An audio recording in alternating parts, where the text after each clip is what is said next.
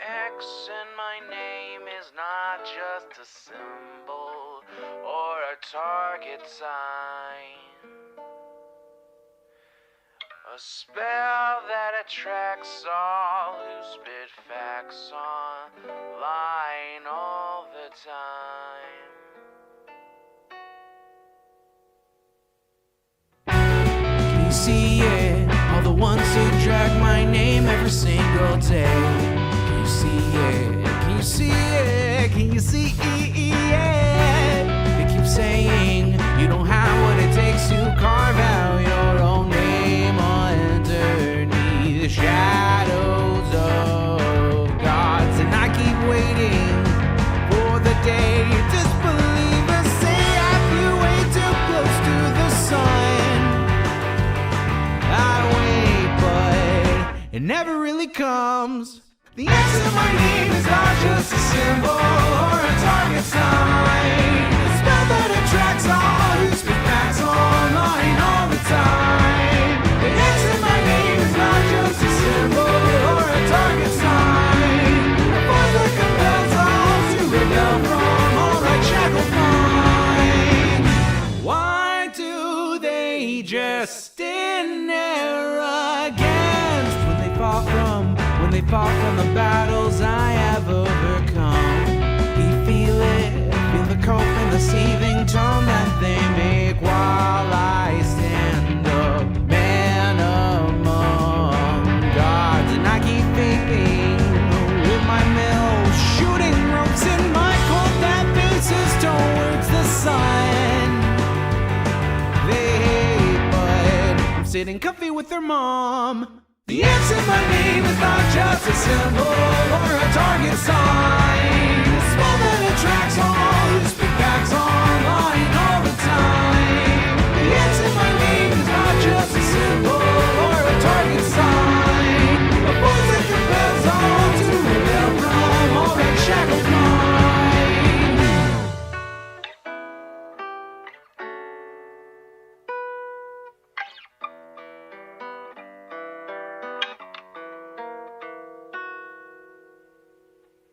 The X in my name is not just a symbol or a target sign. A spell that attracts all who speak facts online all the time.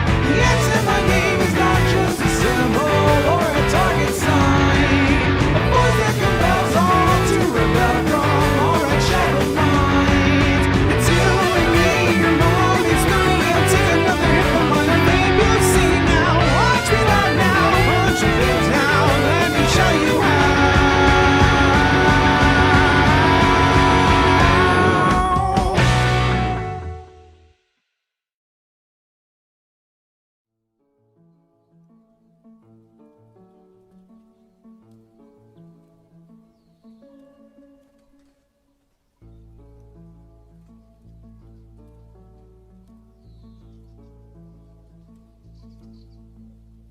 Good afternoon, everybody. Hello, hello. And yes, you got it, Ride the Rails. That is indeed Stardew Valley music. Yes, it is, Alice. It is. I, until yesterday, had never in my life played Stardew Valley. But I bought it yesterday because a few friends were like, play it with us. And I was like, okay. And so I picked it up. I decided to play a little bit of it. And, yeah, you're about right, Perry Icefire. I'm a little bit addicted to Stardew Valley. Just a little bit. Just a little bit. I really like fishing. As the honest trailers for Stardew Valley said, the Elden Ring of fishing minigames. The Stardew Valley arc has begun. It has indeed. It's a really fun game, and it's so relaxing, you know what I mean?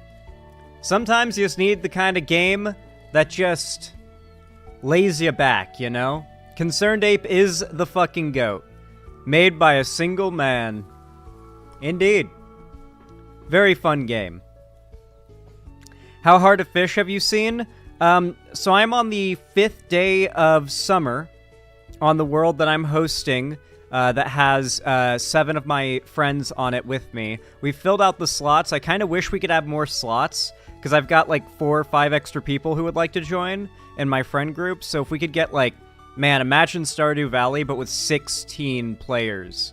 That's what I need. Then I can get all my friends in the same world. But for now, 8 people on one world, just kind of like we're having different worlds for different groups of friends also works, but it's not ideal, you know?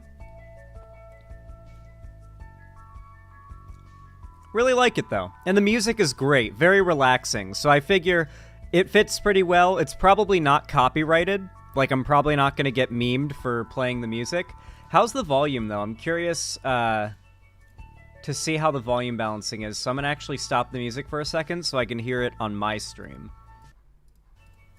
To see how the volume balancing is. So I'm going to actually stop the music for a second so I can hear it on my stream. Okay, I do want to turn it down a little. The volume balance. I do want to turn it down a little bit. Just a little. This is ideal. It shouldn't be as loud as it was, but it also wasn't like insanely loud. Oh, by the way, chat, we've got the little critter I discovered, the Pastor Dean guy in YouTube chat. He hasn't talked for a while, so I don't know if he's still here, but oh my god, what a little guy, what a little creature. Hey, Pastor Dean, do you know what Discord is? Do you know how to use Discord?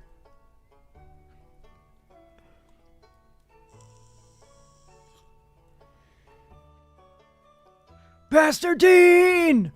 Let's go! He's here! Everyone bow. Everyone fall to your knees for Pastor Dave, or Pastor Dean, sorry, not Pastor Dave. Pastor Dean, my beloved. Yeah, I run Discord. Let's go, dude. Let's go. Listen. Watch party, or not watch party, call-in stream. I want you there. I want you in my Discord server, and when I do a call-in stream, I want you there, alright? Make sure you got notifications when my server turned on, okay, buddy? I feel like we'd have a very cool conversation. I learned to avoid getting on my knees in front of religious men. Yeah, good idea, the game mole. That is true. That is true. Fangirling right now. I know, my favorite YouTuber is here. Oh my gosh. Wow.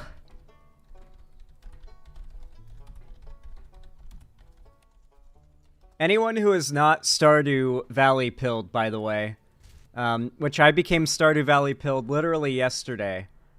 Here's a basic breakdown of what the game is, if you want to know what I've been spending my time on yesterday.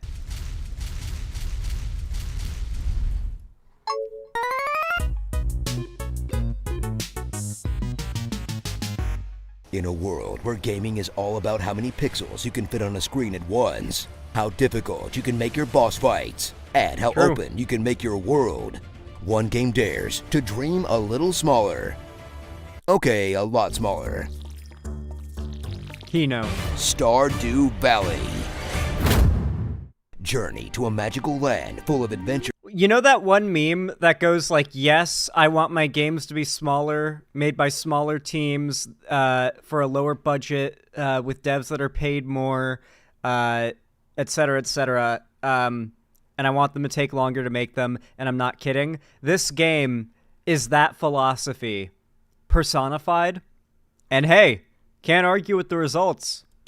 You'd never be able to embark on in real life, like owning your own home, forming meaningful relationships, and finding satisfaction in your work.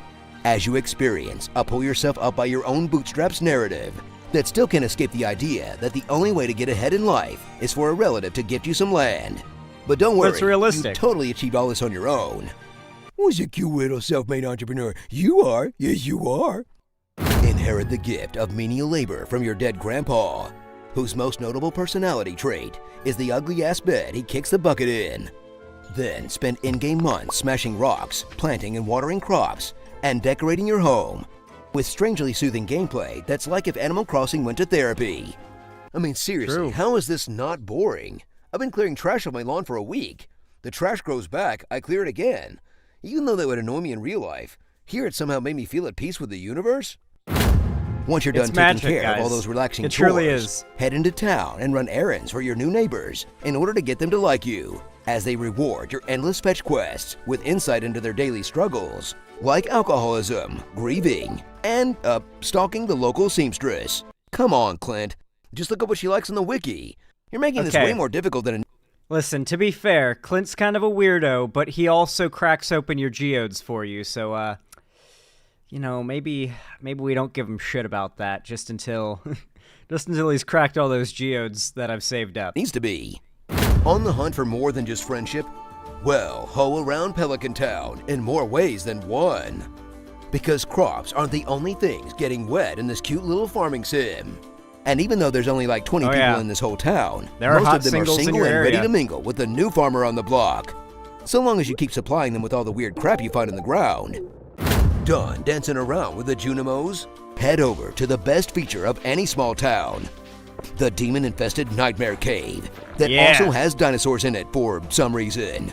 Slice and dice your way through the local wildlife as you decimate their natural habitat and plummet resources. Because conservation, respecting nature, and recycling your cans is for above ground. And you're subterranean now, suckers! Go mining for ore in the bowels of hell, digging deeper and deeper and finding increasingly precious treasure on the way. A fun activity that's never gone wrong for anyone before. Yeah, true. I love the Lord of the Rings reference, just smacked in the middle of an honest trailer for Stardew Valley. Very fitting. It's such a fun game. I love it. It's going to be a really good go-to game to play in the background while I do debates or something. Gosh, it's perfect for that. Your 1995 Game Boy animations, now that's super cool. Damn, Pastor Dean, you've annihilated Stardew Valley with facts and logic. You absolutely destroyed it, man. I can see why homelessness has been so left-wing radicalizing for many others. I've been hungry for weeks on end. Jesus Christ, Spice the Goblin, are you homeless? I'm sorry. Dinos are only in Skull Caverns, which are not in the town. But it's still part of the game. It's still part of the game. Wow, I hate Stardew Valley now. Thank you, Pastor Dean. So true. Oh, I had not noticed the pixels. Thank you for making this evident to me. Did you see Yellow Flash made a Sonic video? Oh, that does not surprise me, Mr. Krabs. Thank you for the super chat, though. Very kind of you. Maybe I'll end up covering it. It might be funny. Who knows? War Penguin, thank you for the $5 super chat. I really appreciate, or not super chat, donation. I really appreciate it. Very kind of you. You are pog as hell for that. Said something is coming. You mean me? Have I completed the edging process?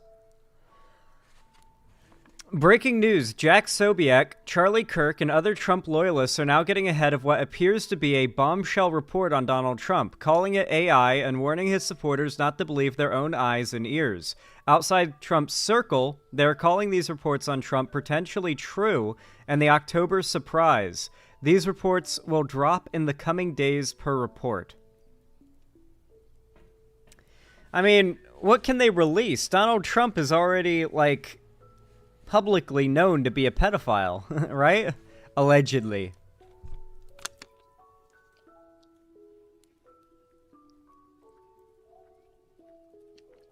Yeah, I heard that too, like 2 years ago, Cute Bunny Chan 98. That's been Israel's plan. The extremely nationalistic administration that currently runs Israel, and don't get me wrong, there are government officials that are opposed to this, but they don't have anywhere near enough power to really stop it. They absolutely want to continue colonizing Israel. Or, like, I should say what they want to make into Israel, like Gaza, the West Bank. And when any resistance is, you know, given, that's justification to use violence in response to that resistance and take even more. You know, that's been happening for decades. There's no debate about that. Like, Israel's settlement building and land claiming is literally indefensible. There is absolutely no realm or reality in which you can justify it, even on the grounds of protecting or taking care of its people, like the citizens of Israel. It's just outright colonialism.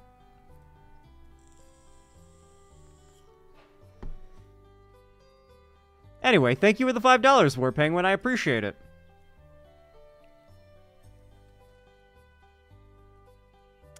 Yellow Flash and the like was all I could find until I found Xanderhall and others' content, thank God. Made me think I was the only one not offended by black dwarves and not seeing DEI in all movies and games.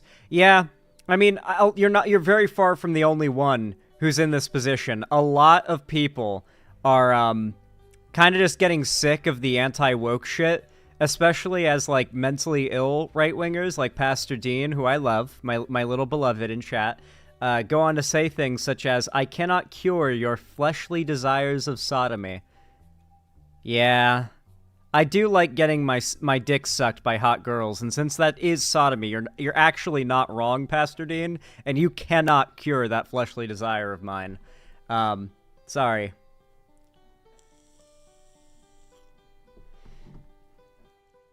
But seriously, Zan, continue the Sonic saga because it's probably going to death nail for the... It's probably going to be a death nail for the... It's actually death knell, not death nail, I think, for the anti-woke community. Yeah, probably will, One Piece 34. I've been thinking the same thing. I think that was Moses, Bazooka Horse, but Pastor Dean would probably know best. Apparently 47% of Americans support rounding up immigrants and putting them in camps. Polls are largely bullshit right now. Ignore them. Yeah. I don't know if it's that percentage, but it also wouldn't surprise me if it was, like, not too far off, you know what I mean? God, my hair is tickling my forehead. I always try to push it up away as much as I can, but if I do that, then it puffs, so... Ugh. I need to get a haircut, guys. I'm really thinking I should just, like... buzz it, like old, like high-top military buzz cut type shit. Just because I hate having it in my face. And God forbid, tickling my fucking eyelashes. I hate it. Yeah, probably a majority of Republicans do at this point, sadly. Yeah, that honestly wouldn't surprise me at this point. That would not surprise me at all. Yo, PepperT21, thank you for the $5 donation. Hot diggity damn, thank you. Said, almost got a From reference in State of Decay 2. Recruited an Asian character named Kenny, whose hero trait is target of sympathy. Unfortunately, their leader archetype is warlord and not sheriff. Oh, damn. Yeah, I mean... You almost got it, but good job, PepperT21. I appreciate the $5. Thank you. I think you would look really hot with a buzz cut. Yeah, then I could mew, and I would look like the one mewing drawing meme.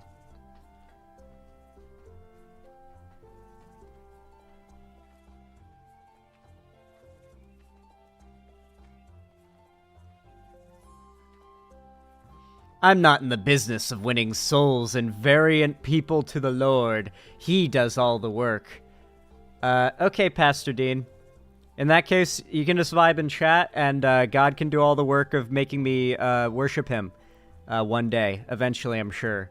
I'm sure he'll get me. Hasn't gotten me once in these 25 years, but one day I'm sure you're right. He's gonna take me into his strong arms, and he's going to homoerotically grant me passage into his kingdom of heaven as I swear fealty and love to him for all eternity. Because, Pastor Dean, you know better than anyone here, there's nothing gay about loving Jesus.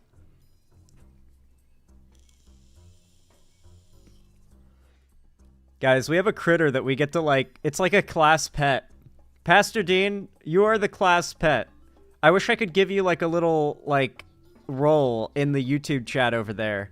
That's, like, class pet role. It's pretty fun. Good news! Westside Tyler made it through the surgery. Hell yeah! Glad to hear it, Redo. I hope he recovers well. For those who don't know, Westside Tyler had back problems. Got it correct with a surgery that seems to have gone well. So, wish him well to recover well. Zan, why are your streaming now? I was about to start season 2 of From. Well, Coin Dog, did you put off coming to the watch parties and watching From until now? Because that's your fault, not mine, brother. That's your fault, not mine. I've been trying to convince everybody to come watch From in the Discord, and people who decide to put it off, you know, I can't help you with that. How are you liking it though, Coin Dog? I assume you're probably hooked on it, considering you were about to start season 2. From FROM. It's a TV show, and it goes hard as fuck, Gen 1 EXE.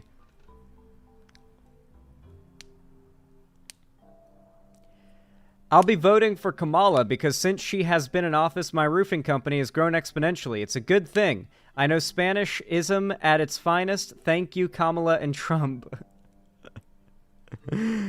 Okay, Pastor Dean. Rare W, I suppose. I mean, yeah, fair. Listen, a man who owns a roofing company knows the value of immigrant labor, okay? Like, man knows that that industry cannot stay up if Trump's immigration policies go through. It don't matter who's the president. I'm a capitalist. I'm going to capitalize on any economy. Hey, listen, if that's true, then you're all in favor of immigration, and that's a welcome prospect. Thank you for enlightening us, Pastor Dean.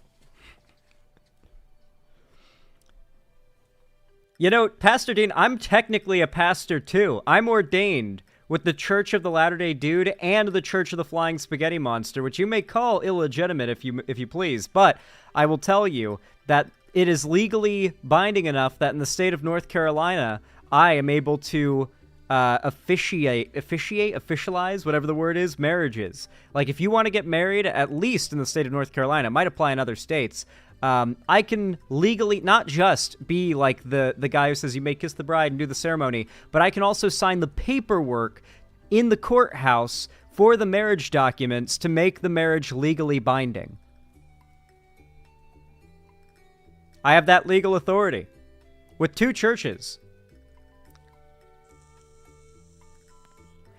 If you don't believe me, you can Google, like, Church of the Flying Spaghetti Monster and Church of the Latter-day Dude. They're real churches, and it's fucking hilarious.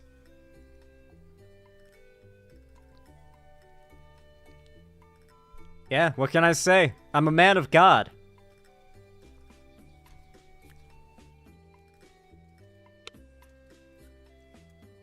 If you get mad at people, can you marry them on the spot by force? No, that's not how it works, Canada's Joel. That's not how it works. Can I have you sign the paperwork for my wedding? If you want to get married in North Carolina, then I'm pretty sure I can do that. Yeah. We just got to go to, like, the courthouse, and I just have to sign the paperwork after saying you may now kiss the bride or groom or whatever. When do the Zan officiated weddings start? Exactly. I should start a wedding officiation service. That would go hard. You're a man of 2 gods, so you're twice the holy man Pastor Dean is. Oh shit, you're right, Ride the Rails. I never considered that. Pastor Dean, how are you going to compete? Juno was mad. Thank you for the tier 1 sub. I really appreciate it. Very kind of you. Thank you for the $5. Very base. Says, I am paying to lurk, :3. Have a nice stream. Oh, thank you. I appreciate it. Thank you for the $5, and I hope you enjoy your lurking session in my stream. You are very much welcome to lurk. Thank you. Gun Invalid, thank you for the $5 dues. Very based of you and Pog of you as well. Says, I liked VTubers before they got political. So true. So true. Anyway, let me update the dono goal really fast to reflect your kindness.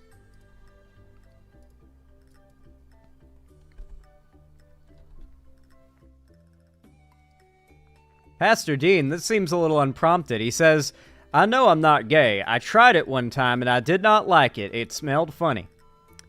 Well, Pastor Dean, thank you for informing us.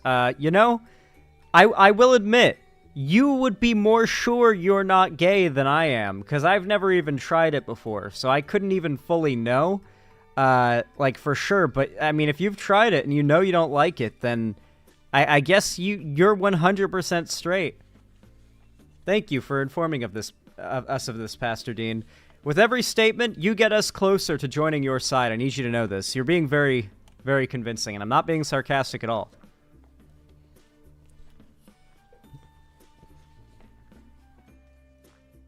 Xanderhall, I voted for Kamala and Colin early today. Let's go, early voters. Let's go. He's trolling. He's got to be. We can only hope. Man, I got some good topics for you guys today. I hope you guys are ready. I hope you're ready, because there's some fun ones. Oh boy, oh boy. How long do we have until Red Dead Redemption comes out on PC? Because I wanted to do some gaming streams of Undead Nightmare in the lead up to Halloween. RDR2 PC, or not 2, RDR PC.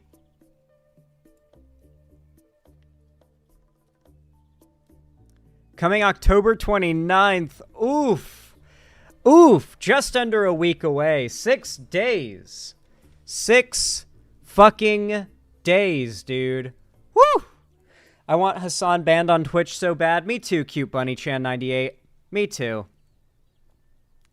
You know, if Kamala Harris wins, there's a real good chance we get federally legalized weed. Isn't that kind of crazy?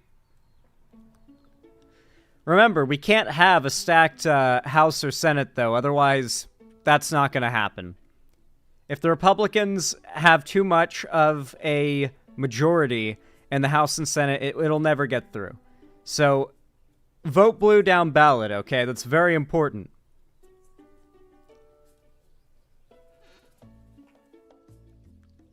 Damn, I'm bi and Pastor Dean has more game with the men than me. Damn, that may be Crazy Courier. You gotta step it up. You gotta... You know what you gotta do? You know what you gotta do? Listen, I get hit on by gay dudes constantly. Just absolutely all the time, right? And you know what I do daily to help my looks get to where it is now? I do this.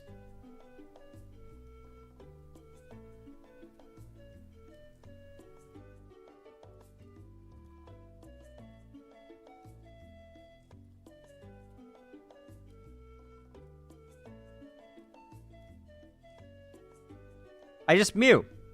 I mew constantly. All day. All day. That's right. Just all day mewing. And, yeah. I'm irresistible at this point. So, yeah, I highly recommend you just consider mewing a little bit. Just try mewing. That's a good trick. Yeah, mew daily and you'll become a man magnet. Women will not be attracted to you, though. Fair warning. Women will not give a shit about your mewing form, but dudes will absolutely be impressed and they will hit on you, absolutely, for sure, guaranteed.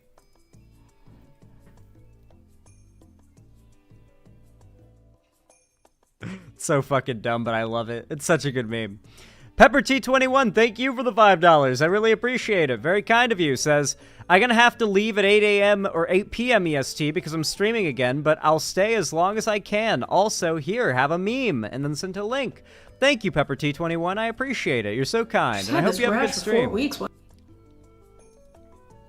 All right, let's see. Oh, it's a Stanzi Potenza video. These are funny. These are good She's skits. had this rash for 4 weeks. Why isn't she going to the hospital? Can't treat that with tea tree oil. Ugh, hell's the Omegaverse. Oh, God. She's been watching this Ocean Gate hearing for like 3 hours. Does she have a job? Stalking her ex for the 3rd time today. He's not good enough for you. Move on. What is this, tentacle? Tentacle, what? Oh, God. I mean, actually, I don't hate that. So an omega male can get pregnant, but not the betas. And betas also don't give off pheromones. What happened to Joan Benet Ramsey? Pfft, wish I could. The other day, I heard something that lives in my head rent-free from now on. I'll be thinking of it when I die.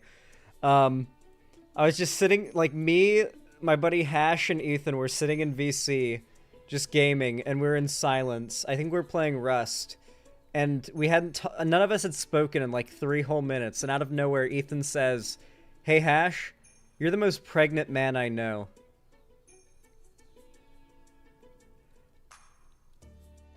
I'm still laughing about that shit.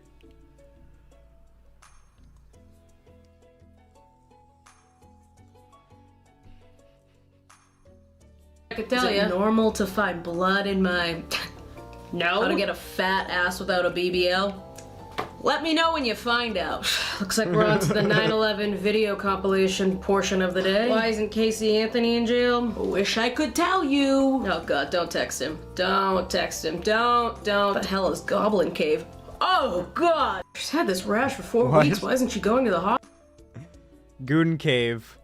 Don't worry, Zan. I know women, and you're still the most pregnant person I know. No, I am not the most pregnant person you know, Gun Invalid. You're the most pregnant person I know. You are. You're pregnant. I could attest to the fact that you are irresistible because of the things I would let you... No. No, we're not reading that, TSW Shadow Wolf. I'm sorry. Thank you for the sentiment, though. Thank you for the sentiment. I can attest to the fact that you... Yeah, no, I'm not reading that. No.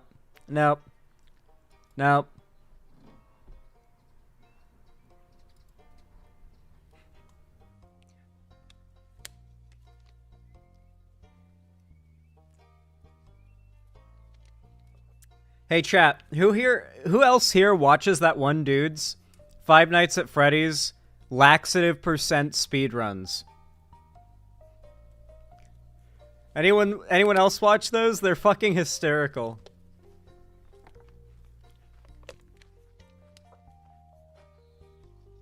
I've watched some of them, yeah. They're fucking hilarious. The what? Oh no, you guys don't know? These are fucking hysterical. Hold on. Laxative percent.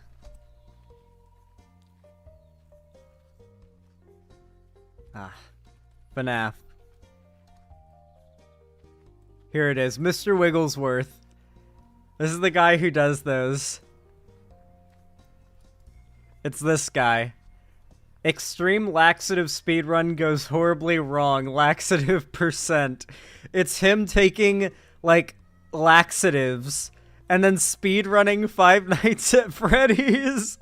And it's such fucking brain rot, dude. I fucking love this shit.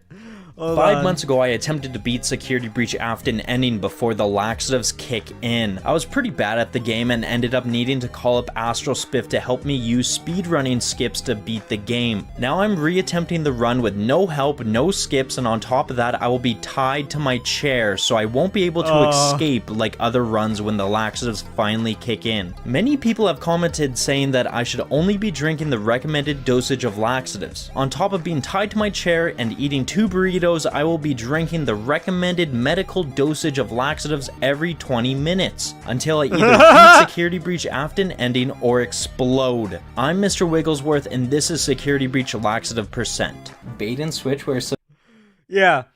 So this is what I'm talking about. It goes fucking crazy, dude.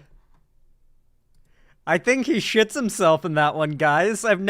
He's never shit himself, but he's had to run away and run to the bathroom. Being tied down, dude, man, I think he shits himself in that one. Oh god, that looks terrifying. My IBS just kicked in. I'm sorry, Bina Becker. God, is that what it must be like to have IBS, I suppose? It had to happen at some point. Poor Mr. Wigglesworth, yeah. The one where he shits himself. Pastor Dean, would you ever consider attempting a laxative percent speedrun and live streaming it? We would love to watch that. Please do it.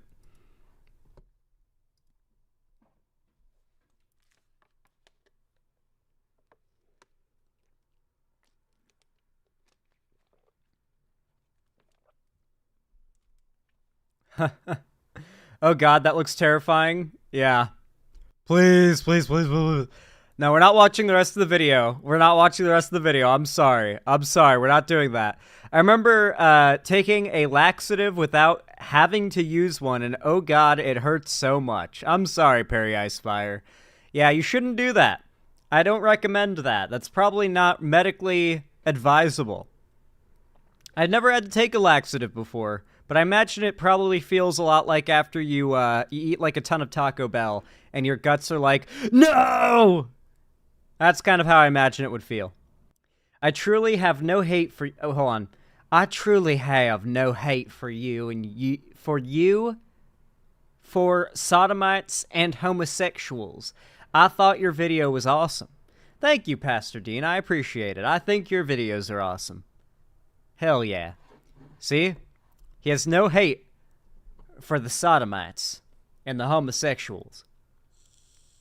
And I'm glad he also adds and homosexuals, because not all sodomy is homosexuality. Because you gotta remember, it is also a sin for a girl to suck you off, you know, just to give you the haktua, that's a sin. That's sodomy, guys. You are a sodomite if a girl has ever, like, sucked your dick. And if you ever, like, eat a girl out, you're also a sodomite. You might even be a sodomite just for receiving the dick sucking. No matter how straight it is. Hand jobs, I think that's also sodomy, actually, isn't it? Anal is obviously, of any kind, is sodomy, but yeah. So Christians literally have deemed a sin every type of sex that doesn't involve just sticking your dick in the vagina, I guess. Is this kink shaming? No, Perry Icefire. I'm literally just telling you what the Christians say. Xander Hall, if you ever say Haktua again, I'm going to leave stream. Well, sometimes you just gotta Haktua and spit on that thing. I don't know what to tell you, Snake Lover. I don't make the rules. Why do Christians have to make sex so boring? I don't know. They just do that.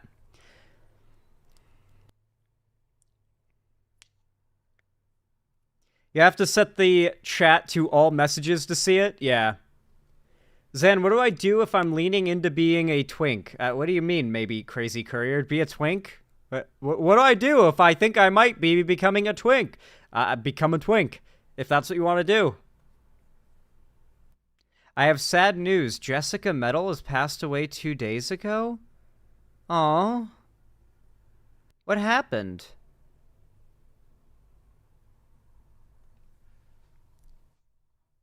That's so peepo sad.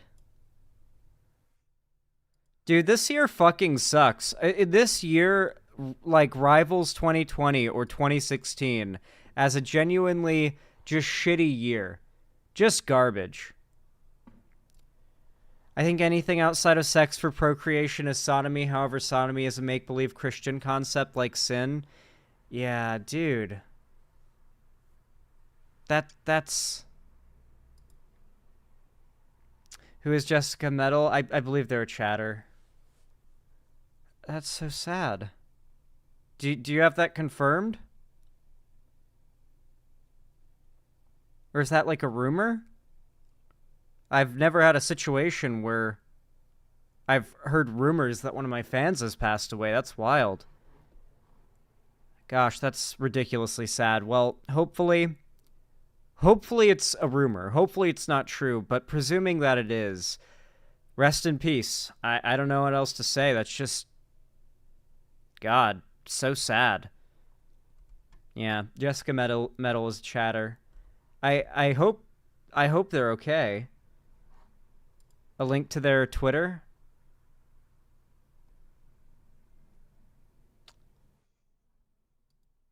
Do they have me blocked?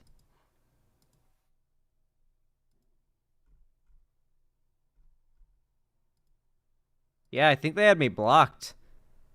Maybe they were an ex-viewer. Yeah, they had me blocked on Twitter. But, man, that's still sad. That's still very peepo sad.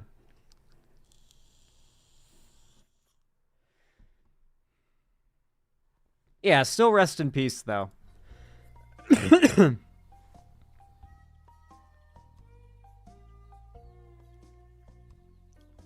That's so sad.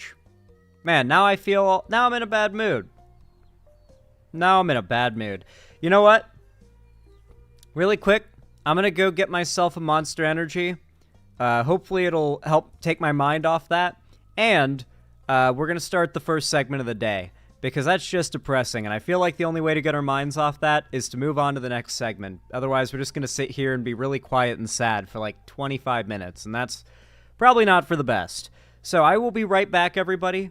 BRB, don't go anywhere. Don't dip out. Stay tuned. I'm just gonna grab myself a Monster Energy. Xander said.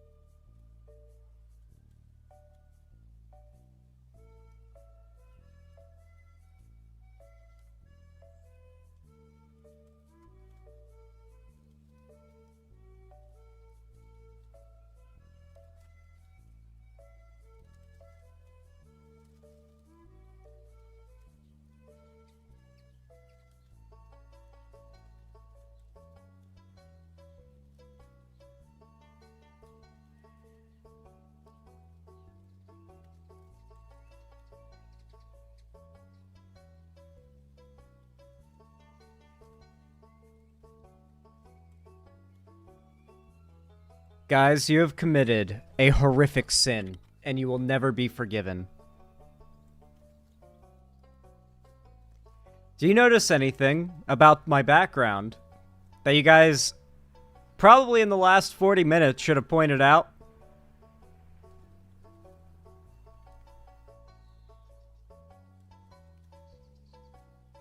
The lights are off, V-Rose. They are indeed. I forgot to turn on the lights. I forgot to turn on the lights, but now they're back. The lights have returned, and now the room looks way better. Thank you for not reminding me, but they're now back.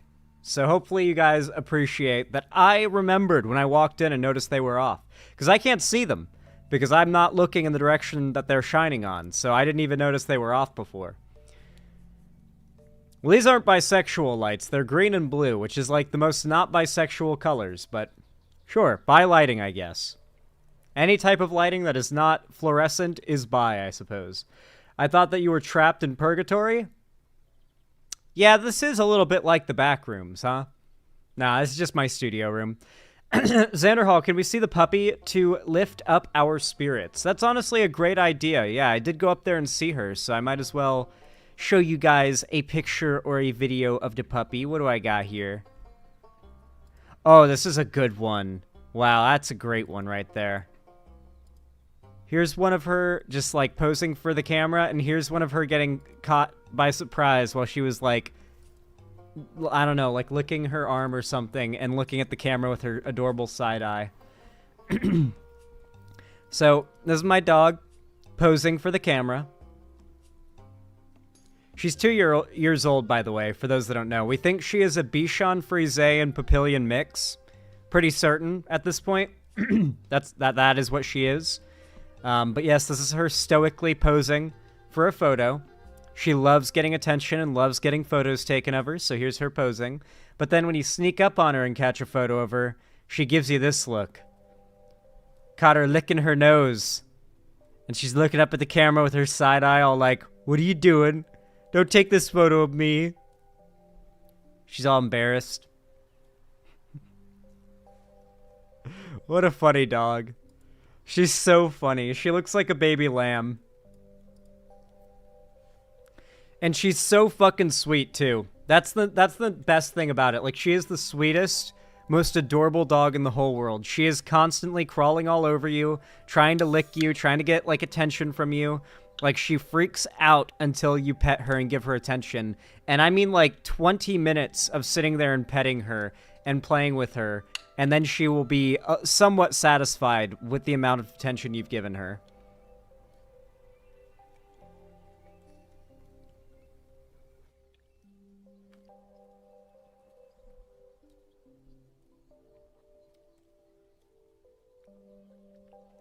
I have tried the new Monster Energy Ultra Vise Guava, and it is very good. I love it.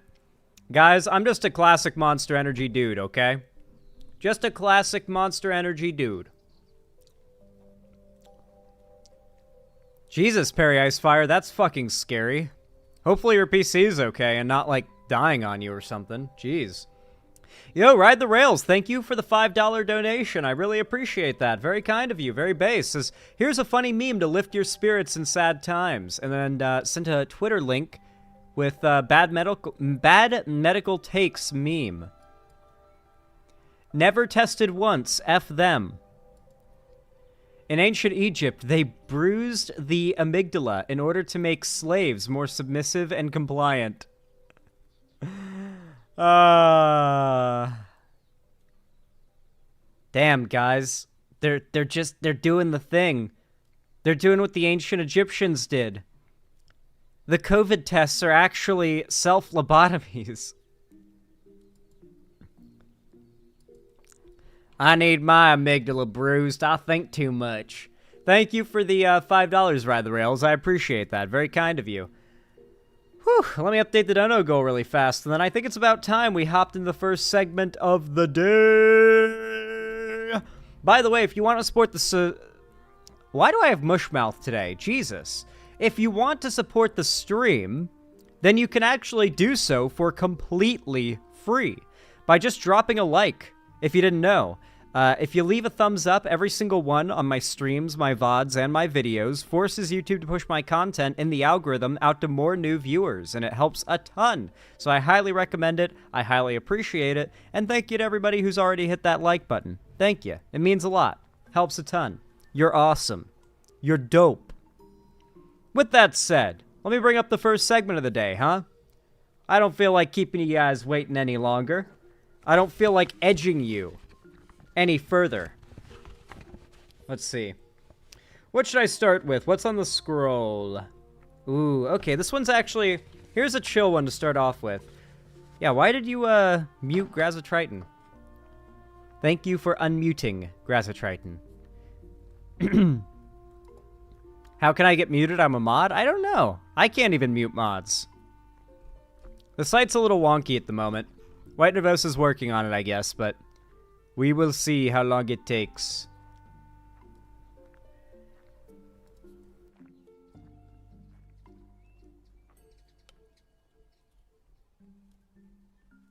All right, let me bring up the first segment of the day. Here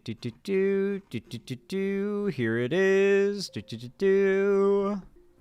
Okay. Opened in the wrong tab. Nothing new. It always does that. All right. Okay. Y'all know what to do when I say action, right? 3, 2, 1, action. All right, everybody. I am genuinely surprised about what we're going to be talking about today. I never saw this coming. Like, I didn't see any advertisement for it. I didn't hear any hype for it. I didn't even see it when it was happening. I had it sent to me what is now, at the moment of recording, 23 hours after the fact. But Bernie Sanders, on his YouTube channel, appeared on a also live-streamed appearance with several very, very large Twitch streamers. And when I say large Twitch streamers, I mean some of the biggest Twitch streamers, and in particular, one very large and beloved content creator that I think everyone here can agree is just dope. Pokimane, Valkyrae, and the creator in question that I was just talking about, Hank Green. And I imagine others all interviewed Bernie Sanders on stream earlier yesterday morning. I have not seen this yet. All I have seen is the opening, and the opening is very funny when you consider who is about to come onto the stream and talk with them. But here we've got I think it's Valkyrae on the right, if I'm not mistaken. It could be Pokimane. I actually... I don't know, like, if this is sexist or something, but I have a hard time telling Valkyrae and Pokimane apart. I don't watch them enough. I think that's Pokimane. Okay, I thought that was Valkyrae. Anyway, with that said, this is them talking before Bernie Sanders joins, but he is about to join, and I actually don't know what they talk about. I assume it's going to be mostly mobilizing young stream viewers to get out and register to vote and to vote themselves. So let's watch. I think that's Valkyrae. Yeah, I can't tell them apart either. Okay, I'm glad to see it's not sexism. All right, good. Anyway, let's watch. Okay, so I think I did it right. Hold on, Ray. I'm going to try to put you on the screen. Did I do it right? Test. Yeah, that's Valkyrae. Okay, I'm going to test it out as well. Oh my god, I think I have Ray up on the screen. Oh my god. What? And it's like... Yo, it's mirrored. Is it mirrored for you guys? Or It is mirrored for me too. I'll fix it. Wait, I don't know how to undo that. So I'm just going to keep it as is. Show non-participants. We're supposed to remove that. Yeah. Okay. Non-participants cannot be seen. I hate that it's mirrored. Ugh. Yeah, that is annoying as hell. So this is actually something that I do with my camera. You can use your camera to direct line into a program where you can manipulate the camera, and then what it does is it creates a virtual camera that you manipulate, I should say, and then that virtual camera can be cloned, which means you've got multiple camera lines. So you could use one for OBS, you could use one to simultaneously show your camera on Discord, you could simultaneously use one to show your camera on like another program. because it turns your main camera into a feed of multiple virtual cameras you can use as if they were real cameras. And you can just manipulate them individually. So if, say, Discord flips your camera, you can just flip it in the virtual cam, and then once it goes into Discord, when it flips the camera, it's going to flip it back to the proper orientation. So it's actually going to be not flipped. That's a trick that I've used before, if anyone is curious. If anyone makes content or wants to know how to deal with that, that's how you deal with it. That's not feathers. Oh, Okay, Ray. So I need to understand why your lighting is so iconic. Tell me. That's just well, her. She just always when you looks that good. stream more than just once every 2 months, Austin, No, come you on. kind of make it a priority to, fix the background. Would it be crazy to announce what we're doing together on Saturday? Is that selfish? No. I've already talked about it like months ago when we were supposed to do it. Oh, okay. Yeah. Ray and I are doing an in the tub on Saturday. Okay. Yes, it's true. Yep. It's happening finally. I'm Yep. getting naked with Austin. That's right. That's right. Butt naked, both of us. It's the first Butt one. Actually. naked. The first one, Yep, fully it's the nude. fully nude. Yep. That's right. This is the degenerate shit that Twitch streamers are talking about and doing before Bernie Sanders comes onto their stream for them to interview. Absolutely wild shit. Listen, I'm telling you, I hope the Dems have it in them to engage with popular, like, mainstream figures going forward, because, man, the Republicans don't really have any tact, I guess. Like, they don't really care about being rude or raunchy or swearing. But the Dems do try to keep it family friendly. And because of that, I wonder if at any point the possibility for content creators and Democrats to collab, like Democrat politicians to collab, could be reduced, because, like, streamers can't not talk about doing a naked hot tub stream 5 minutes before bringing on a politician. You know what I mean? I hope it never ends up being a problem in the first place, but I don't know, man. Yeah, Republicans have cat turd. In the Fully tub. nude in the Yeah, tub. I fixed it. Is it working? It looks great. I mean, You look see, great. Oh my god, guys. We got a So there you go. VTuber here. So if you guys didn't know, I've been using my VTuber because I have a skin condition that's been acting up. So I cannot believe. I think we're about to see Bernie Sanders get interviewed by a Catboy VTuber. I'm not joking. I think we're going to see Bernie Sanders get interviewed by a Catboy VTuber. I really hope this dude sticks around for when Bernie shows up. That goes crazy. This also, because they're using Discord, this implies there is a Bernie Sanders Discord account. Dude. No. What is going on, Ray? Yo, Ray, what's up with you that? know, I'm really trying to figure out how to show Wait, Ray, OBS why do you look cams. so good? Oh, never mind. What? That's I crazy. was Listen, complimenting Austin. Yeah, I know. fix my I scene. know you were. It's just, how do Oh my God, Oh. Ray, what am I? I see Half of the me. issue. What's the I issue? see- I don't understand why this is happening. It's okay, Okay. Ray. Well, why is this happening? So in OBS, I'm trying to display capture Mm-hmm. the Discord cams. Mm-hmm. But Oh, when I so display what you capture, need- it's showing Hey, my guys, are you cam because guys- I'm in the display. Yes. Are you guys showing the Discord already? Like, Well, I'm trying to fix it. it looks good. I Ray- can see it. Ray, No, I no. see They're you just perfectly. doing tech Yeah, you look fine. support here. You look great. Oh no. How long until Bernie Sanders gets involved? Oh, John Oliver is recommended to autoplay next. Election Subversion 2024, last week tonight. Cool. Maybe I'll watch that later. Okay, actual Pokimane does join here, it seems. So they get Pokimane, which is actually, believe it or not, the real canonical name. The real way you're supposed to pronounce Pokimane's, the way you're supposed to pronounce her username is actually Pokemon.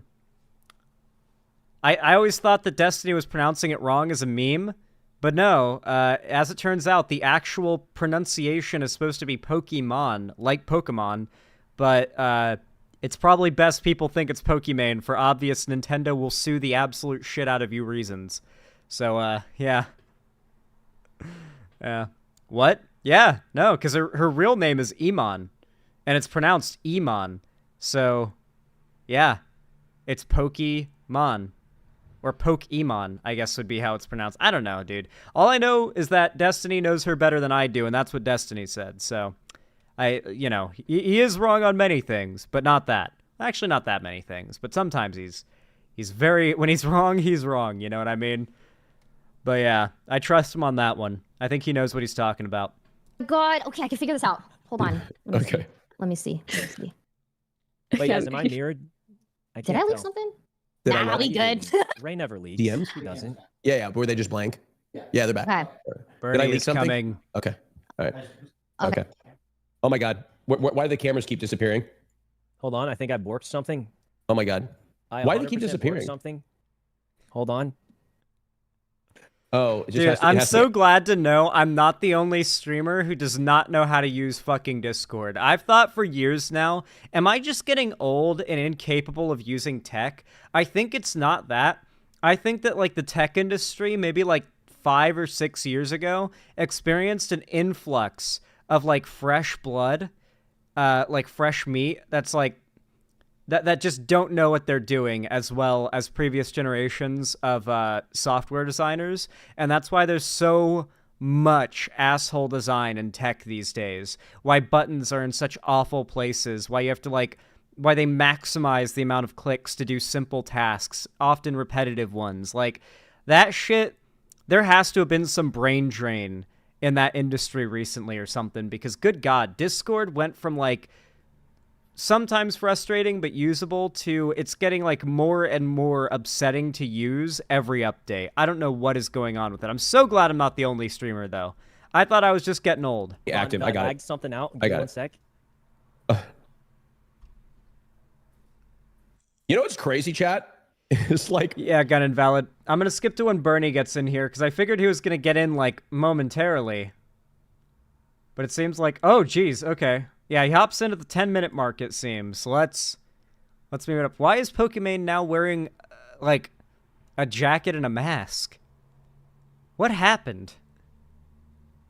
I don't know the background to what we skipped through some things, but I guess we'll just have to go in for the meme. Oh yeah, Bernie with the mask and the mittens and the puffy coat saying I am once again asking for your support.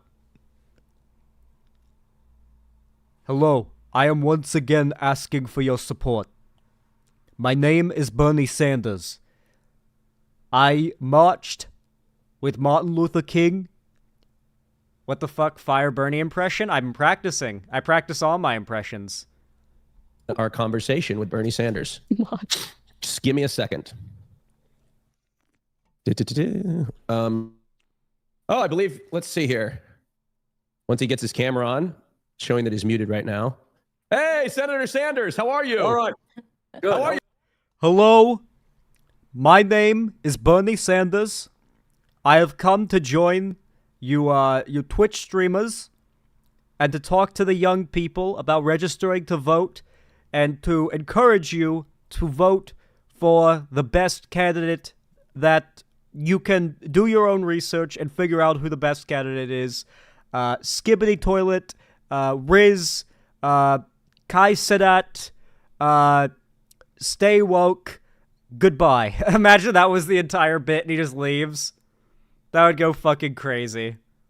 Senators. Good. It's a pleasure. It's a pleasure to have you on here live on Twitch. I'd like to introduce myself. My name is Austin Show. I'm a Twitch streamer. You guys want to introduce yourself? Pokey, Saikuno? Mr. Is he Sanders, my signing name's bills? Pokey. So nice to meet you. I'm a big fan, as you can tell. Thank you very much. This is sped up, by the way. If you want me to speed it down a little bit, I can, but this is a little sped up, so they're gonna sound like they're race cars, okay? And Hello, go Mr. ahead, Sanders. Saikuno. I'm Saikuno. Normally, I have a regular camera, but I have This a skin is condition, crazy. so I'm using this avatar. Do you know what a VTuber is? Okay. Have you heard of a VTuber before? Nope. No. No? That's all I'm- right. I love how straight that fucking answer was. Nope. Not even no, what is it? Just nope. Oh god, this is gonna go crazy, dude. I'm already cringing, man. I'm already cringing. We got fucking, like, Pokimane fangirling. We've got Austin Show being Austin Show. Saikuno being a fucking VTuber. A camera that's not loading. And fucking Bernie here who's just, oh, man. Let's go, dude. This is gonna go crazy. Yeah, it's the first Ooh, one. Thank you Senator so much Sanders. for supporting VTubers. It's when I have this animated profile or icon. That's me. Well, there you are. Okay. Yeah, no, it's believe me, You're I looking good. understand. Yeah, it's looking good. Yeah, Senator Sanders, it's a pleasure to have you on here again. Thank you so much for. Man, I so badly hope I get to meet Bernie one day, man. I hope I get to meet Bernie one day and just be like, listen, dude, you know that time you talked to those streamers and the one guy was like a cat boy moving cartoon character? I just want you to know we're not all like that. Those are just the most popular of us. I'm so sorry, Bernie.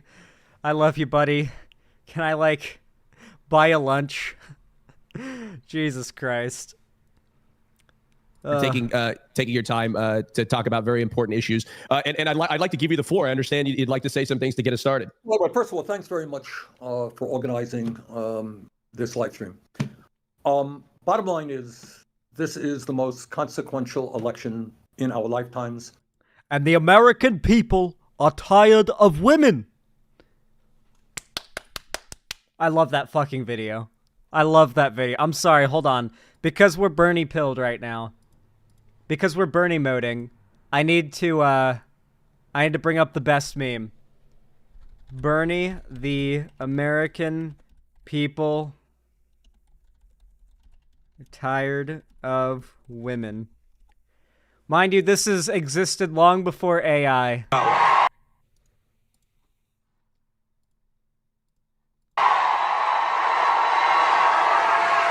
The American people are tired of women.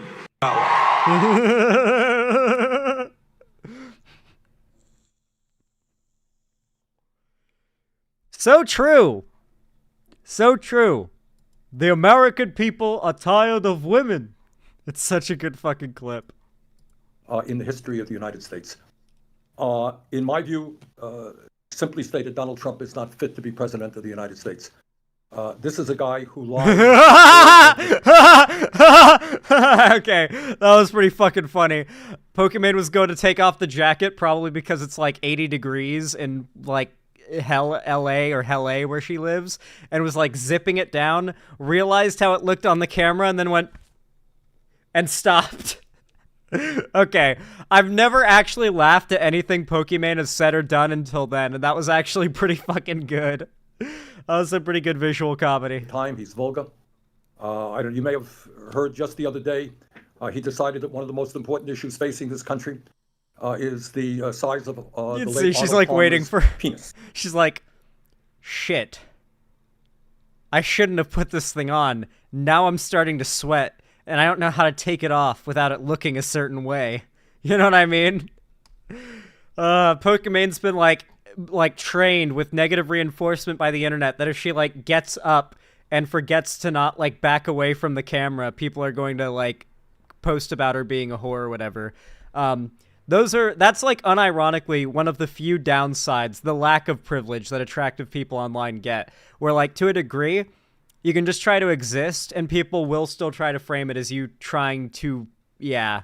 So I get that. The other day, he decided that one of the most important issues facing this country is the size of the late Arnold Palmer's penis. Who here does not know what Bernie is talking about there? Who here doesn't know? Recently, Donald Trump went on stage and he started praising a guy named Arnold Palmer. And he like, for like a whole 10 seconds, Trump goes on about how well endowed this guy is, apparently. He's like, man, hold on, I gotta get into Trump mode. I'm telling you, people would go into the locker room and they see him and they come out and they say, oh my God, that's incredible. I think that's what he said. That would seem to me to disqualify him right away, but it goes a lot deeper than that. You have a guy, as I hope everybody understands, really does not believe in democracy. What democracy is about is you can disagree with me. You can vote against me. Yeah, she's doing it. And if I lose, I congratulate you. If you lose, you congratulate me. Let's go. We have a peaceful transition of power. That's called American democracy. For the first time in the history of the United States, our long and extraordinary history, we had a guy who said, I'm not going to leave power. I lost the election, but I'm not going to leave. He fomented an insurrection to try to overturn the results of the 2020 election. So I think if no other reason, for no other reason. The fact that this guy's a pathological liar and that he does not believe in democracy is reason enough to make sure that he does not win this election. But there are many other reasons. I know that many young people are terribly concerned about climate change, as they.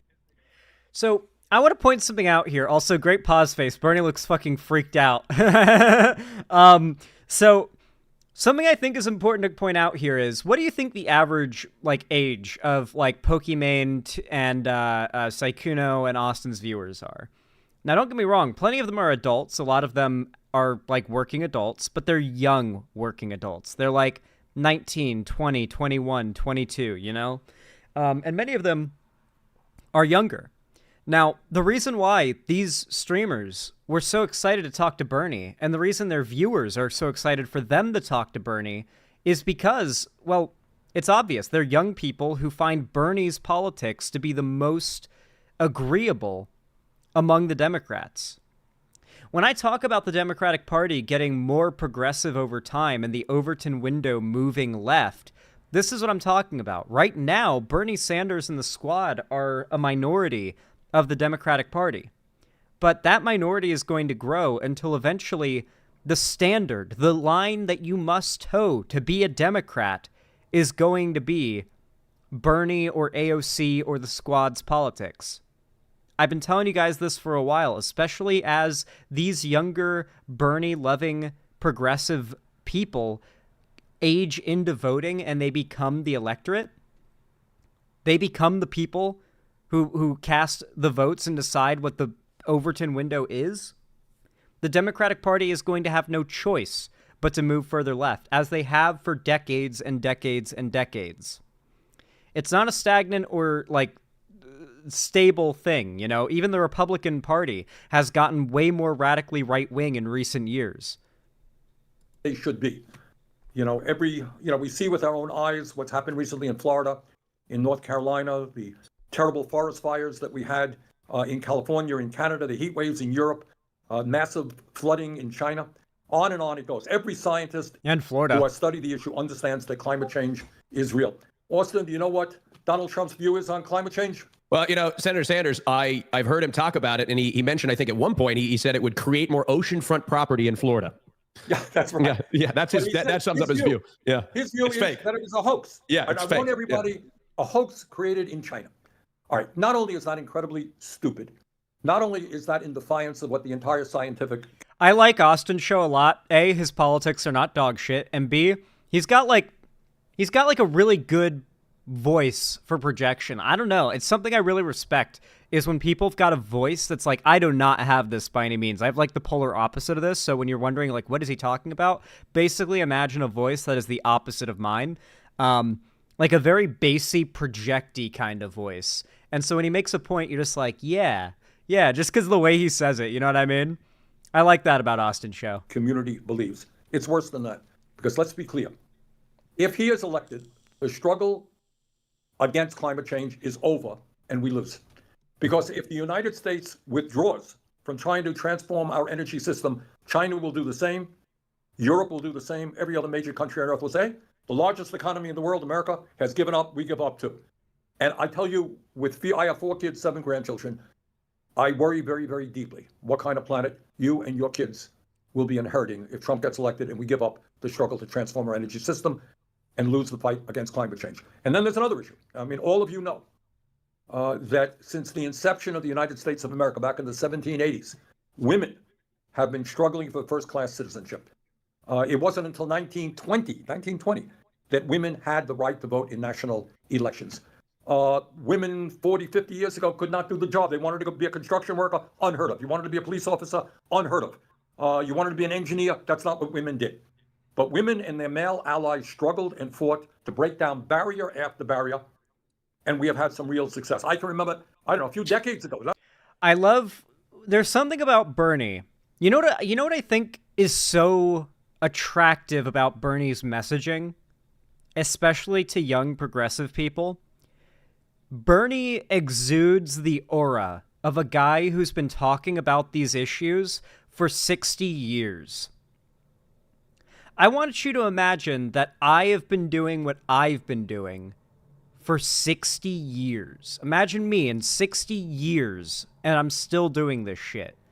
Bernie exudes the aura of a guy who is in that position and has said these things a million times over, understands these problems and their needed solutions a million times over, and is not in the slightest bit nervous or unenthusiastic to talk about it. He's at the point where he's repeated these things so many times, he is just happy there are people willing to listen and act on the wisdom that he has gathered over the decades, you know? Not so long ago, there are 100 people in the U.S. Senate. 98 of them were men, 2 were women. But we have struggled to open up the political process, the economic process. Women have made huge gains. And the most significant gain that women have made, and I hope the men understand this, the most significant victory they have won is to be able to control their own bodies. And then, no, Pastor Dean, I hate to inform you, but math and science is not, in fact, God. Math and science was actually invented by, like, an Arabic guy in, like a hut somewhere, like, thousands of years before Christ was born or something. So, no, math and science is not Jesus, I'm afraid.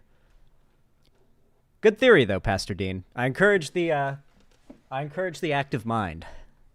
then you have Donald Trump proudly telling the world that he appointed 3 right-wing Supreme Court justices who helped overturn Roe v. Wade and take away a woman's constitutional right to control her own body. So, to me, this is a no-brainer campaign. Came in. And Trump has got to be defeated, and Kamala has got to be elected. Look what the political scientists tell us. Guys, look at that dog. I love that dog. Look at that adorable little white dog there in the background. I love it. It looks like a large, like, Pomeranian. Hard to tell, though, because the camera's so blurry, but I see that doggo. Looks like a little cloud. Is that the younger generation is the most progressive generation probably in the history of younger generation in the history of this country. He's completely right. For as much panic button hitting as there has been about young men and their political paths, overall, Gen Z coming into voting age now is like so much more radically progressive than even the generation that came directly before it. It's actually quite staggering, in fact. And it's across the board, too. Gen Z people who are conservative, of which make up a much smaller minority of Gen Z, are themselves way more radically conservative than their parents even are, if they are themselves conservative. It is not uncommon to have, like, a tradcon, like, soft conservative dad or mom, and for the kid to be, like, a full-on white nationalist, right? Like, that is... And for the parents to be like, you take it a little too far, son. You know what I mean? Like, that is not an unrealistic scenario for those few, usually young men in Gen Z who are right-wing. They don't tend to lean on traditional conservatism. They tend to lean more on very far right, like towards white nationalism, which is, let's be real, for a lot of them, probably an edgy internet phase that they'll grow out of. So I wouldn't even count that small minority of Gen Z that's like radically far right as like a set part of that generation that's going to go into voting age. That's probably itself going to wear off, especially as years go by. Has led the fight against racism, against sexism, against homophobia, led the fight to transform our energy system, take on climate change. That's what this younger generation has done. But there's something else about this younger generation. They vote in significantly lower numbers than older people do. So all I would say is if you are concerned about democracy. The voter turnout is one of the things that I've been complaining about since I started talking about politics on YouTube, really. For the God's sakes, get out there and vote. You need to register. You need to vote blue down ballot. You need to make sure you vote for progressive. Check and see what policies are going to be on the ballot, because sometimes policies are up for vote, sometimes they're up for referendum on the ballot, and they're based to your local area. So you're not just going to be able to know passively which things you should vote yes or no on, or not care about, I guess, if you really are not interested. You have to actually do research, and it has to be specific to your local area. So make sure you do that. You need to be pretty educated when you go in to vote, unless you're voting from mail-in ballot from home, which is what I do recommend, by the way. Someone needs to mute their Discord pings. I assure you it's not me, it's someone in the video. If you're concerned about women's rights, if you're concerned... It might be Bernie. To be fair, although I think people are pointing it out before he joined, I would suspect Bernie, considering he might not know how to use Discord and to, like, mute notifications.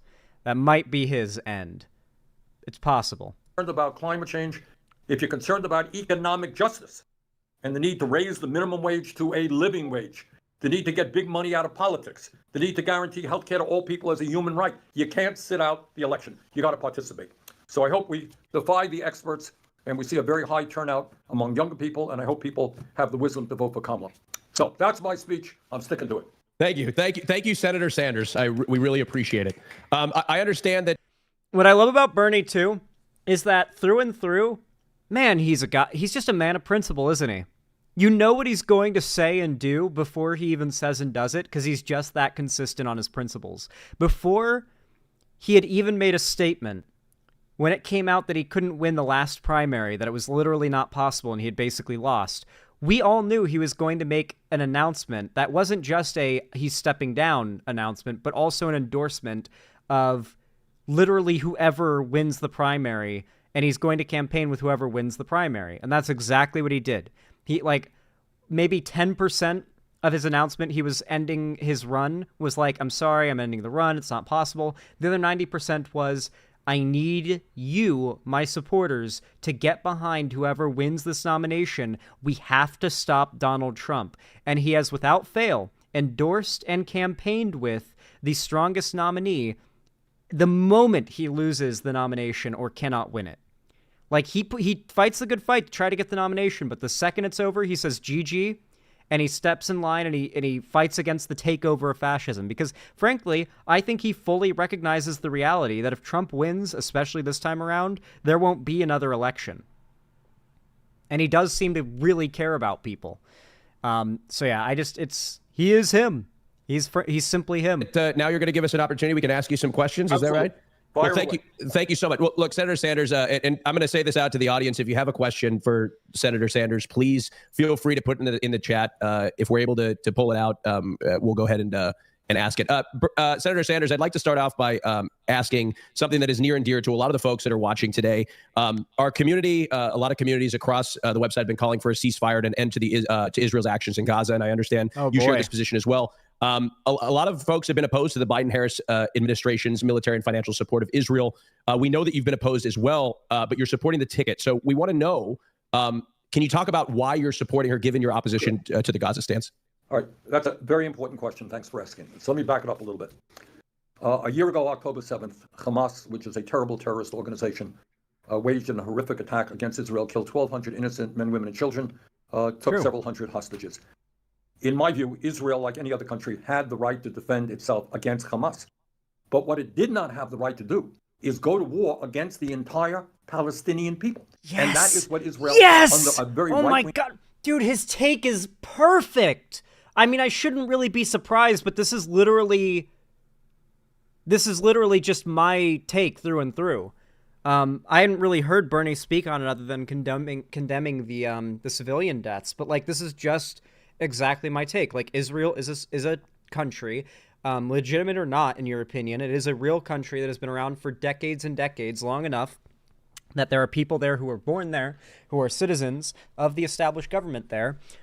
They get attacked, and the military does have a responsibility to protect its citizens, right? And he is completely correct that instead of defending their civilians, they have gone on to engage in massive amounts of both basically terrorism, stuff that if Hamas did it to them, they'd call it terrorism and no one would argue with it, and massive amounts of like infrastructure and property destruction, destroying homes, leaving people homeless, killing just countless kids at this point.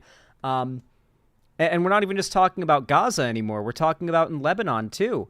The war and its reaches are growing. Like the tendrils of war are spreading out, and more civilians are getting caught in the crossfire. Government led by Prime Minister Netanyahu.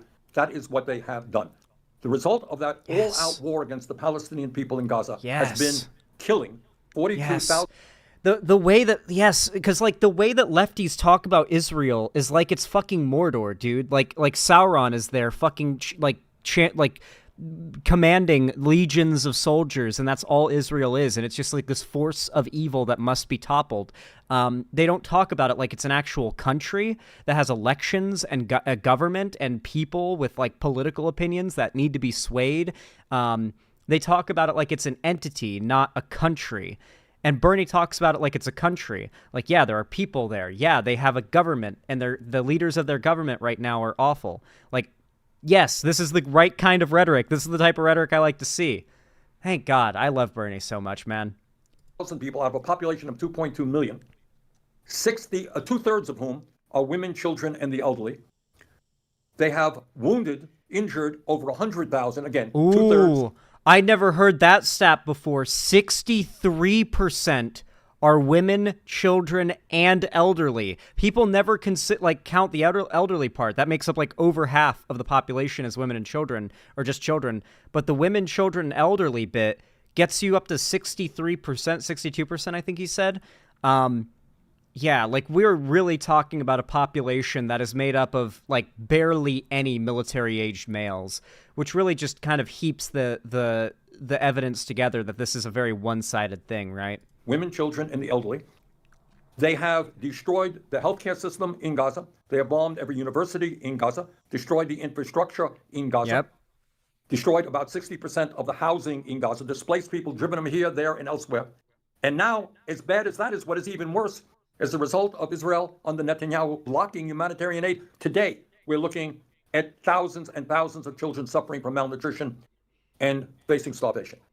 Now, as it happens, that is grossly immoral, unacceptable, and it is against the law. The United States of America, by law, cannot be funding a government which is denying humanitarian aid to civilians. So what we are doing right now is illegal, in my view, and that's why, I have fought against financial aid, military aid, to the Israeli government for offensive. Israel is holding its civilians hostage. If the U.S. does not support Israel, and mind you, there's another big bill that's supposed to go through to fund Israel soon as well. Netanyahu recognizes that the U.S. is in a situation where if Israel is being attacked and Israeli civilians are dying, it looks really, really bad for the sitting U.S. president. Now, you can say, oh, it looks really bad for the sitting U.S. president to support this regime. Now, what if there was no support to Israel? What if Israel, actually couldn't defend itself?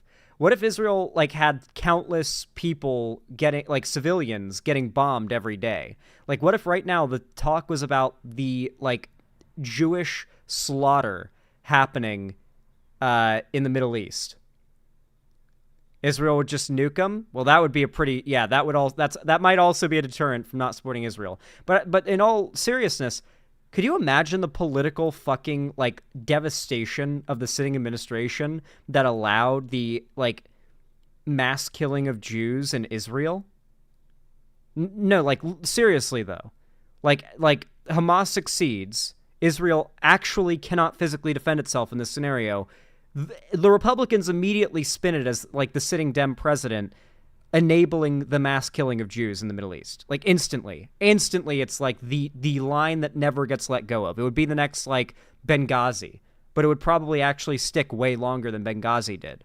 So even on a political pressure standpoint, there may be political pressure not to support Israel, but if you know what happens if you withdraw funding and support for Israel, and you know that outcome is way worse in terms of public pressure, it kind of makes sense why you might be kind of strong-armed into that scenario. All of these pro-Palestine Twitter accounts want to actually wipe out Israel. A lot of them do. Yeah, there are a lot of people who say that anyone who served in the IDF should get the wall, and that is every Israeli citizen because they've got mandatory service or you get arrested. But yeah. Yeah, no, those people are not serious activists, though. They are just LARPers. I want to make that very clear. They front themselves as serious activists. They'll act like they are. They are not. Do not take them seriously. They do not represent the movement that is centered around advocating for Palestinian rights and against Israel's war crimes. They are not representative of the actual movement. Weapons, they have a right to defend themselves, or offensive weapons, and why, when Congress reconvenes after the election, I will have the resolution, it's called a joint resolution of disapproval, where we will have a vote to deny Israel being able to buy U.S. Military equipment. So, I agree very much with people who are terribly concerned about what's going on there. Now, the Biden administration, I was just with the president today. I think on domestic issues, he has been very, very strong. I think on this issue, he is dead wrong. And I have talked to him over and over again. But all I would say to people say, well, I can't vote for Harris because I disagree with her on Israel and Gaza.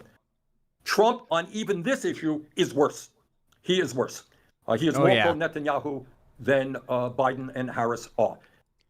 Remember, his son-in-law is planning to build some, and I quote, top-tier beachfront real estate once they flatten Gaza.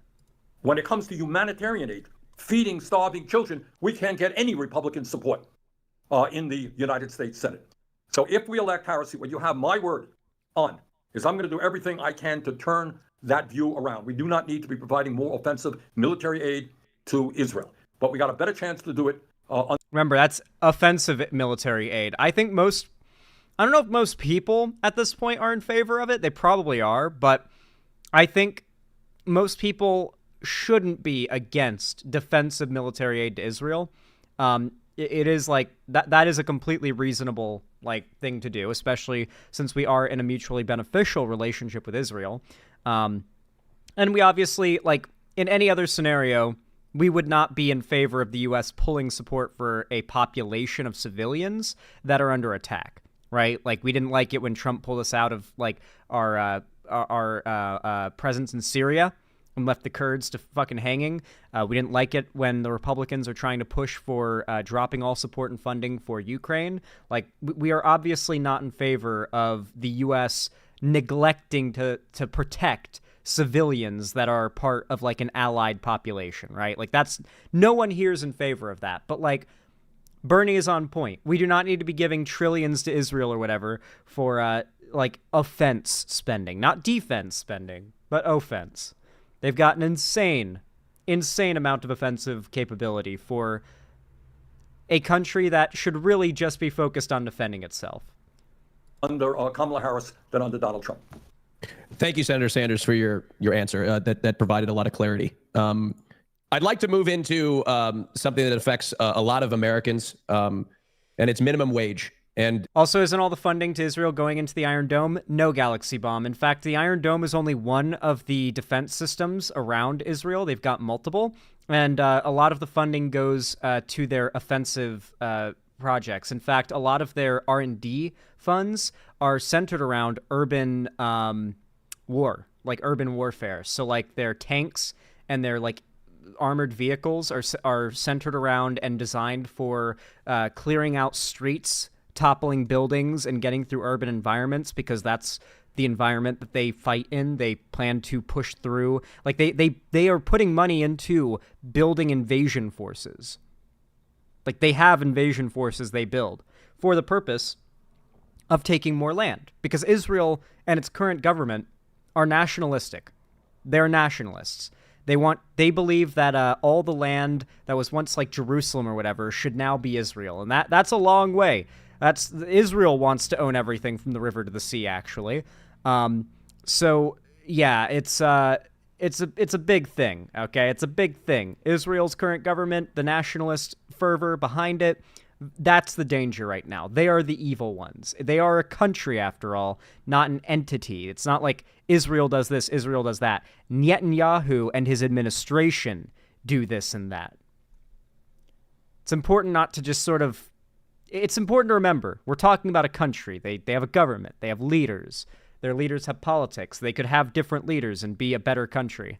You and I both know that the minimum wage has not been increased, the federal minimum wage has not been increased in quite some time. Can you talk about how improving or increasing the minimum wage would help improve people's lives?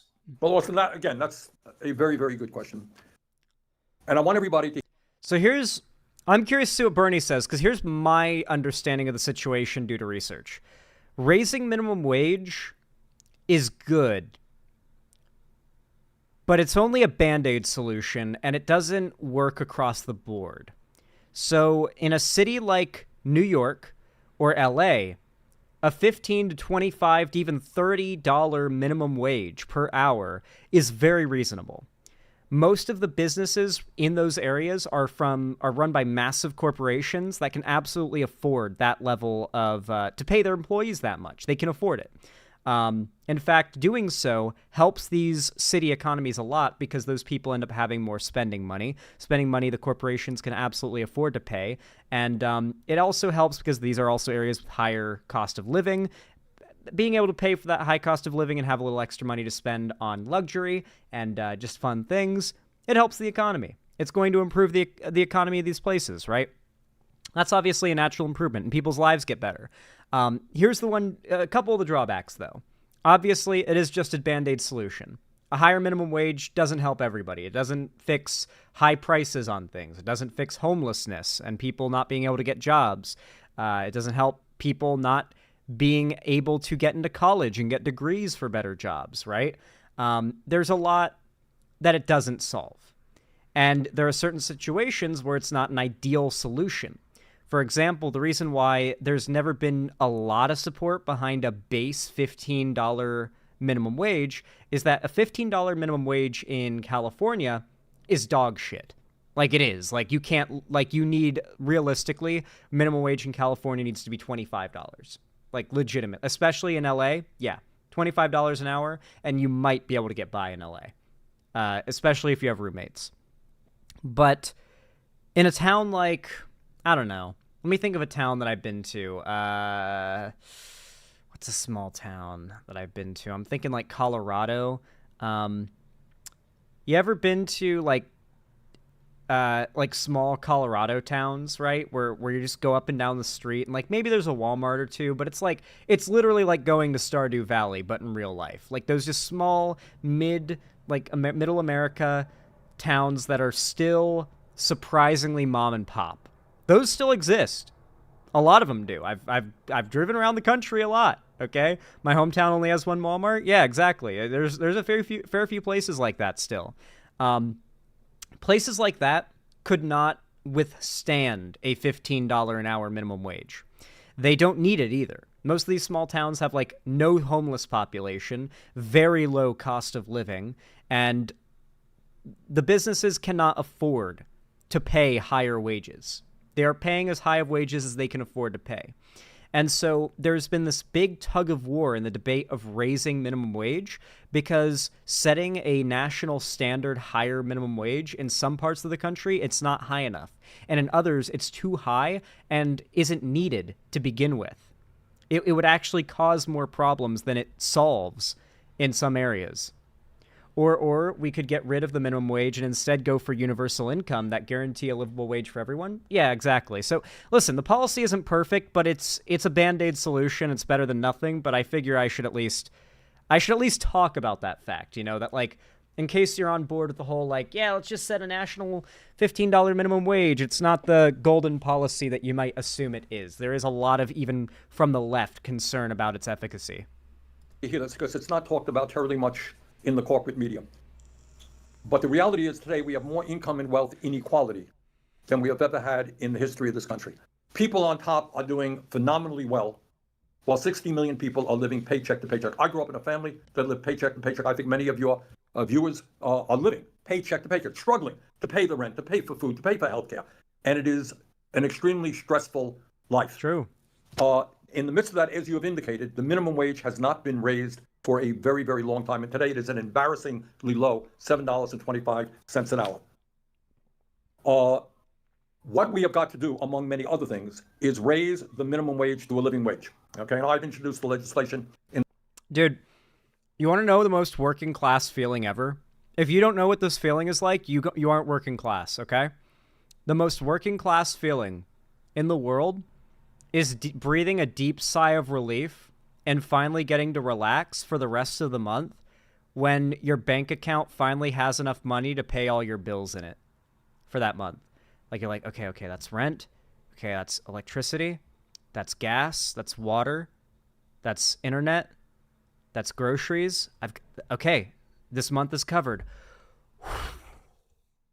And then just finally, like you don't even realize how tense you had been for like 20 something days of the month until you get your paycheck and you count it all up and you're like, yeah, okay, we're gonna make it. And you can just breathe, and you're like, all right, another month survived. That is the true living paycheck to paycheck feeling. If you know that feeling, if you have felt that like exhale and like untensing to the point where you didn't even realize how tense you were until it goes away, that is the most working class feeling. In the Senate to do that. In my own perspective, my own view is that minimum wage should be at least $17 an hour. Because you have now, it's not that you have so many people working for $7.25 an hour, but you have millions of people working for $9, $10, $12 an hour. And you tell me, whether you're in New York City or in rural America, you can't make it on $12 an hour. You just can't. So it seems to me. Well, that's the problem. In rural America, businesses can't afford to pay that much. But Bernie is still on the money. Like, in reality, if Bernie were to draft this policy, he would account for these problems. It wouldn't just be as he would touch it up to work as best as possible. Bernie's a smart man. That if people are going to work 40 hours a week, they should not be living in poverty. Now, the difference here, you may have seen the other day, Donald Trump was in McDonald's doing what he was doing. Yes. Flipping hamburgers or whatever he was doing. Yep. And a reporter said to him, Mr. Trump, what's your view on the minimum wage? And then he Quality will go down with $15 an hour pay, no budget for R&D. Raptor engine, you are aware that, like, large corporations, the ones that I suggest should be beholden to the idea of having to pay a higher minimum wage. You realize these companies have CEOs that, like, in some cases have, like, multi-$100 million golden parachutes. That means if the company fails, if everything goes belly up, they get to leave the company and take home tens, if not hundreds of millions of dollars for themselves. Even if at that moment they can retire, buy a mega mansion, a yacht, servants, cars, anything you could imagine. They'll never spend it all. They'll be giving tens of millions of inheritance to their kids and grandkids. That is the reality for some of the highest ups at some of the biggest corporations in the world. And many of the biggest corporations have a whole team of people who have these massive golden parachutes, as they call them. These corporations are so wealthy that even if they go belly up, the highest up get to walk away with life-changing amounts of money. All right? I assure you, these large corporations can afford to pay a higher minimum wage and still put money into R&D. If you think these companies have actually been putting as much money and work into improving the product as they could be, and especially in recent years, then you are wrong. In fact, companies have been cutting corners and trying to get away with it at every possible turn, from food products being shrinkflated, that is to say, prices don't really change or they might inflate, while packaging gets slightly smaller, or hell, packaging might stay the same, but the amount of food inside gets smaller. And the amount that you pay either doesn't change or might even go up in the worst case scenario. Look at just any products made with plastic and whatnot that come out these days. Companies are constantly cutting corners and they fall apart. Their build quality gets worse. It is very clear that companies, especially companies like Boeing, hell, they work in aeronautics, making airplanes that people fly on. Companies cut corners even when they're making a profit, because it's not about getting by for these massive corporations. It's about scraping every last penny into their profit that they can and cutting as many corners as possible without everything blowing up in their faces immediately. He completely ducked the question because he doesn't believe in raising the minimum wage. He talked about how great McDonald's workers are. Truth is, you got thousands of McDonald's workers and millions of other workers trying to get by 12, 13, 14 bucks an hour. I believe we should raise the minimum wage to 17 bucks an hour. Kamala Harris believes that we should raise it to at least $15 an hour. If you raise it to 15 bucks an hour, not enough for me, but a good start, we can we can help the lives of millions and millions of working people. Trump does not believe we should raise the minimum wage. Kamala, 15 bucks an hour, at least, is what I think she said. So we're going to work on it. We've got it even higher than that. That's a real difference between the two candidates. Thank you, Senator Sanders, for your answer. Right now...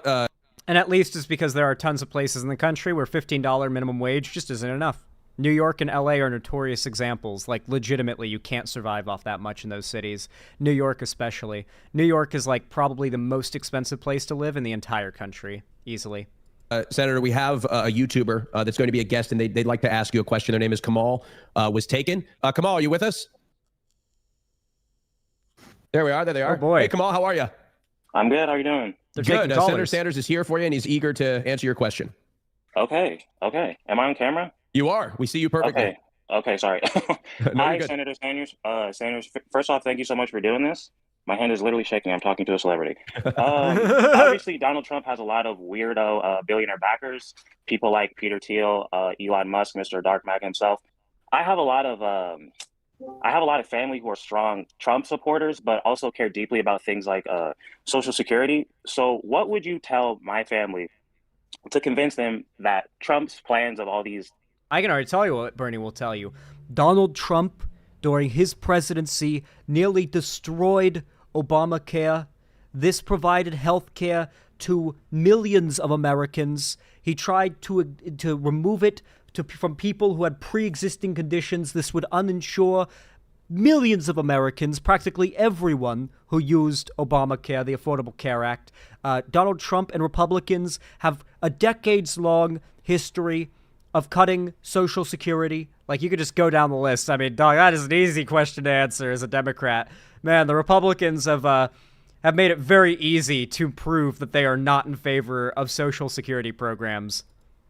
Tax cuts for billionaires. How would you convince them that this is actually not in their best interest? When Trump was president, I think if he were on the show, he would tell you that his proudest achievement was the tax cuts that he implemented. Right. And they were huge. 83% of them went to the top 1%. Right. Of course. I am guessing that your family, maybe I'm wrong, is probably not in the top 1%. They're definitely not. The definition of middle class. Okay. So we don't need, at a time when the rich are doing phenomenally well, more tax breaks for the rich. What do we need? We need to strengthen Social Security. I believe, that we should expand Social Security benefits. What I will tell you is that 80% of the Republicans in the House of Representatives think we should cut Social Security. They think we should move to the privatization of Medicare. So if you believe that we should keep Medicare and Social Security strong, I do not think it's wise to be voting for Donald Trump. If you think we should raise the minimum wage, you should not be voting for Trump. If you believe that health care is a human right, when Trump was president, he tried to end the Affordable Care Act. Yes! Now, I'm not a great fan of the Affordable Care Act, but it is providing health care to millions of Americans. I think we got to move to Yes! I told you guys, dude, Bernie is fucking based. Medicare for all. But please tell your family that Trump's main concern is protecting the interest of the billionaire class. He could care less about the middle class. All right. Okay. Thank you. I will relay the message. Okay. Thanks very much, Jamal. Take care. Thank you, Kamal. I appreciate it. Thank you, Senator Sanders. I believe we do have some other guests that are ready to ask some questions, but I'll ask a question here on a different topic. And it's one that you're very familiar with and you've been fighting for quite some time. And we collectively thank you for that. How do you feel about the current state of healthcare? Do you think his bread and butter? Do you think everyone has access to the care they need, or is more change necessary? I mean, I think we know the answer, but yeah. Awesome. Thanks for that question, because again, it is not discussed very much in the corporate media or in the halls of Congress. Under Obama, we passed the Affordable Care Act, which expanded coverage to a whole lot of people, and that's a good thing. But it doesn't get to the root of our problem right now. I don't know how many of the viewers know that we are the only major country on earth not to guarantee health care to every man, woman, and child as a human right. Do you all know that? I am right now in Burlington, Vermont, 50 miles away from the Canadian border. If you go up to Canada, a country very much like the United States, since the 1970s, they have had a system in which if you end up in the hospital for 2 weeks, you don't come out with a $100,000 bill or whatever. There is no bill. It is publicly funded. They spend half as much per person as we do. Because I'm jealous. Let me ask you this. Dude, it's so funny because I've got Canadian friends and I love showing them stories or just reading to them people's Americans' medical stories. Even when they have insurance and they have everything they need to get the care they need, this is the process of getting the care you need. Even when it's life-changing, life-saving stuff, getting cancer removed from you. Months and months and months of work, talking to doctors, working with your insurance company, getting second opinions. I show that to Canadian friends and they're like, what the fuck? Anyone want to jump in? What is the function of the American healthcare system? Is it to provide quality care to all people? Or is it to what do you think it is, Austin? I mean, I would assume it's a for-profit industry for health insurance companies. That's what it is. Yeah. Everybody knows that. They monetize people's health. And here's the result. The result is the pharmaceutical industry makes tens and tens of billions of dollars a year, charging us the highest prices in the world for prescription drugs. Now, by the way, on the Biden and Harris And I just did an event with the president in Concord, New Hampshire. Insulin. We have made some progress in lowering the cost of prescription drugs. Made some real progress. But we still pay by far the highest prices in the world for prescription drugs. He didn't specify, but insulin, big one. Seniors and I believe some non-seniors now qualify for massively discounted insulin, like $15 a vial or something, as opposed to the $300, $400 it was before. Basically the prices that you could get them for in Mexico, like for decades now, which they always should have been here without the inflated prices due to pharmaceutical companies getting away with it here. But yeah, no, like they actually have made immense progress, and the people who have received that help, like this is the whole issue of like access to insulin in particular has been a talking point for Democrats and the left for like a decade plus now. Biden is the first politician to do really anything about it on a national level. I don't think... I found a few articles covering it, enough that I was able to educate myself about and talk about the topic, but I was pretty much the only content creator I have been able to find up to this point who talked about that. I'm the only content creator I've been able to find up to this point that's talked about half of the achievements and policies Biden did in his time in office. There was not a lot of attention, so I really don't blame you if you didn't know that Biden had capped the price for insulin. Our system is designed to make profits not only for the drug companies, but the insurance companies as well. That's what the system is about, and it's working. But meanwhile, we have 85 million people uninsured or underinsured, and I suspect many of the viewers today may have health insurance, but they have deductibles of $5,000, $10,000, and they can't afford to go to the doctor because they don't have the money to pay out of pocket. Pastor Dean, our resident sort of conservative class pet, says healthcare is not a human right. Well, if you're ever wondering about the conservative opinion, there you go. Healthcare and being in good health is not a human right. Conservatives do in fact believe this. I'm glad that we have sort of like a conservative like class pet that we can consult. Like, what does the right think of on this issue? I think people should die. Thank you. That was going to be my point, but hearing it come from an actual conservative, it's way more like you don't have to take my word for it, you know? So Dean, that's not what Jesus thinks? Guys, Christians do not actually follow what Jesus thinks. They would call him a socialist and crucify him if he like existed today. Bottom line here is the current system is broken, it is dysfunctional, it is cruel. 60,000 people a year die because they don't get to a doctor when they should.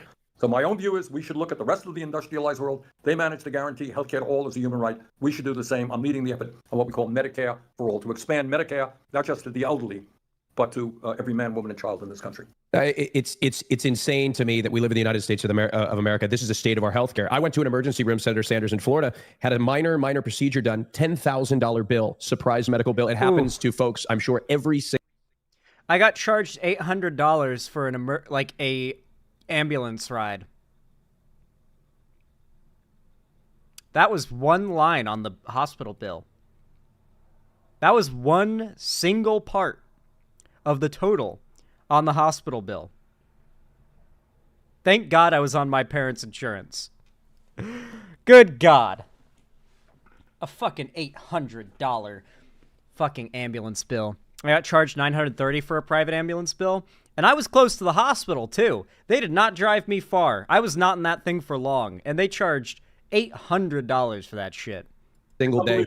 It's unbelievable. It is unbelievable. You know what the story is?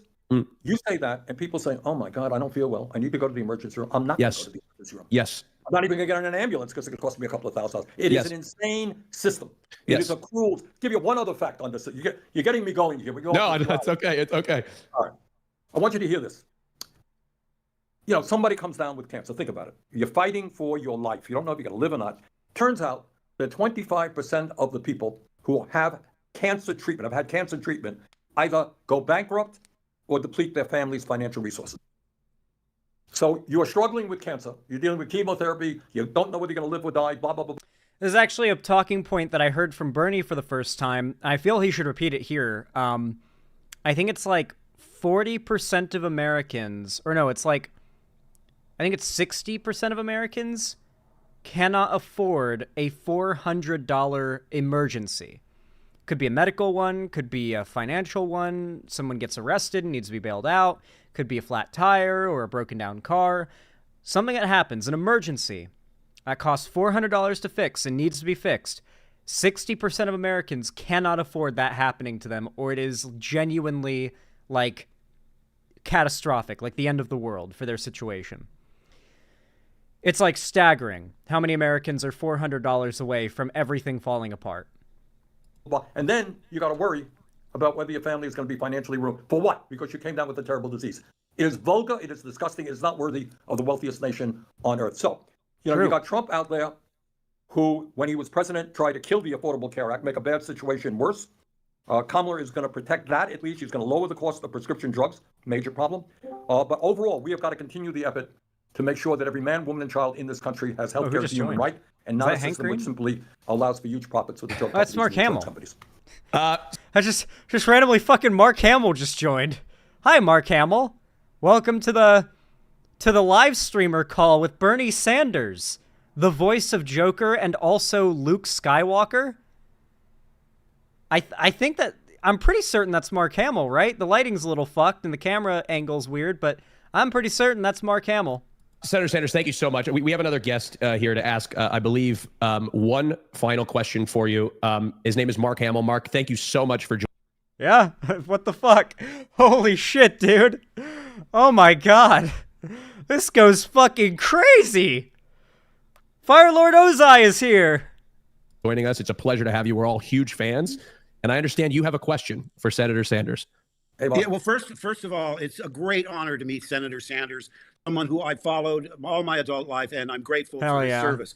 Now, when it comes to the question, I'm sure we all... What the fuck is this crossover, dude?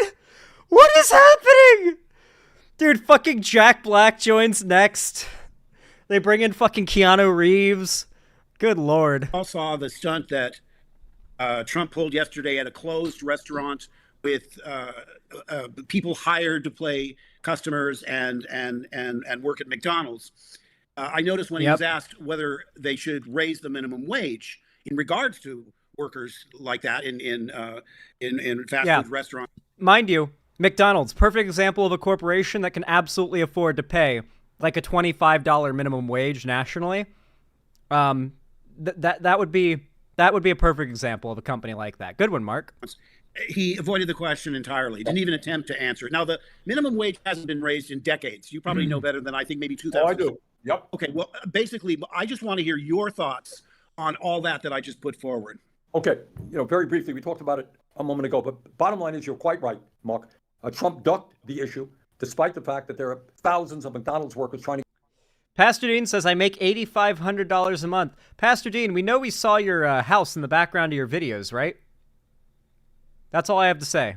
Get by on 12 or 13 bucks an hour, and millions of American workers. All right. Trump does not believe that we should raise the federal minimum wage, which is now $7.25 an hour. That's horrific. Kamala Harris believes that we should raise it to at least $15 an hour, which means that many millions of workers will get a substantial pay raise. So it is a very, very important issue, and one that I feel passionately about. I happen to believe the minimum wage should be at least 17 bucks an hour. Kamala thinks at least 15. We will discuss that, but at least we have got to raise that to a livable wage and not have Trump's position that leaves it at $7.25. Thank you. And I personally worked at McDonald's. I never put it on my resume, but it was interesting because when I first worked at McDonald's, it's funny. You know what business paid $15 an hour? The state of Florida. When I worked as a lifeguard at Weeki Wachee Springs National Park at Buccaneer Bay, my starting pay as a 16-year-old working my first job was $15 an hour as a lifeguard working for the state government. Anti-woke, right-wing, red Florida pays their state workers a starting wage of $15 an hour. Interesting. As a Floridian, $15 an hour is still too little. It's definitely not perfect, but man, I was working as a lifeguard in Hernando County, dog. $15 an hour is a good wage in Hernando County, Florida, all right? The cost of living is not too high there. I was living at home, and it was just pure profit. Fast forward to working at Jack in the Box when I was in my first year of college, and I couldn't live on that then. That was 50 years ago. So That's right. it's just And people can't. And by the way, they can't if they don't get the health insurance they get. It's pathetic as well. exactly. No, look, it's an embarrassment that you have a so-called billionaire like Trump who doesn't think that we should raise the minimum wage above $7.25 an hour. All right, with that, Austin, I think I'm going to have to run. Yeah, sure. So listen, thank you all very. Dude, Bernie is fucking. Bernie is fucking like a serious and busy man when he has to cut off a conversation with Mark Hamill to go do some shit. Good lord. That's a flex. That's like the biggest flex. That's always been my plan. If I ever meet like a really famous celebrity, like, I don't know, Brad Pitt or something in public, I'd be like, whoa, are you Brad Pitt? Oh, man. Yeah, it's super cool to meet you. Listen, I'm really busy. I got stuff to do. I gotta go. And just act like I'm too busy to stick around talking with Brad Pitt. And for like 10 seconds, he's gonna think, damn, that guy's a busy dude. He doesn't give a fuck that he just met me. That's wild. And it might even stick with him. That's my plan. Very much for what you're doing, guys. This is an enormously important election. Let's get everybody out to vote. Let's win this thing for Kamala. Thank you very much. Thank you, Bernie. Senator Nice Sanders, meeting for you. your It was time. nice to meet you. Thank you, Bye. Senator. Thank you. Well, that was That was amazing. Mark, do you have a crazy. few Oh my God, I moments miss to sit and chat with us? Sure. What's going on? Hi, Mark. Holy crap. Well, Mark, is this your Okay, you'll understand if I stick around for the Mark Hamill bit, okay? You'll understand if we stick around a bit for the Mark Hamill section here. Okay, I was not expecting this surprise appearance, all right? That's fucking crazy, dude. first time on Twitch? I think so. Well, welcome. Give him a round of applause. There's a lot of people watching right now. Do you play Fortnite by any chance? What? Nobody has a skin in Fortnite. Actually, he has multiple skins in Fortnite. Joker has a skin. Luke Skywalker has a skin. There is no Firelord Ozai's skin, but there is, I think Zuko has a skin, so that's kind of close. So he's in Fortnite multiple times, actually. No, I'm going to go do a fundraiser for Democrats. That's with amazing. gamers, and I have to tell them in advance. We love you. I haven't played games since my kids were small. So, Aww. I know. It's terrible. But I mean, it's the same with Star Wars. I haven't seen those movies since they first came out. I don't go back and watch them again. Yeah. That's crazy to me. Like, Mark Hamill might have only seen the versions of Star Wars that originally aired in theaters. How crazy of a thought is that? That, like, when he remembers the movies as he saw them, he's remembering before all of the edits and shit. Because he never watched the movie after they came out. Like, the Star Wars movies after they came out. That's so wild to me, dude. These people will come up to me and ask me these questions, and they've seen those movies far more times than I have, far more recently than I have. And they play the games, they read the comics, they read the novels. He's like, one guy was saying to me, when you went to the Wookiees' home planet, I said, wait a minute, did we go to the Wookiees' home planet? Well, it wasn't in a movie, it was in Splinter of the Mind's Eye. Splinter of the Mind's Eye. Oh, it's a novel by Harry Dean Foster. Again, I mean, I disappoint fans because they know more about it than I do. God, oh man, that's my favorite thing is hearing like actors tell stories from meeting like autistic hyper fixated fans on that media, and they know more about it than like the actor or even author sometimes does. And like, God, those stories are always the best, bro. They're always the best. No, you're never a disappointment. Also, if you ever want to learn, it would be easy. So just know it's always at your disposal, you know? Oh, well, that's good to know. Oh. Mark, man, Pokimane shooting her shot. God damn, she's trying to rizz up the ham. Let's go. Again, it's amazing. So you're doing a fundraiser. Where are you doing the fundraiser at? Well, I've been accepting any Zoom that they request. So I've done it for Colin Allred and Ruben Gallego and Gloria Johnson, Debbie Mucarsel Powell, Josh Stein, Whitney Fox, and on and on and on and on and on. Because I feel like that's the least I can do. I mean, I can't always travel to the state, but I can certainly come in the dining room and give them a couple of hours on my computer. So I don't know. It's coming up. My wife's not here right now, but she'll remind me. It's, I think, this coming week. Amazing. Yeah. That's amazing. Mark, look, I know, I know your time is precious. I just want to ask you just a couple of quick questions. Obviously, we're all here for the same reason. We want to get people out to vote for Kamala Harris.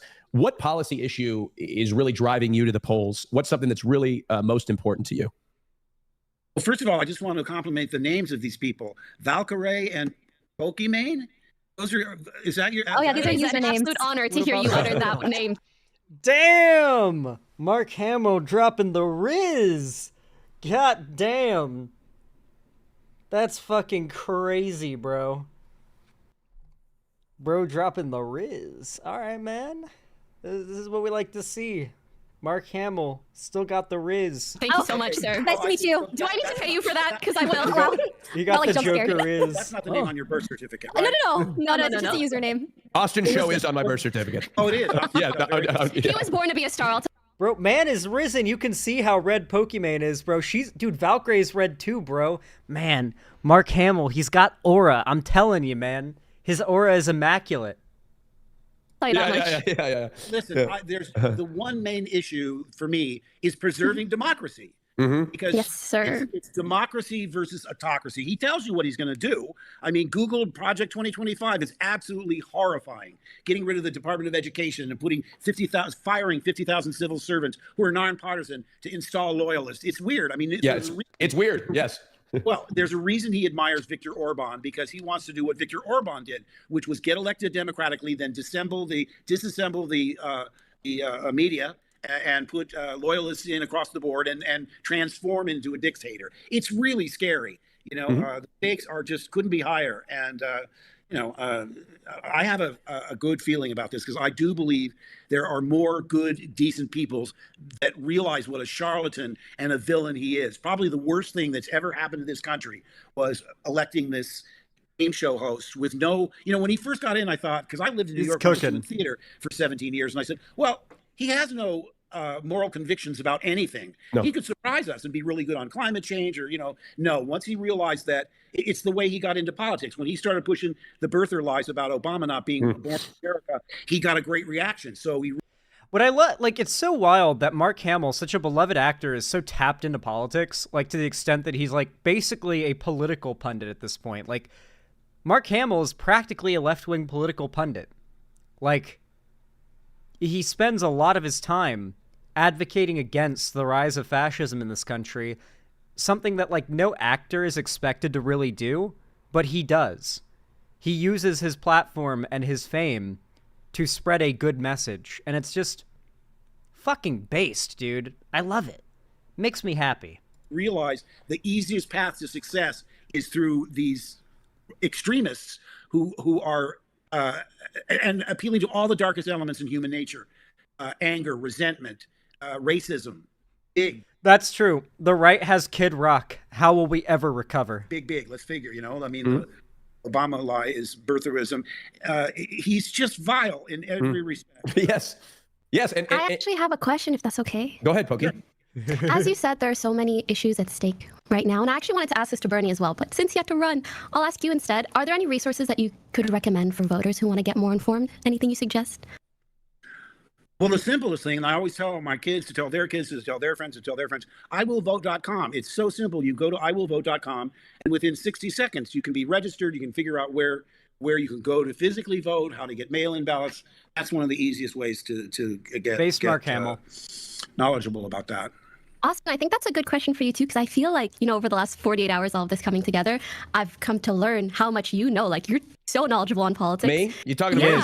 Yeah. That's are there legit. any resources you would suggest for people as well? Look, I think that's legit. Like I just said, super impressive that Mark Hamill, a famous actor and voice actor, has gone out of his way to educate himself so much on politics and to use his platform to speak on it so much. It's it's not unprecedented, not unwanted, but it's this. And what's the fucking Star Wars line?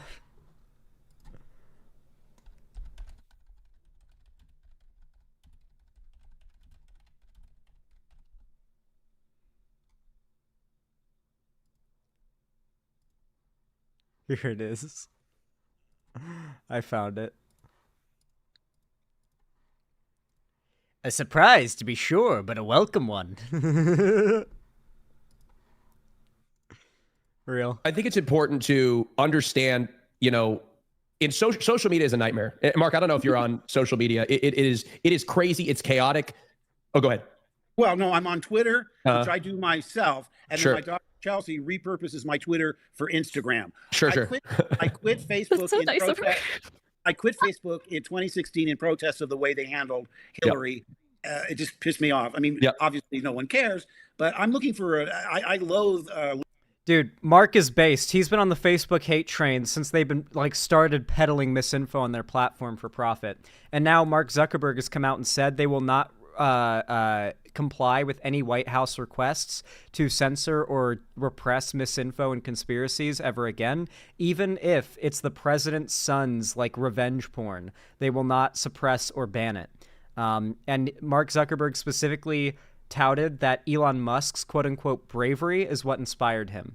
That Elon Musk has proven that there's not serious consequences to denying the White House when they want you to run your platform well, and that they can just get away with monetizing off of rage bait, misinfo, and conspiracies. Elon Musk so much now. I'm looking for a reason to get off Twitter, Yeah, and if I all of us are. Yeah. Well, if I get off Twitter, I'm not going to do social media anymore. Well, we're all looking for an escape from X or whatever they call it now. I still call it Twitter. But Everyone calls it Twitter. Everyone calls it Twitter. Exactly. As I tweeted, I said, you could. What if he bought Coca-Cola and decided to call it Flurbu Goo Goo? No one would call it Flurbu Goo Goo. They call it Coke. And we still don't tell them. The idiotic thing he did was try and change things. Are you kidding me? Yeah. We tweet. We don't excrete. Yeah, no. He made it sound like a whole different website when he made that. He's proud of that one too. You can tell that was a good one. We tweet. We don't excrete. That is crazy. When he made that change, and look. What I was going to say about Twitter, Mark, and you can probably attest to this, and all of us can attest to this since you're on it, is my advice to people would be, you're stuck in an algorithm, okay? You're stuck in an algorithm, and often you're stuck in a feedback loop of sometimes a lot of negative information, all right? It's not a real place. So my advice to people would be, number one, put your head down. Don't let it stress you out on day to day, and get out and vote. I mean, you have the privilege to get out and vote, and that's why we're here. ! Vote in the chat. There's a lot of resources there to help guide you. It's really important, but because I've been really stressed out. I think a lot of us are stressed out in this election cycle in particular because of what's at stake. And I've found comfort in just understanding that I have a good feeling about this. We've got.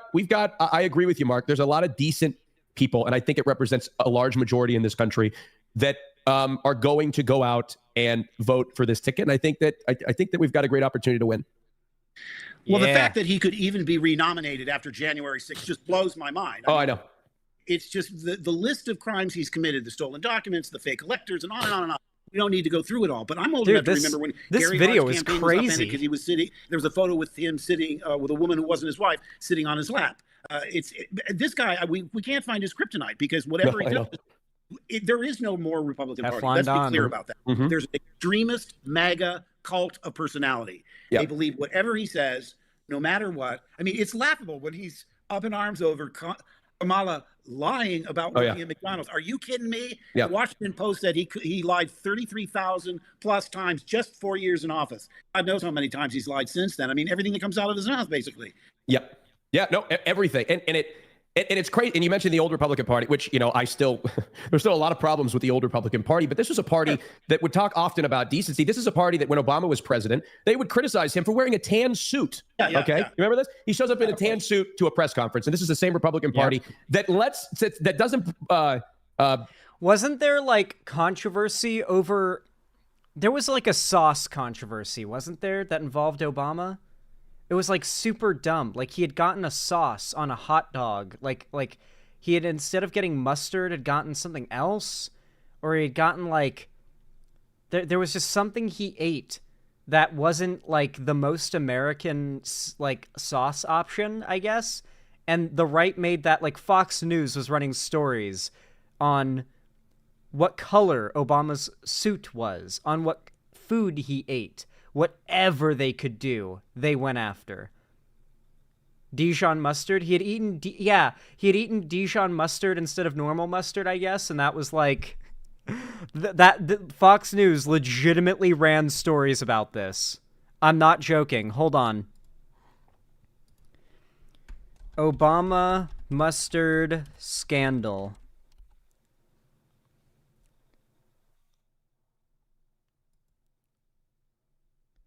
The big controversy at this point in Obama's presidency was over Dijon mustard.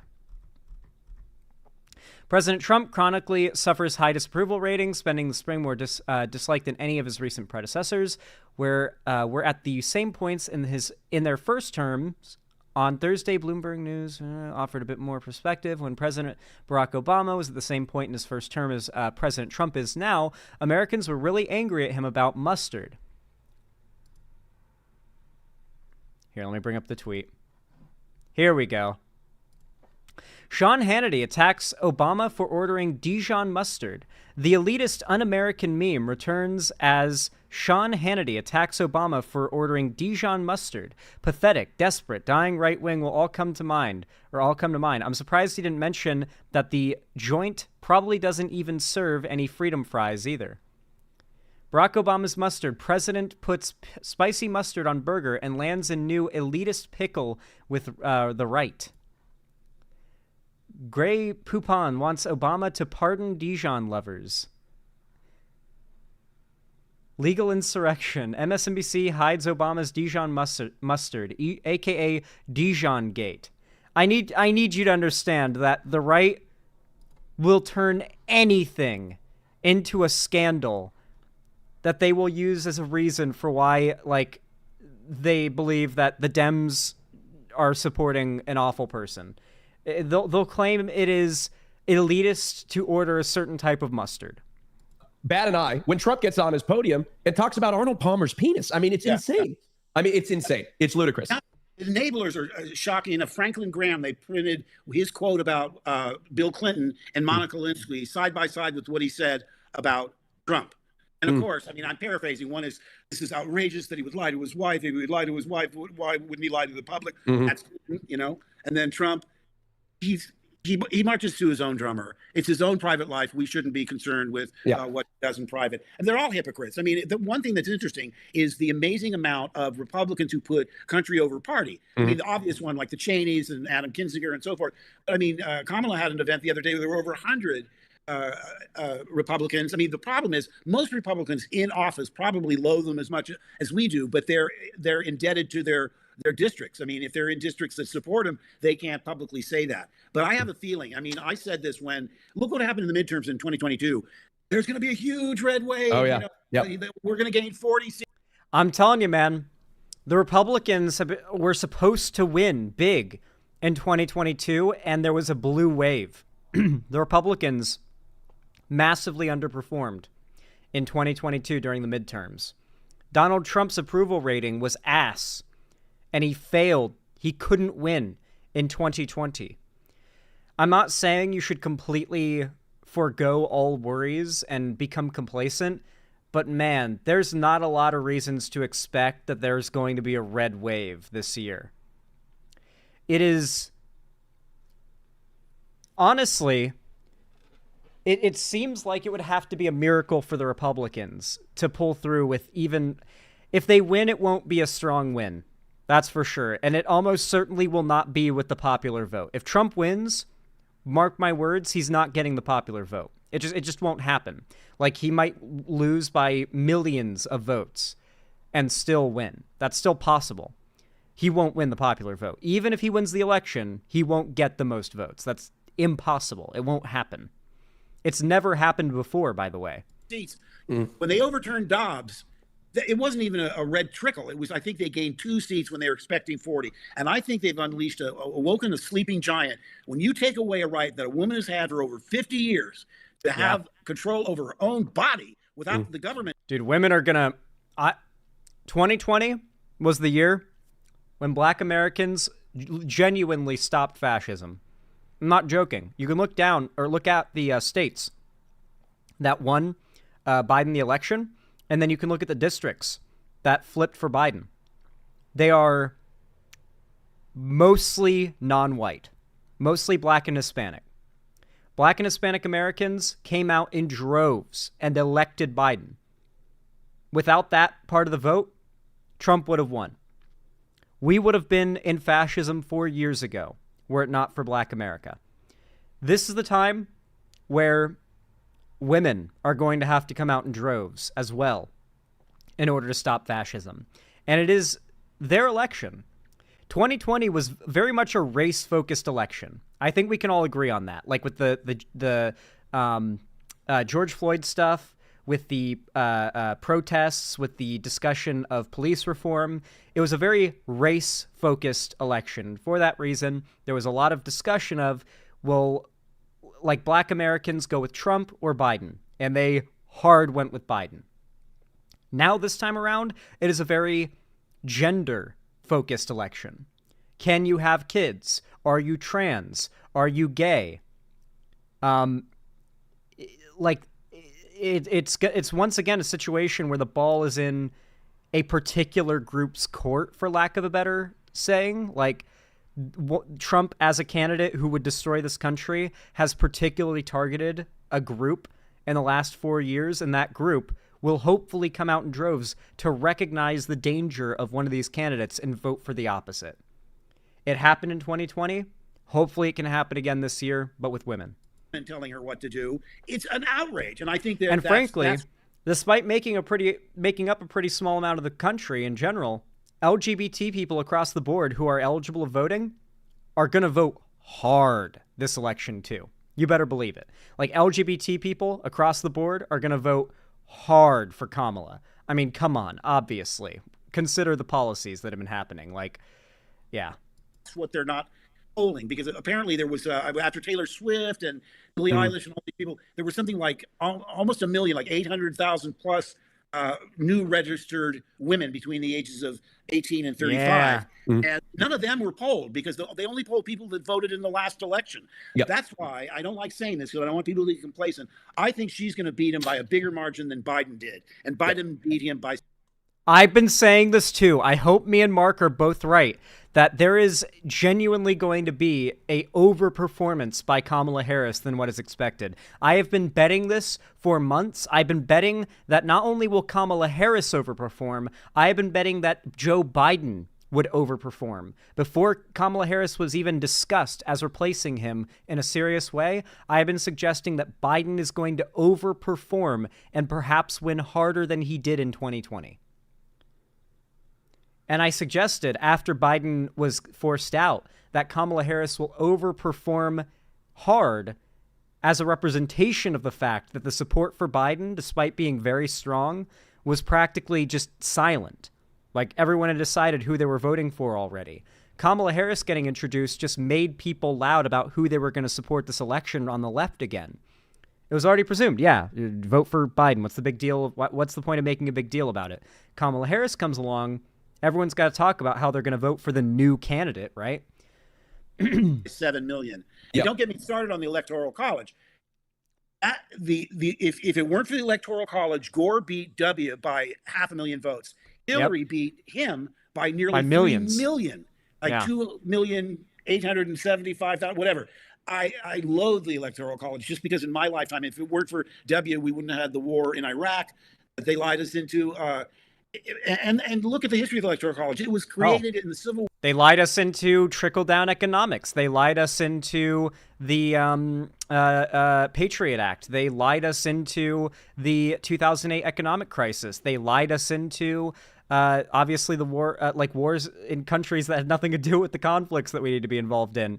Like Bush genuinely started America on its like downward spiral of the 21st century. Like, legitimately, that was like if there was a moment where our universe like split in two and like we got cloned and like half of our like there's a version of us that lives in the hell world universe and the version of us that lives in like the normal universe, we're in the hell world, and that's where it split.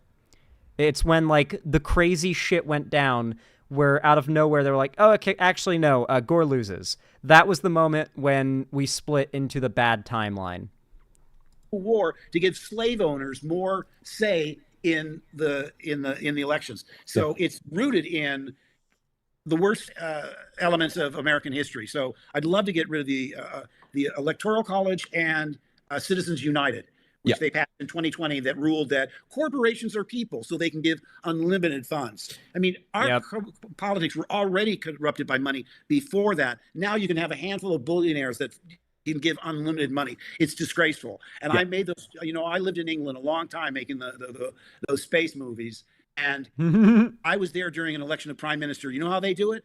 It's 6 weeks from start to finish. Which ones, Mark? The government gives each candidate the same amount of money to spend, and you're not allowed to have outside money. It is breathtaking because it's so pure. It's so pure, and they don't have the barrage of TV commercials. It's just not the same as here, but it's all issues oriented, and it's over in a month and a half. As soon as whoever gets elected on November 5th, the campaign for 2028 starts the next day. It's repulsive. Yeah. No, absolutely. No, and thank you for sharing that. I think that's very useful information for a lot of us that we all agree with. Look, I was gonna mention something that you said, and it kind of went back to what I said earlier. The polling is all over the place. I mean, it's all over the place. And if you really look at, you mentioned something that's really important. They don't know. They're all, because they're so afraid. A lot of these pollsters are so afraid with what they did in 2016 that I believe that they're overestimating a lot of things, which, evidence of that would be what happened in the 2022 midterms, where there was supposed to be this huge red wave. Well, polling was pretty accurate. Polling is always accurate to what the polling is. It's just the polling isn't always representative of the outcome, but it usually is. And in 2016, the polling wasn't that far off. It was actually the projections and forecasts that were super far off. Like 94% of projections showed Hillary winning. And she did, to be fair. She won the popular vote. So the reason why they would assume that was sound. The majority of voters had a strong preference for Hillary Clinton. What it couldn't account for was that enough states would flip for Trump for him to win the technical win, or to get the technical win, even with millions less votes than Hillary. And it never ever materialized. Well, has anybody? I've never been polled by anyone, and I'm 73. Yeah. And all those years, no one's neither have ever I. called. Okay, and I'm 30. If I get a phone call on my phone that I don't recognize, I don't pick it up. Yeah. Ever.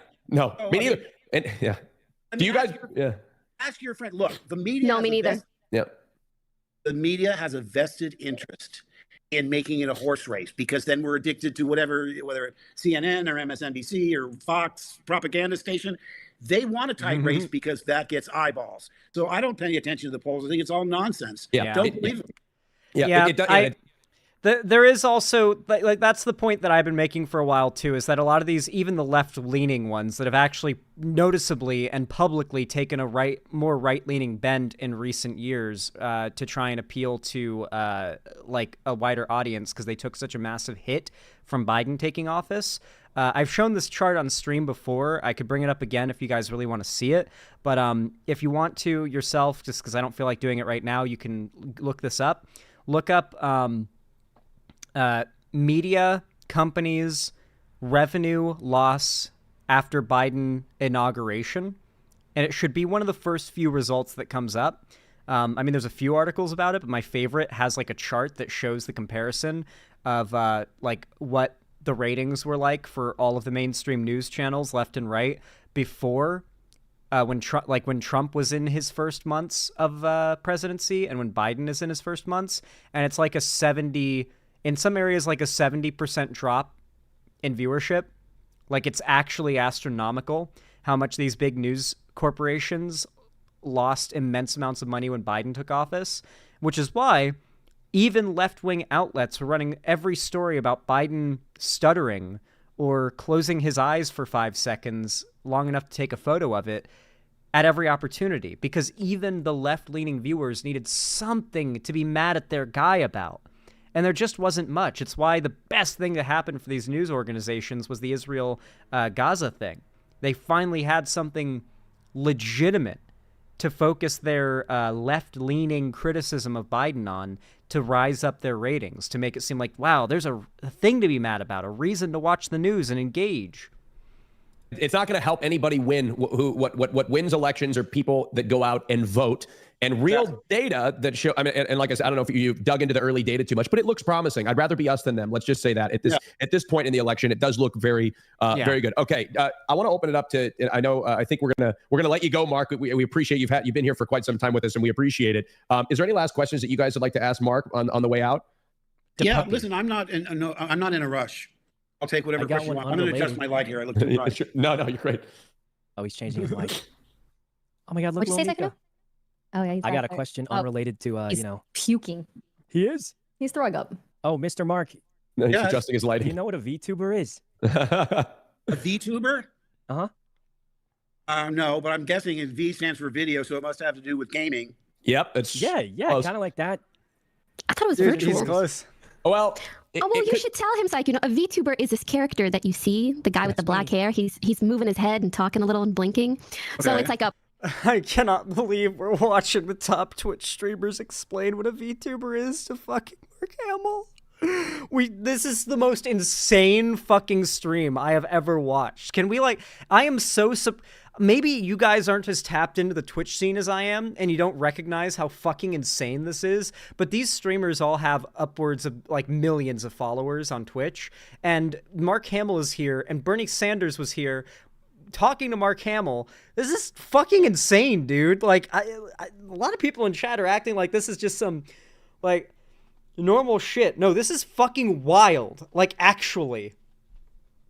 a person, and you capture their facial movements, and then you put a character on top. So instead of Okay. showing your face, you can show the little character. Yes, like Sakuno, who looks like a cat. Yes, yes, like Oh my someone God, who yeah, looks like a that's cat. me. Exactly that. Kuno the cat. yeah, it's like go to the cat. Thanks. This is the pinnacle of humanity, Ashroom. You are completely right. Dude, it is 2024. Anything can happen. You're right. All right. Yeah. Whew. Well, I do have okay, so I've been, Mark, I know this isn't related to the, we'll get back on topic here, but I have to ask you this question. My friend Will Neff is a huge fan, and he's also a big time Twitch streamer. When are we going to get to hear you voice the Joker again? Well, what happened was Kevin Conroy passed away, and he was my Batman since we started, 92, 93. Aww. And, there were dormant periods where we didn't. Then we came back and did the Arkham Asylum games. By the way, each one of those games made more than $1 billion. I mean, it's shocking, but I mean, I wish I had movies that all did that.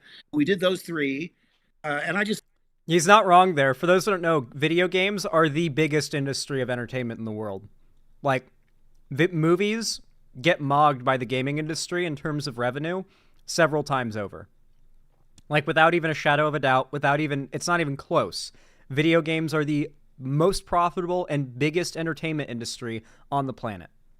And have gained that status in a ridiculously short time when you think about it. I just loved him so deeply, like a brother.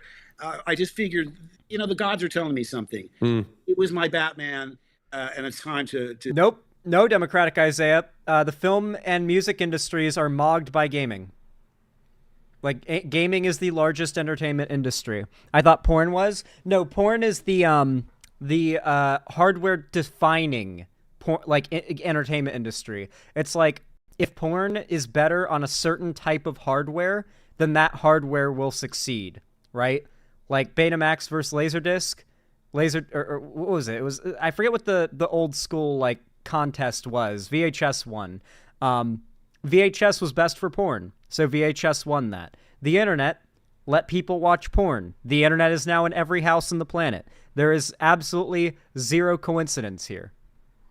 To step down. So, I mean, to be honest with you, nobody's asked me to do it since, but maybe it's because when I tweeted about Kevin's passing, I just said that, without, as Joker once said, without Batman, crime has no punchline. Oh, that's awesome. Oh, yes! We got an impression! Yes!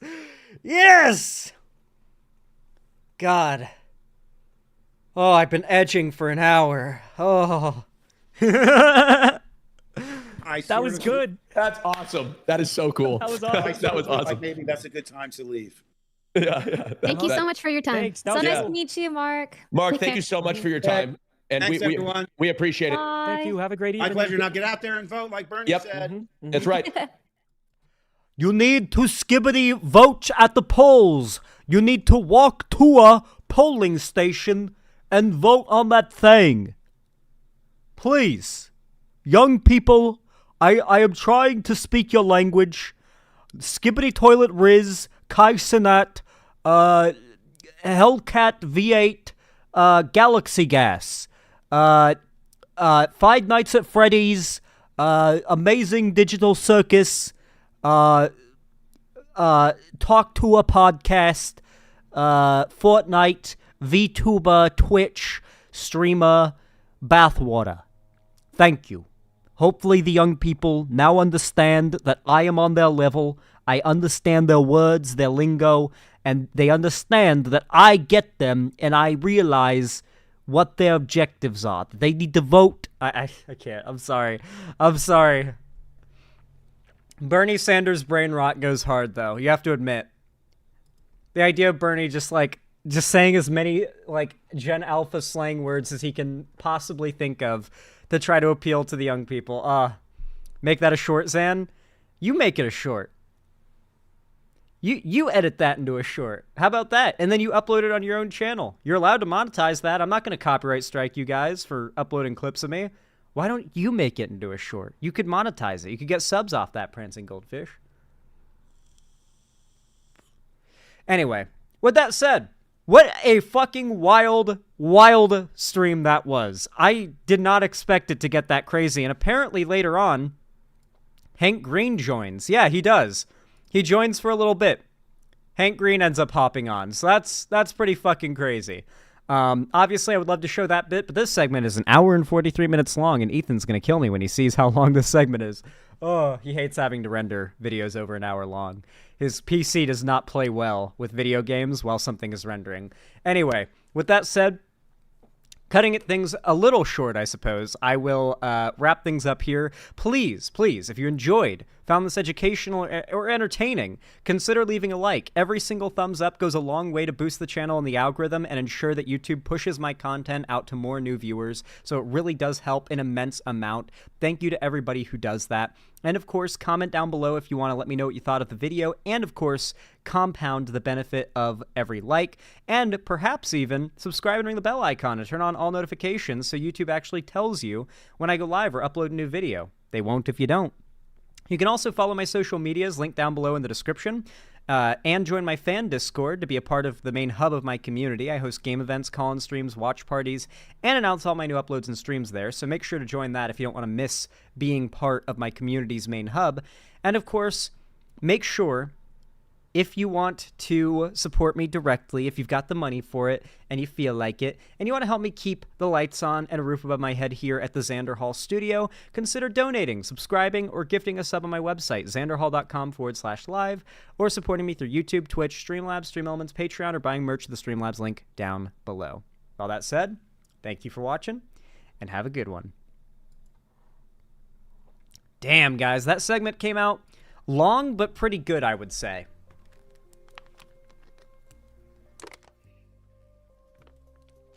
Xander Hall, you got clipped. Let me check that out after I use the restroom, because good God, that segment was an hour 45 minutes long, and I drank a whole monster. Put two and two together, okay? I'll be right back. I need to use the restroom. BRB, don't go anywhere.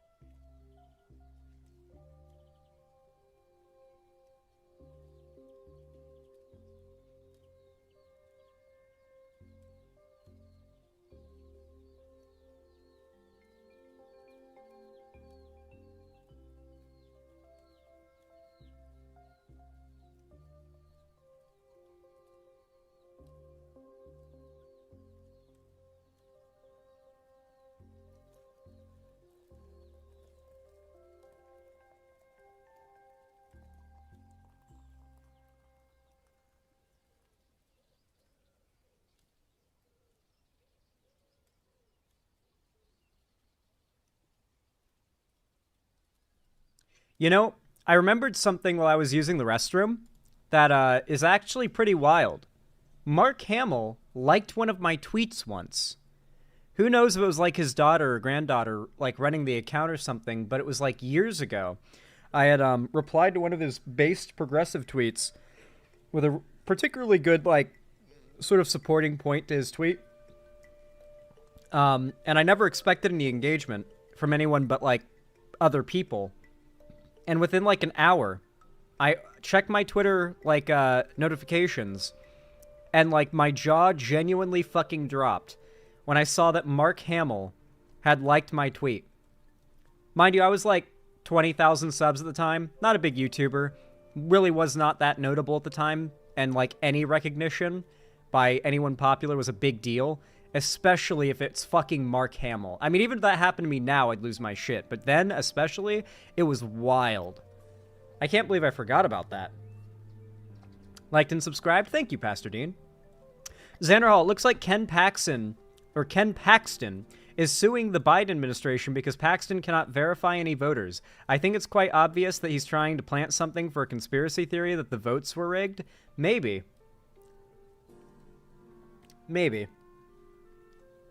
If you need a new roof, let me know. Thankfully, my roof is currently pretty new, but I will keep that in mind, Pastor Dean. I think based on your videos, though, you live probably on the other side of the country from me. You look like you're a Florida boy, or probably you're either in Louisiana, Alabama, Georgia, or Florida.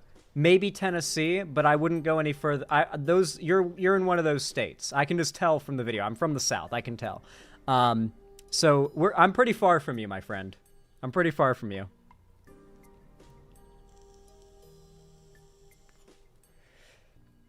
Dude, I'm actually really good at GeoGuessr because of plants.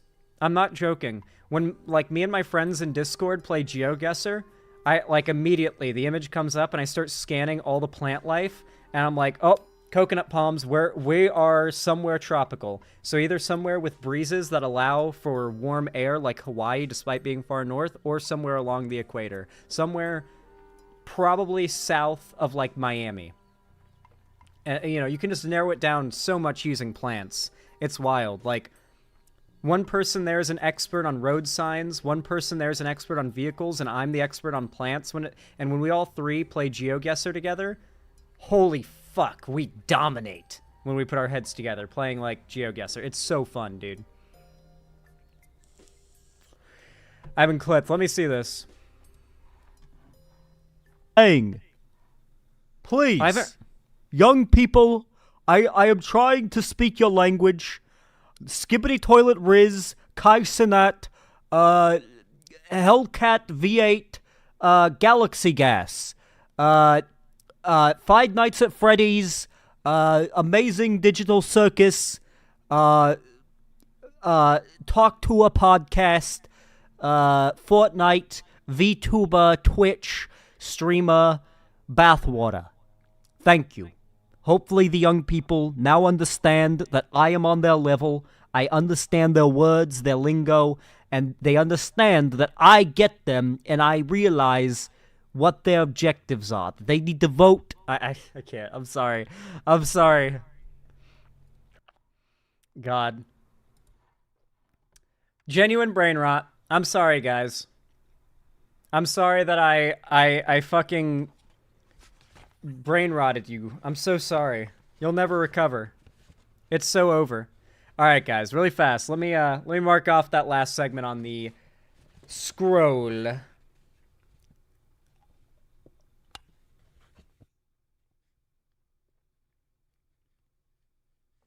All right. Let me bring up the next one. But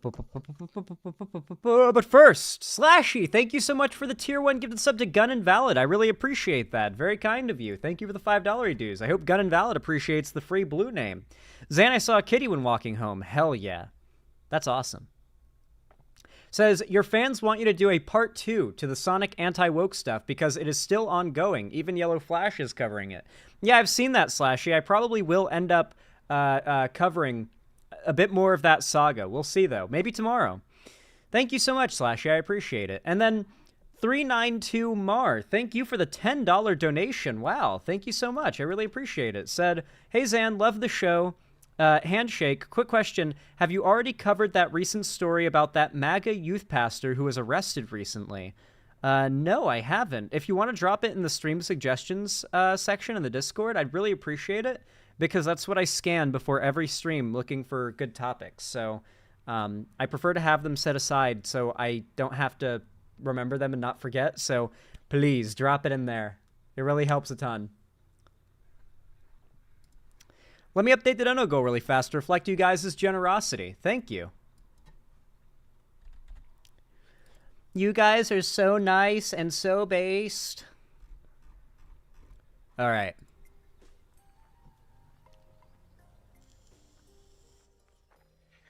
Let me bring up the next topic then.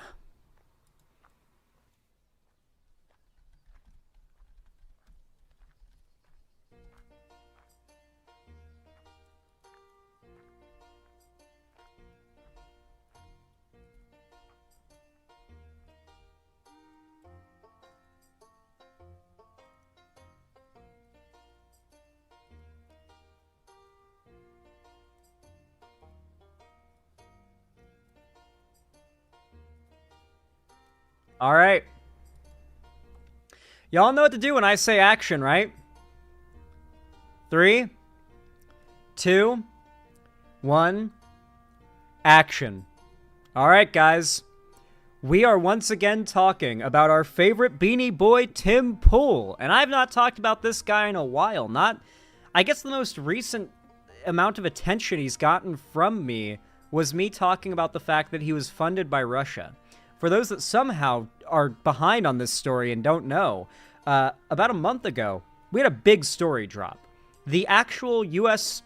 State Department uncovered a bunch of documents, released a bunch of documents from their internal investigation where they found that Putin, then the Russian government, had invested hundreds of millions of dollars into conservative pundits in America, specifically ones that push for Trump politics, ones pushing for Trump to get elected. They even gave them talking points.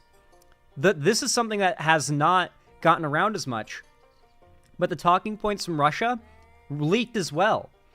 Some of them were, Biden is going to send our guys, quote unquote, to Ukraine, and our guys will die in Ukraine. These are lies, of course, but they are talking points from Russia that people like Pool have been paid to repeat. The idea that Biden's going to send U.S. troops on the ground in Ukraine where they're going to die in another country. Basically fear-mongering about war. A lot of the talking points are pro-Russia. A lot of them are pro-Trump. And when this got outed, Tim Pool and a lot of the other conservatives that got outed as fully funded by Russia, something that was no longer a conspiracy theory that they could laugh and joke about and make videos talking about, monetizing the fact that they are gaslighting the left about this. Now that they could no longer do that, they quickly started to panic. Tim Pool even claimed that he was the victim because he received tens of millions of free money from Russia and didn't know where it was coming from, according to him. I'm actually the victim because I was getting tens of millions from Russia, and I actually never knew where it was coming from, believe it or not. Yeah, that's totally true. So, as you can imagine, even among conservatives, the reality that one of your favorite figures is being paid by a foreign country to push a foreign country's agenda is not a good look. And Tim Pool has apparently been falling off since this came out. And recent news, this dropped literally just a couple days ago, and people have been asking me to cover it. Apparently, Tim Pool, due to all the pressure and no doubt the dropping support, and if you're wondering, how much money does Tim Pool need to run his show? Remember, his studio has a basement compound with a skate park in it. He's got a lot he's got to pay for, okay? He's got a lot to pay for. And so as you can imagine, if funds are drying up, especially those funds from Russia, if they're drying up, then it shouldn't surprise you that Tim Pool has quit his show, blames his employees and everyone else for all of his failures, at least according to this post that has posted the clip, the account that has posted this clip. So here's the video, and apparently this is all of it going down. This is Tim Pool quitting his show, and I guess just blaming everyone but himself. Famously, by the way, Tim Pool has that one clip where he talks about having a hard time meeting women and getting into relationships, and that he's like, I don't even know how old, like 38 and still single. And he said, and I don't think it's my fault. It's feminism's fault. He says this with a straight face and no self-awareness whatsoever. So really in character for him. Let's watch. The show is over. But yeah, I think this might be the end. We are well off. It is not a financial thing. We make a lot of money. But I'm piece sure. by piece, the structure becomes bigger and bigger and bigger until it becomes impossible to manage. You know, I would never call out anybody personally or individually. The fucking Adele in the background. The fucking, the violin and piano cover of the Adele song goes crazy. I don't think I should get copyrighted for, like, the piano and violin cover of an Adele song, right? Am I gonna be okay? I would just...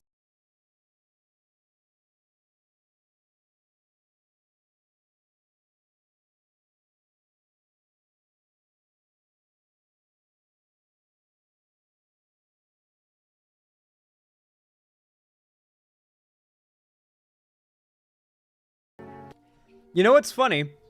The first thing he says is, it's not a financial thing, we've got plenty of money. A month after it's outed that he was receiving tens of millions, probably, in funding from Russia that has now dried up due to it getting discovered and outed, and the value of paying Tim Pool drying up for Russia. It was only valuable to them if it was secret.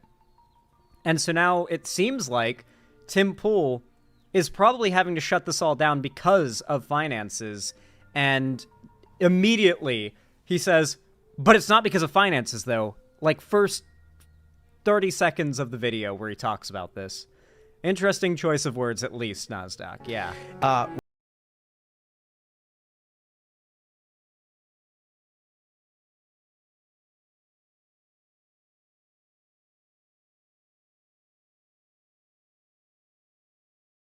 Mind you, this dude was before at least making a ton of money. None of these are problems that money can't fix. If he wanted to keep this show going, these are not problems that can't be fixed with money. Money is clearly the problem if he can't throw money at these issues and fix them. Employees. And so, you know, the conversations I've had with family is like, I am under no illusions that I have the capability. Yeah, the old CEO is Putin. That's right. They're falling apart now because they don't have talk. Dude, that's also part of it. Russia was sending them talking points. So much of their content fodder was from Russia. How much do you want to bet it's not just the funds drying up, it's the material drying up because they're not receiving talking points from Russia anymore. They're left on their own to figure out what to grift off of, and they might not even... There might be so little talent at Tim Pool's, like, show that they needed Russia to tell them what to say. That on their own, he doesn't even know how to grift without the paycheck and talking points of a foreign country. Do you think that could be, like, part of the issue here?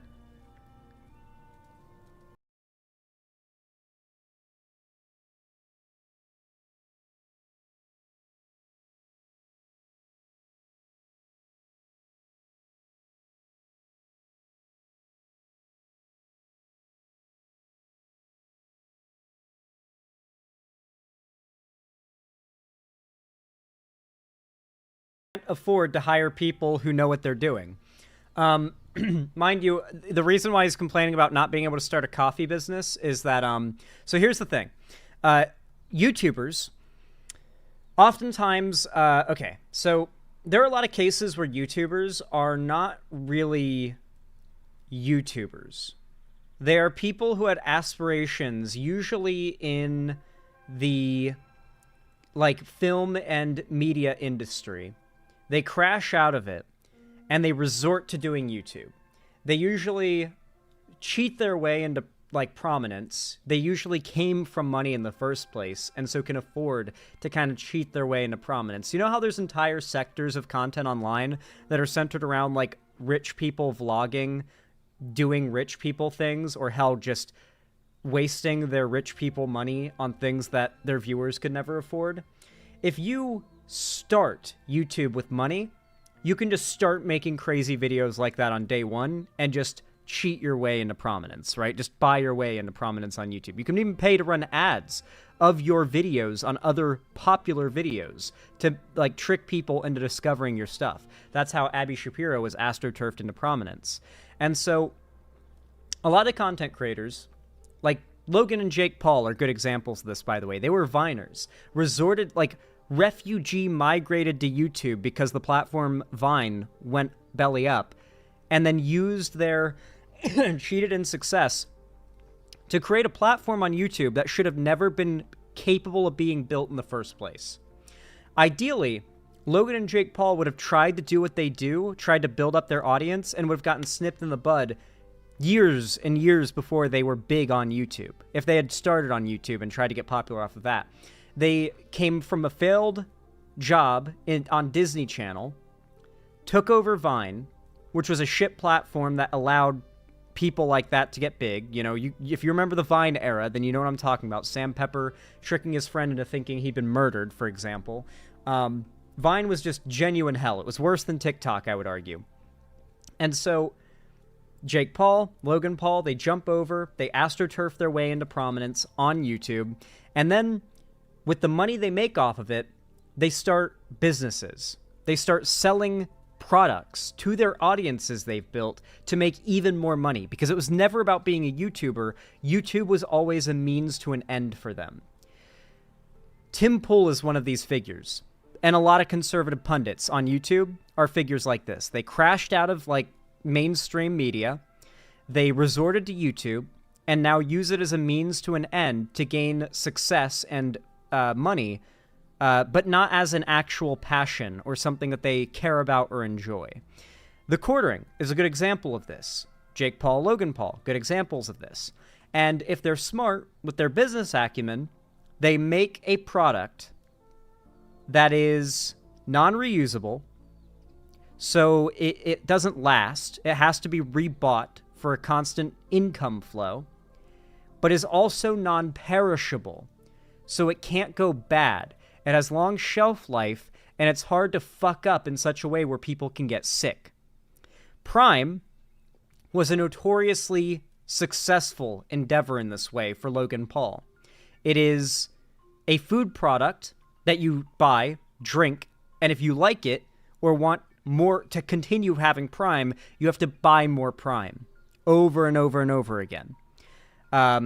This was a big W. Another example of a product that fits all these criteria is coffee grounds. Coffee is it's non-perishable effectively. Like, coffee grounds don't necessarily go bad, and the way they're packed, it's really easy to preserve them. And even if they go bad, they just kind of go stale. They don't really get they can get moldy, but you kind of have to improperly store them and get them wet, and then yeah. So coffee is an insanely safe bet to start a business off of.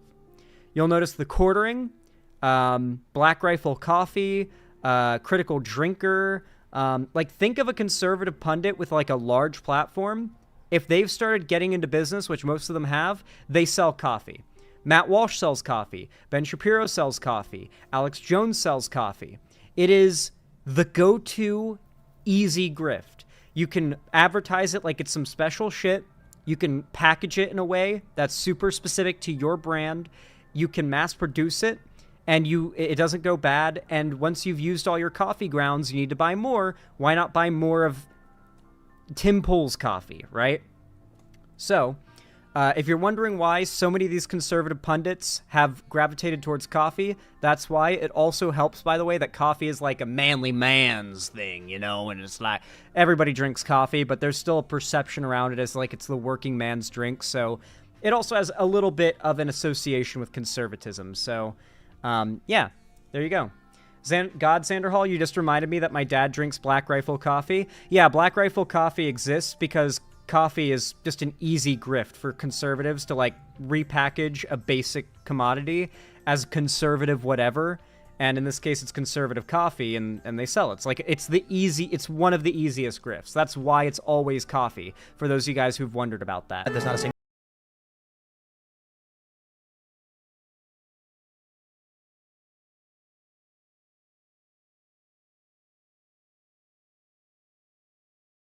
that I'm doing what I...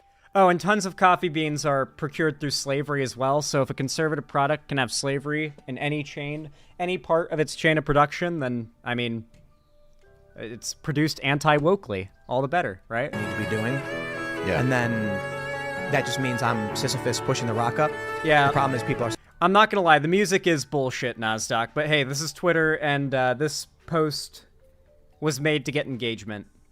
Because engagement on Twitter equals money now, and so people have a literal financial incentive in posting brain rot that gets views, rather than anything that could possibly inform you or make a coherent point, but hey, we deal with what we got. Sitting on the...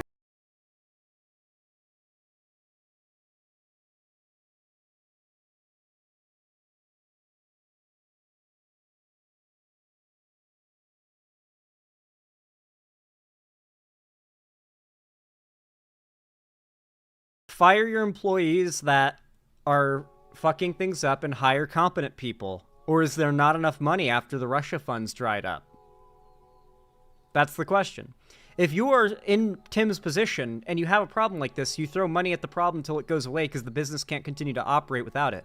Clearly, Tim just wants to retire, dip out with his golden parachute, you know, take whatever money he can, and leave because he recognizes his grift, it's burned out.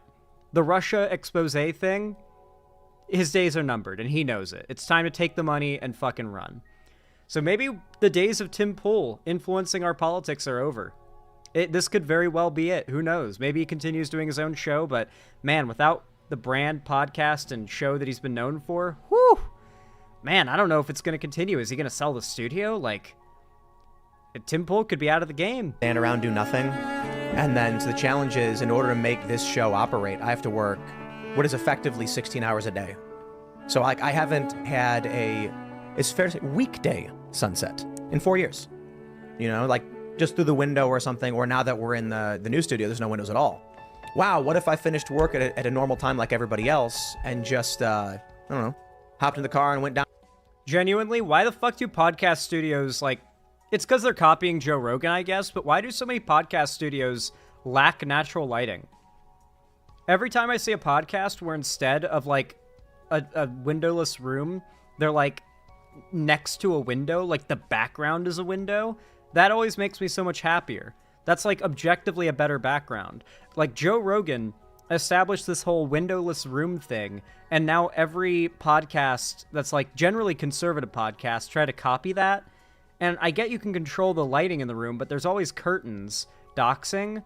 Sure, but regardless, the place is going to get doxed eventually. That's not really, a thing that you can keep away from forever, right? Especially as a podcast, you bring on guests, and the guests have to know where the podcast is, especially in the case of Tim Pool's podcast.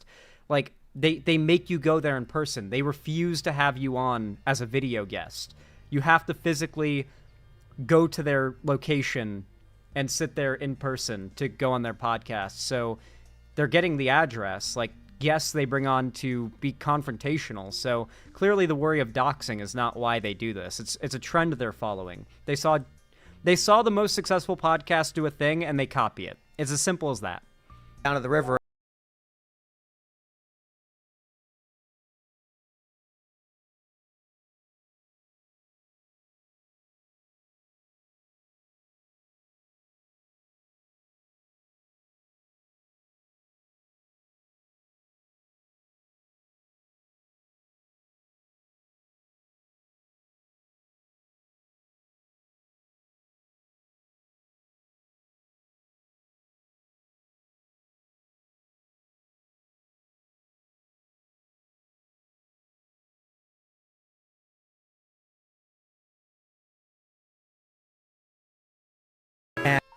Dude, how does it feel, guys, to know that Tim Pool, multimillionaire, skate park in the basement of his podcast studio, complains and feels like he works his hands to the bone because he streams 5 days a week and doesn't get to see the sunset because he has a windowless streaming room? He thinks that he works his hands to the bone. He's wearing a Rolex, I think. He thinks he works his hands to the bone. Man, this music is pissing me off. Tell it to the Twitter poster, okay? Tell it to the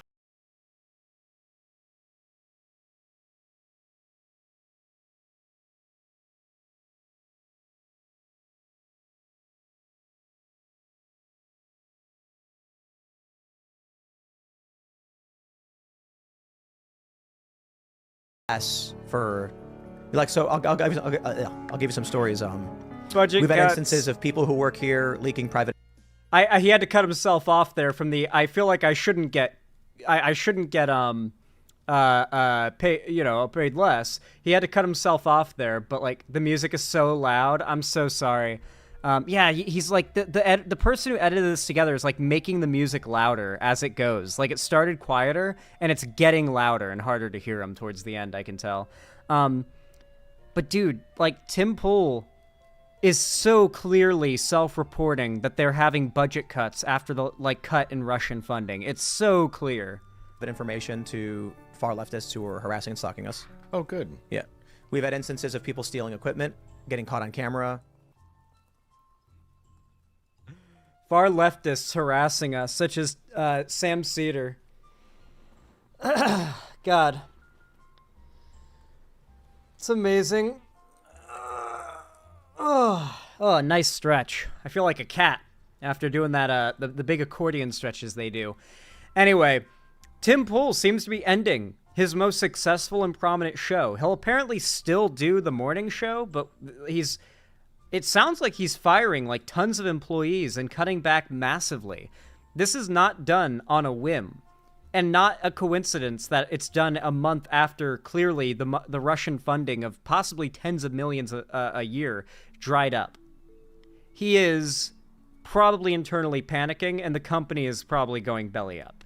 I'm sure these examples he's giving are real problems, but he's probably using them as excuses because, dude, if they had no money problems, they would just throw money at the problem until it's solved, because keeping the business going is a valuable investment. You would only shut down shop, close down shop and move on like he is if you think there's no value in continuing to keep things going, like the investment is just destined to fall apart. So, I don't know, guys. I think Tim Pool might be cooked. I think within a year, Tim Pool might be, at the very least, a shadow of his former self on YouTube. He might be outright gone. He might have just packed it in, retired, and left the internet with all of his money. Very much by the next election, Tim is out of the picture, I think. Easily. Easily, Tim Pool is not a relevant figure that is talked about by the next election. I'm calling it now. Easily. Anyway, guys.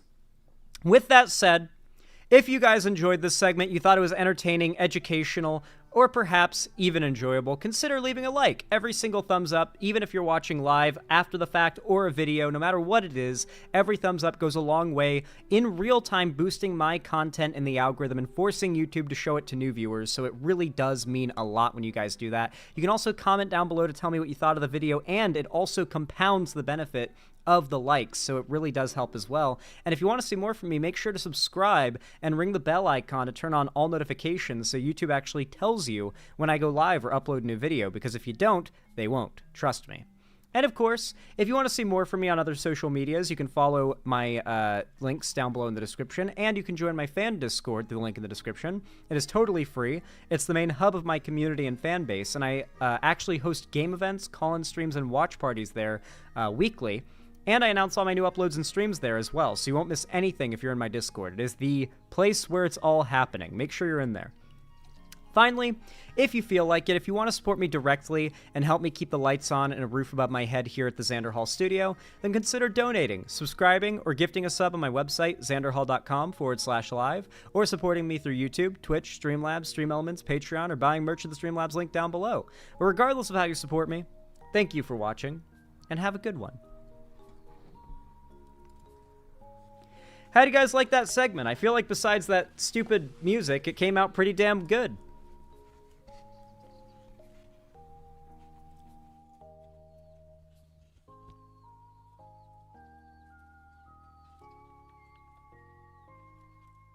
Imagine what would happen if you snatched off Tim's beanie. Have you guys not seen what's under Tim's hat? Hatless Tim Pool. It's not a conspiracy. This picture has existed for years.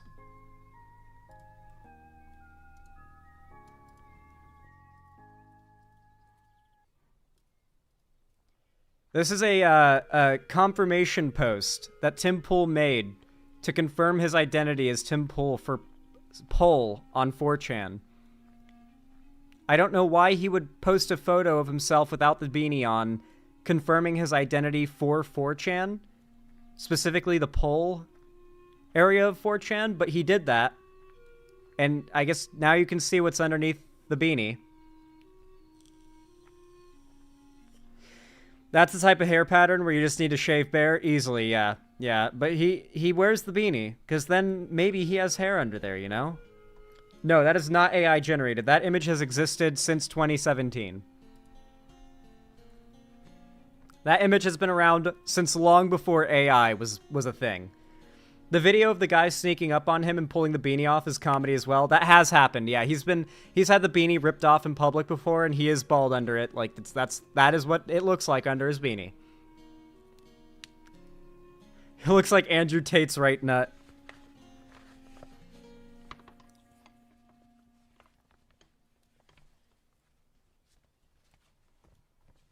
Do you think he'd start molding if you pet his bald head? Yes. Yes, he would probably start molding if you pet his bald head, and I will do it one day. I will go up to Tim Pool, rip off his beanie, and then give his head like a little rub and make a wish. Out loud. Just rip off his beanie, rub his head like 3 times, and say loudly, "I wish for $1 million," and then run away as fast as I possibly can.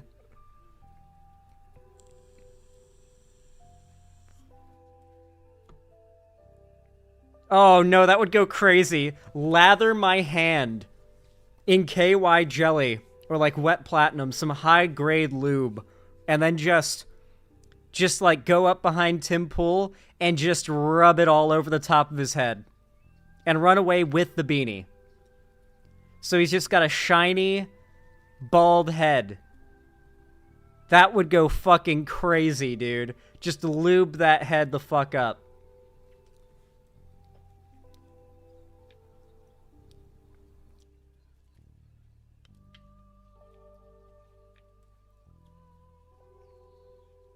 You'd bring down airlines. Oh, God. That's fucking crazy, dude.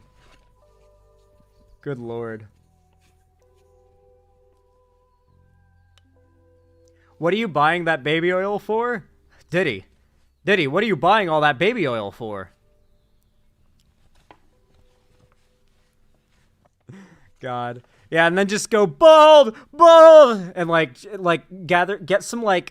get something that produces a small amount of smoke and put my hands over my eyes and have the smoke come out from the sides like bald, and there's like smoke coming out from under my fingers so it looks like my eyes are literally burning. That would go crazy.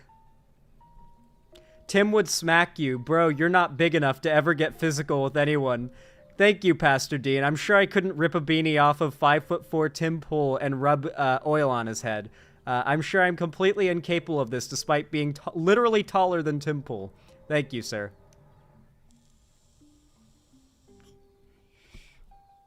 God. Tim Pool would tell you he's thinning with a straight face. Yeah, he would. He's just thinning. Zan, your Minecraft seed spawns you in a mesa. Like, the seed Xanderhall does?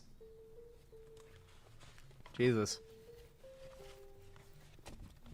Aren't you actually pretty tall, Zan? Not really. I would not call myself tall. I'm just, like, pretty average height. I've only once or twice hit my head on things that are, like, just too short for me. It's not very common. But I very, very rarely can't reach things. I'm in, like, the perfect sort of Goldilocks zone of height. However, I will say, there is, in the door, like, there's sort of, like, this little staircase that go, like, when you go through that door, you take a left and you can go up the stairs to, like, the main top floor of my house. And when you go down the stairs and you make the right to go into, like, my little laundry room on the other side of that door, the wall, like the ceiling, I should say, drops. Like, there's a big step in the ceiling because the staircase room itself has this really tall ceiling, and then it drops down to a normal level when you come down the stairs on the last step. So like imagine the ceiling comes straight down, and then you're like down to a normal height ceiling once you make it to the last step. But the corner of the ceiling is perfectly lined up with that last step. Now, if I walk down the stairs normally, like very much normally, my head just clears that little like corner there. My hair touches it, and I feel it run over my hair. It pushes my hair back. I feel it.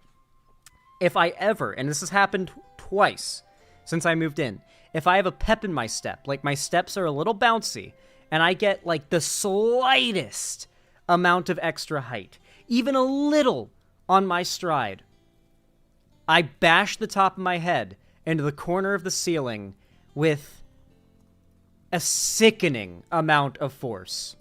Genuinely sickening. It hurts so bad. The first time it happened to me, I genuinely screamed with anger and hate and pain at the top of my lungs because it came out of nowhere, just the corner of the ceiling smashing into the top of my head. It felt awful. I was so unhappy with it. That has happened to me twice. If I was any taller at all, literally any taller, I would have I would have to duck and crane my neck down to get down those stairs.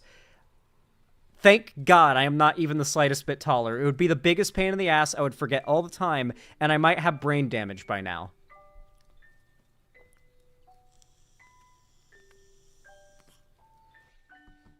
God. Zan, I sent an image of it in the media channel. You sent an image of what in the media channel? Media...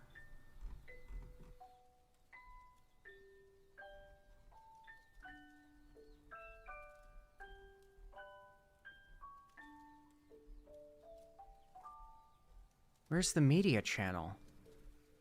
Dude, we have way too many channels, man.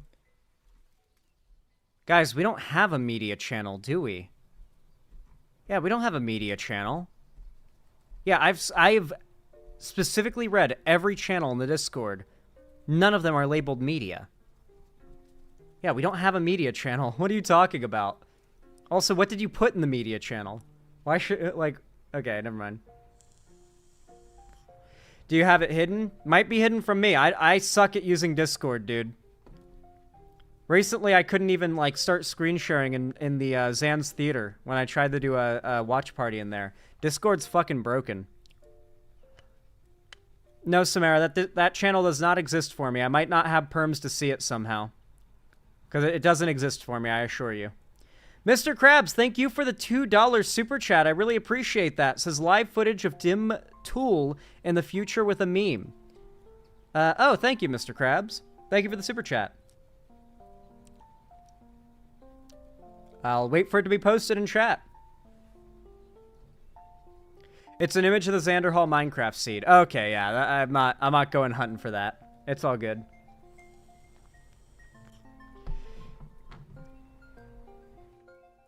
Here's Xander Hall. All right, here's the video that One Piece 34 donated. I'm back. I'm cooked.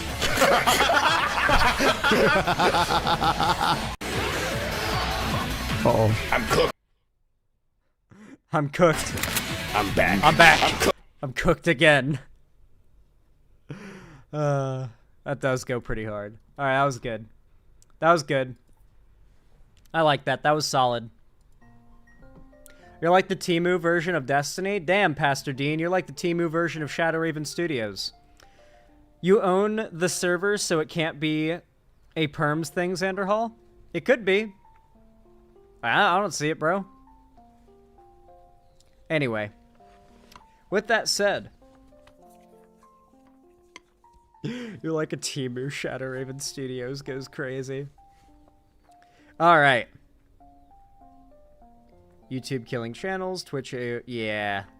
Where do we go next? Actually, you know what? I got a good one.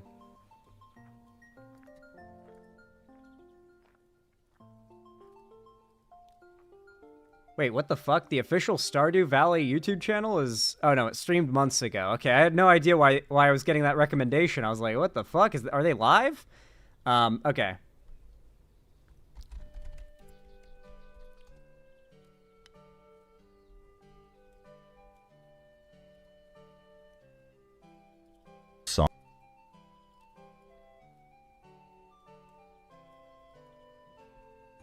All right. Y'all know what to do when I say action, right? 3, 2, 1, action. All right, guys. This is going to be an interesting one. I have some good news. Genuinely good news. Twitch, which if you don't know, the most popular live streaming platform in the world, has a big anti-Semitism problem.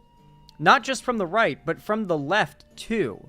Obviously, Hassan and his orbiters have been pushing pro-terrorism propaganda for years at this point. It's been, like, over a year that this has been going on. And down, like, to the point of, I mean, there's a famous clip where Hassan is just, like, playing a video of Houthis doing, like, a rally, and Hassan's talking about how based they are. Thankfully, Hassan's viewers can't read Arabic. Otherwise, they might be able to read the flags that say death to the Jews on them, because that is, in fact, what the flags they were carrying in that video say in Arabic.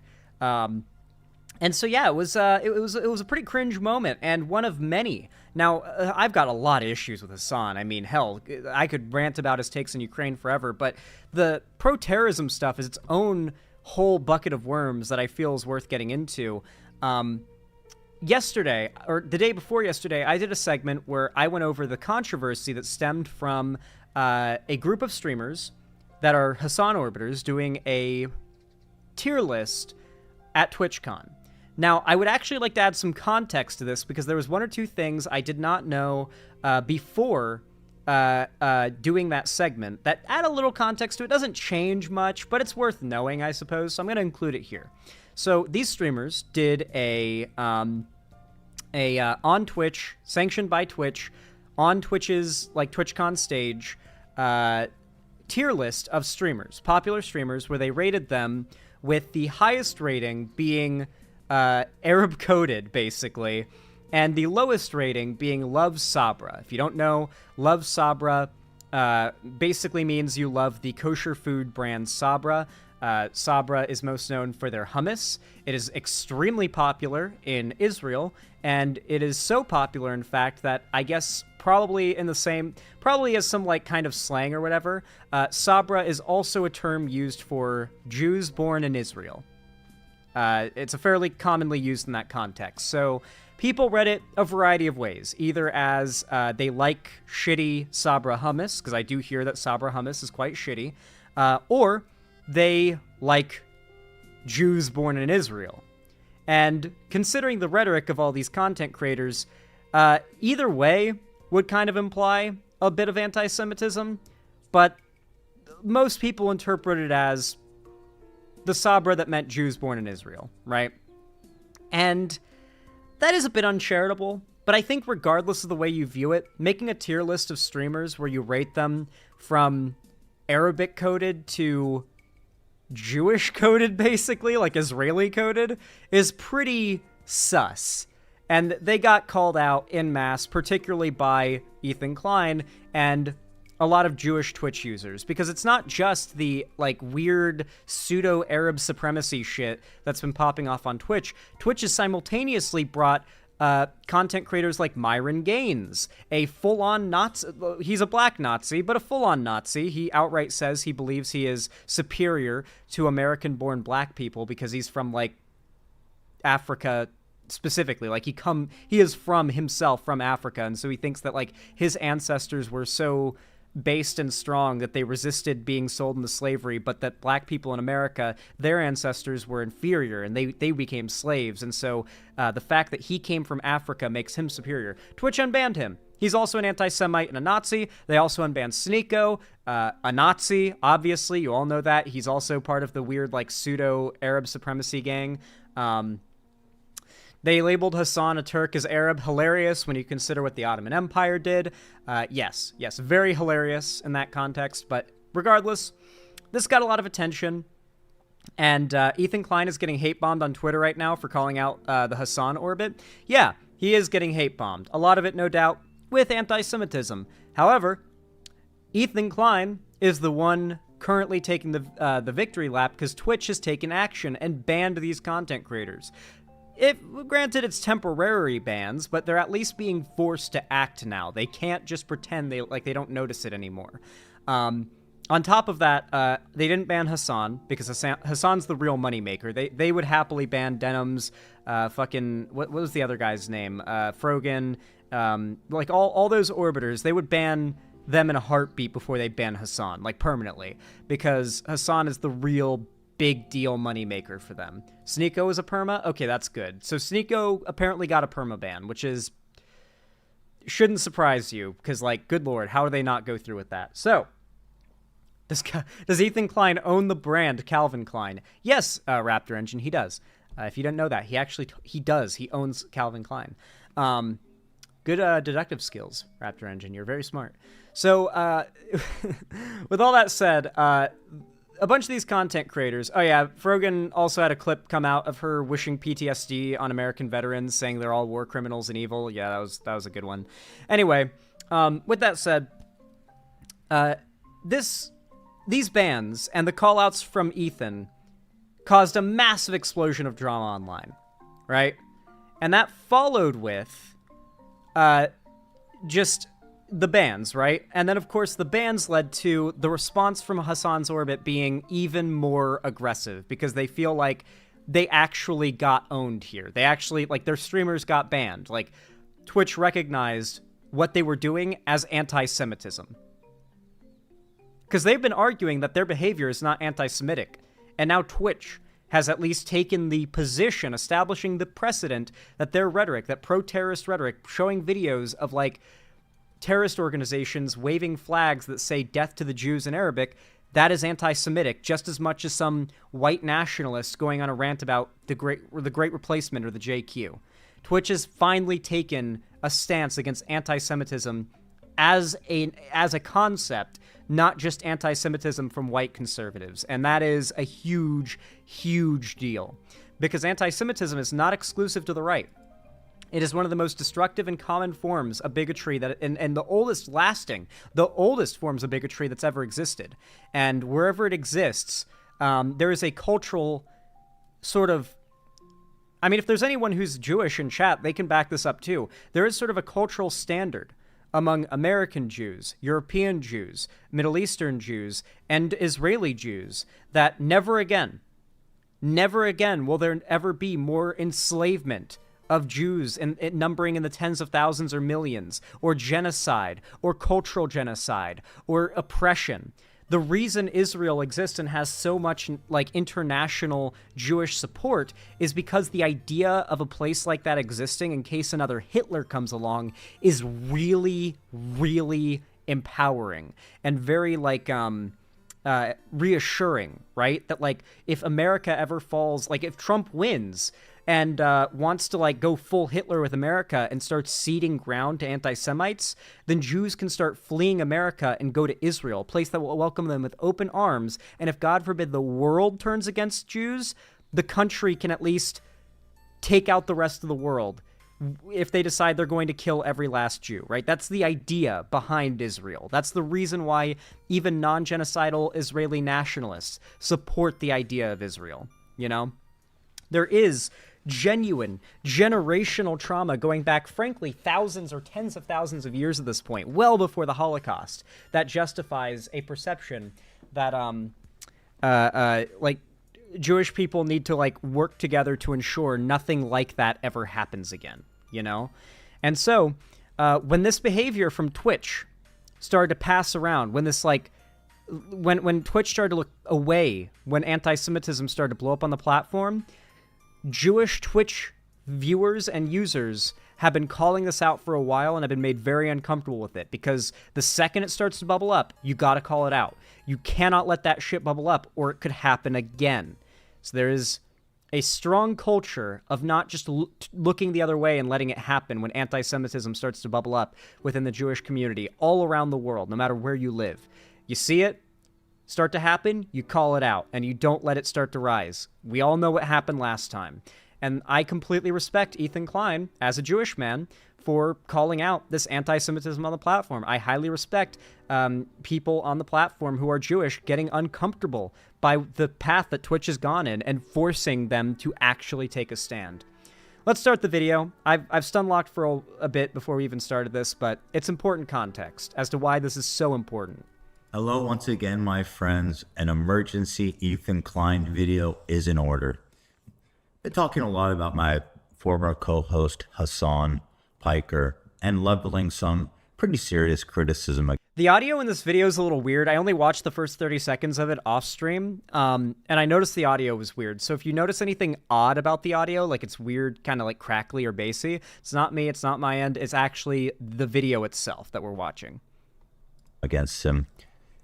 I knew that he wasn't going to take it well and wasn't going to respond to any of the points made. And basically, it's turned out that I've been right about that. There's one clip, though, that I just saw on our subreddit that's especially kind of nefarious. This is the type of character assassination and propaganda that I think is really important to call out the minute it happens, to get ahead of it. This is also would be especially good for fans of Hassan's. Cuddle Buddy in YouTube chat says, not on Ethan's side on this, but I still love Xanderhall. It's okay. I know anti-Semitism is very common on the left too, Cuddle Buddy. Hopefully, you are eventually able to stop supporting groups that carry flags and banners that say death to the Yehud. Maybe then you will you'll be more sort of fitting in here. I appreciate that you still love me, but I would appreciate more if you like sent some of the love you have for me towards Jewish people, you know? Oh shit, I skipped to the end of the video. God damn it. A lot about my former co-host Hassan Piker and leveling some pretty serious criticism against him. I knew that he wasn't going to take it well and wasn't going to respond to any of the points made. And basically, it's turned out that I've been. If you're wondering, like, why Ethan Klein would have that perspective on Hassan, I actually showed it on stream, the previous stream that I did, like last stream. I showed a good amount of it when fucking Dylan Burns made a video bringing some Ukrainians onto his show to just review some very popular clips of Hassan talking about the war in Ukraine and Russia. They were not happy. They were all Russian state media talking points. Definitive lies in many situations, stuff that Hassan and his community have tried hard to memory hole. In response to this video existing, some of his fans like asked Hassan, are you going to watch the video? Are you going to cover it? Are you going to react to it? Hassan's response, recognizing, oh shit, this does not make me look good to have like the actual citizens of a country under siege call me out for defending said siege. So his response was to simply refer to Dylan Burns as a war tourist pervert, quote unquote, and just starts shit talking him for like 10 minutes straight, and then refuses to watch the video because he doesn't. He's too like that. That is the kind of person Hassan is. He will not engage with like this type of criticism, any type of criticism that even acknowledging shows that he doesn't look good, you know? Pastor Dean, stop making alt accounts to make yourself look good in YouTube chat. Right about that. There's one clip, though, that I just saw on our subreddit that's especially kind of nefarious. This is the type of character assassination and propaganda that I think is really important to call out the minute it happens, to get ahead of it. True. This is also would be especially good for fans of Hassan's, who's been listening to the podcast to help drive home some of the points that I've been making. So here it is. Let's just go ahead and jump right in. Did you see this? I mean, yeah, I didn't. But there's no. What's crazy is there's nobody on the entire platform to call him out. Nobody. They've all been banned. Yeah, I know. Yeah, yeah. Destiny should be unbanned so we can call me out. Is a crazy take. I said there's no dissenting voices, and he said Destiny should be unbanned. Is a crazy take. At what point did I say that? He's drilling into his audience brain already, trying to draw this association between Destiny. This is actually a very common tactic that Hassan uses. Because so much of Hassan's audience are ex-Destiny fans that, you know, being ex-fans of a content creator, have a little bit of an even irrational hatred of Destiny, Hassan desperately either tries to associate any criticism of him with the alt-right and Nazis, or with Destiny specifically. If criticism he's receiving cannot be framed as coming from the far right and Nazis and thus hand-waved and not paid any attention to, he attributes all of it to Destiny and tries to tell his audience, these are just Destiny's people coming after me. These are Destiny people. They want Destiny unbanned. And his fans, once they've heard that, they're immediately on his side, because that's like the ultimate boogeyman in his community. And all he has to do is invoke Destiny's name as having any association, or like even just make up an association, and his fans turn their brain off and they assume, oh, this is just another follower of Destiny trying to take down Hassan. The only person who dislikes Hassan, the only person who has any reason to dislike Hassan, Destiny. It must be him. Knowing that his fan base hates Destiny as a way to poison the well against me. There has been no... I've mentioned Destiny on my channel over the last 10 years, maybe once. I don't... Mind you, Ethan Klein's fan base fucking hates Destiny.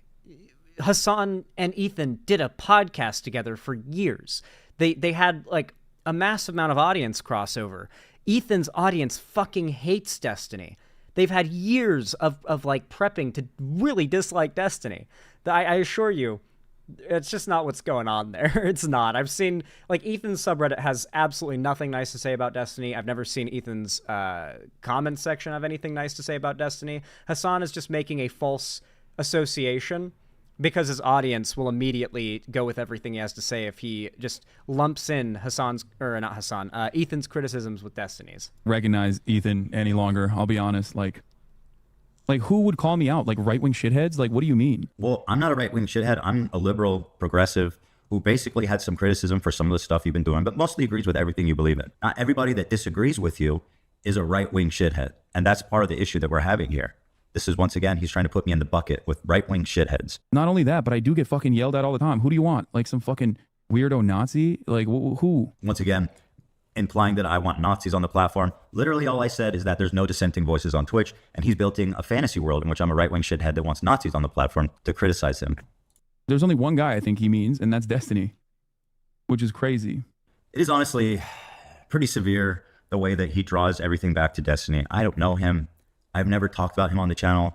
I don't know what's going on. But it's like Destiny genuinely lives so rent-free in Hassan's head. It's like, it's got to be wild to watch as this guy who's never spoken to Destiny, whose audience doesn't like Destiny, I don't think Ethan Klein has a positive opinion on Destiny, as Hassan desperately tries to evoke Destiny's name to get his audience to, like, just to poison the well before any arguments can be presented by Ethan Klein. You know, because if any argument comes from a Destiny supporter, we get to turn your brains off. Don't listen to a word he says. You know, he's not. It's just well poisoning, and that wouldn't even be a logical thought process in the first place. But that's how Hassan has trained his fans. So he rings the bell. His fans drool. He mentions Destiny. They turn their brains off. This Destiny thing. The only explanation I can have is that he thinks that it's just an easy way for him to make me look bad to his community. Nobody. There is not a single dissenting voice with his fucking straight up radical, anti-American, anti-Semitic fucking... Bro, I can't believe this man went from dunking on Steven Crowder to saying Steven Crowder ass shit. He's anti-American, radical anti-American. Steven Crowder ass shit. Yes, Hassan is in fact radically anti-American. He literally said and meant that America deserved 9/11, not in like a literal, like, oh yeah, foreign policy decisions were bad and like America like caused the events of 9/11 to occur and like made that happen. It wasn't like all just like, oh, we're just minding our own business and it just happened out of nowhere. That wasn't his point. If it was, no one would have a problem with it. Hassan outright said that America as a country, its civilians, its citizens deserve 9/11 because of the people that were elected. Mind you, Bush didn't even like Bush, who got us into the war after 9/11, wasn't like there. I don't know how you justify this. They read the Osama bin Laden letter, which it uses things that happened after 9/11 as justification for 9/11, talks about the evils of like homosexuality in America. Hassan read this note on stream. Denham's read the note on stream and called it based and got like a 4-day ban for it or something. Like Hassan has played like clips of Houthi rallies where they're like carrying around flags that say death to the Jews in Arabic. It's really not, this is not like a Steven Crowder talking point. It's just the reality of the situation. American. Now, instead of actually addressing a single point, he stops it before he gets there. He conjures the image of Steven Crowder, who's got nothing to do with this conversation. And he says, how did you go from dunking on Steven Crowder to being Steven Crowder? Once again, this is a crazy amount of well poisoning, and it's so disingenuous, and it's so bad faith. Yep. I hope it's clear to everybody just how bad faith this is right now, and how desperately he's trying not to respond to any of the actual criticism that I've made. Criticizing Hassan does not make you Steven Crowder, as much as he wants it to. Like, what's next, dude? Should I leave the country? Should I go back to my own country, dude? Once again, putting heinous words in my mouth, implying that I want. Very Hassan tactic, just saying, oh, you disagreed with me? What? Do you want me to be deported? Do you want me to be executed? You want me to be in slavery? Yeah, that's what you want. You dislike me, so you must be a Nazi. You must want Nazi things. It's Hassan's go-to method. It's why every Hassan fan treats anyone who calls him out like they're a fucking monster. You'll notice that, for example, in any comment section of any video I make about Hassan, because Hassan has trained his fans to see anyone who would dare to criticize him as clearly they're a Nazi or they're far right or they want him deported, I guess. Like, what the fuck? Like, dude, he cannot not bullshit his way into like a defense of himself. I want him to leave the country because now that I disagreed with him, I'm a heinous right-wing Nazi. Didn't say that, don't want that, don't believe it. But he's trying to build this image of me in his audience mind to turn them against me and to not listen to any of the legitimate criticism that I've leveled against him. The fuck is this? This is the reason why I don't want to watch a single fucking clip of Ethan, because I feel like I'm going to lose my goddamn mind, okay? Not because I'm like escaping accountability. Like, come on, dude. Come the fuck on. You think I haven't heard these fucking talking points a million times over? If Hassan could at least just respond to the point instead of saying, I'm Steven. Hey, chat. I would just like to point something out. Something that might... It's a little bit of a silver lining to this story as well, besides the bans that Twitch ruled out, I guess. For years, Hassan was rocketing in growth, like growing at a crazy rate, like a massive figure and getting larger every day. And in the last... Ever since the Ukraine stuff happened, that stopped. Hassan's actually been losing viewers and losing general support. He's plateaued and is actually on a slight decline. And ever since that started, around the time he started taking L's around the Ukraine stuff and has continued to take L after L and after L, he stopped doing the thing he did through all of his astronomic rise, which was refusing to say Destiny's name.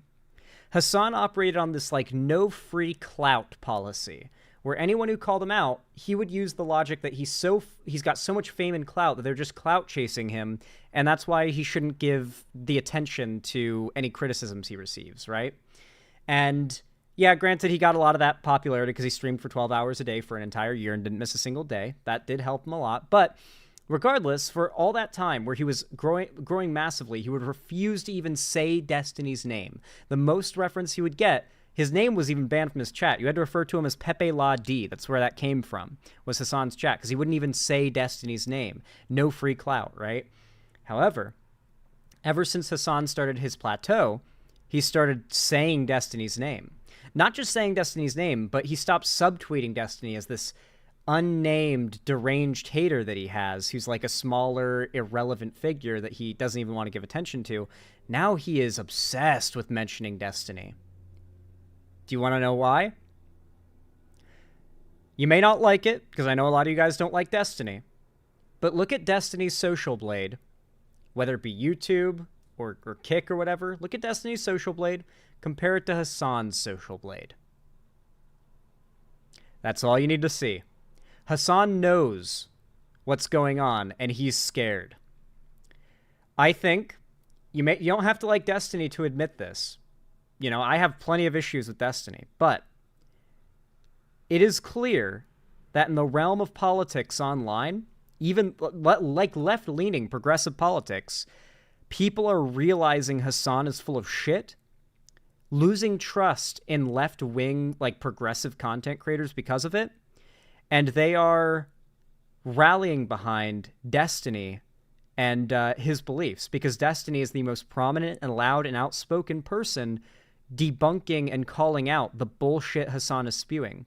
So when Hassan's massive audience, when chunks of it start realizing how full of shit he is, and they start looking for people that actually call it out, who is Hassan now been training his own fans to see as the deranged hater always calling him out? Once his fans realize that Hassan's full of shit and he needs to be called out, they go to the guy who they now associate with calling out Hassan's bullshit.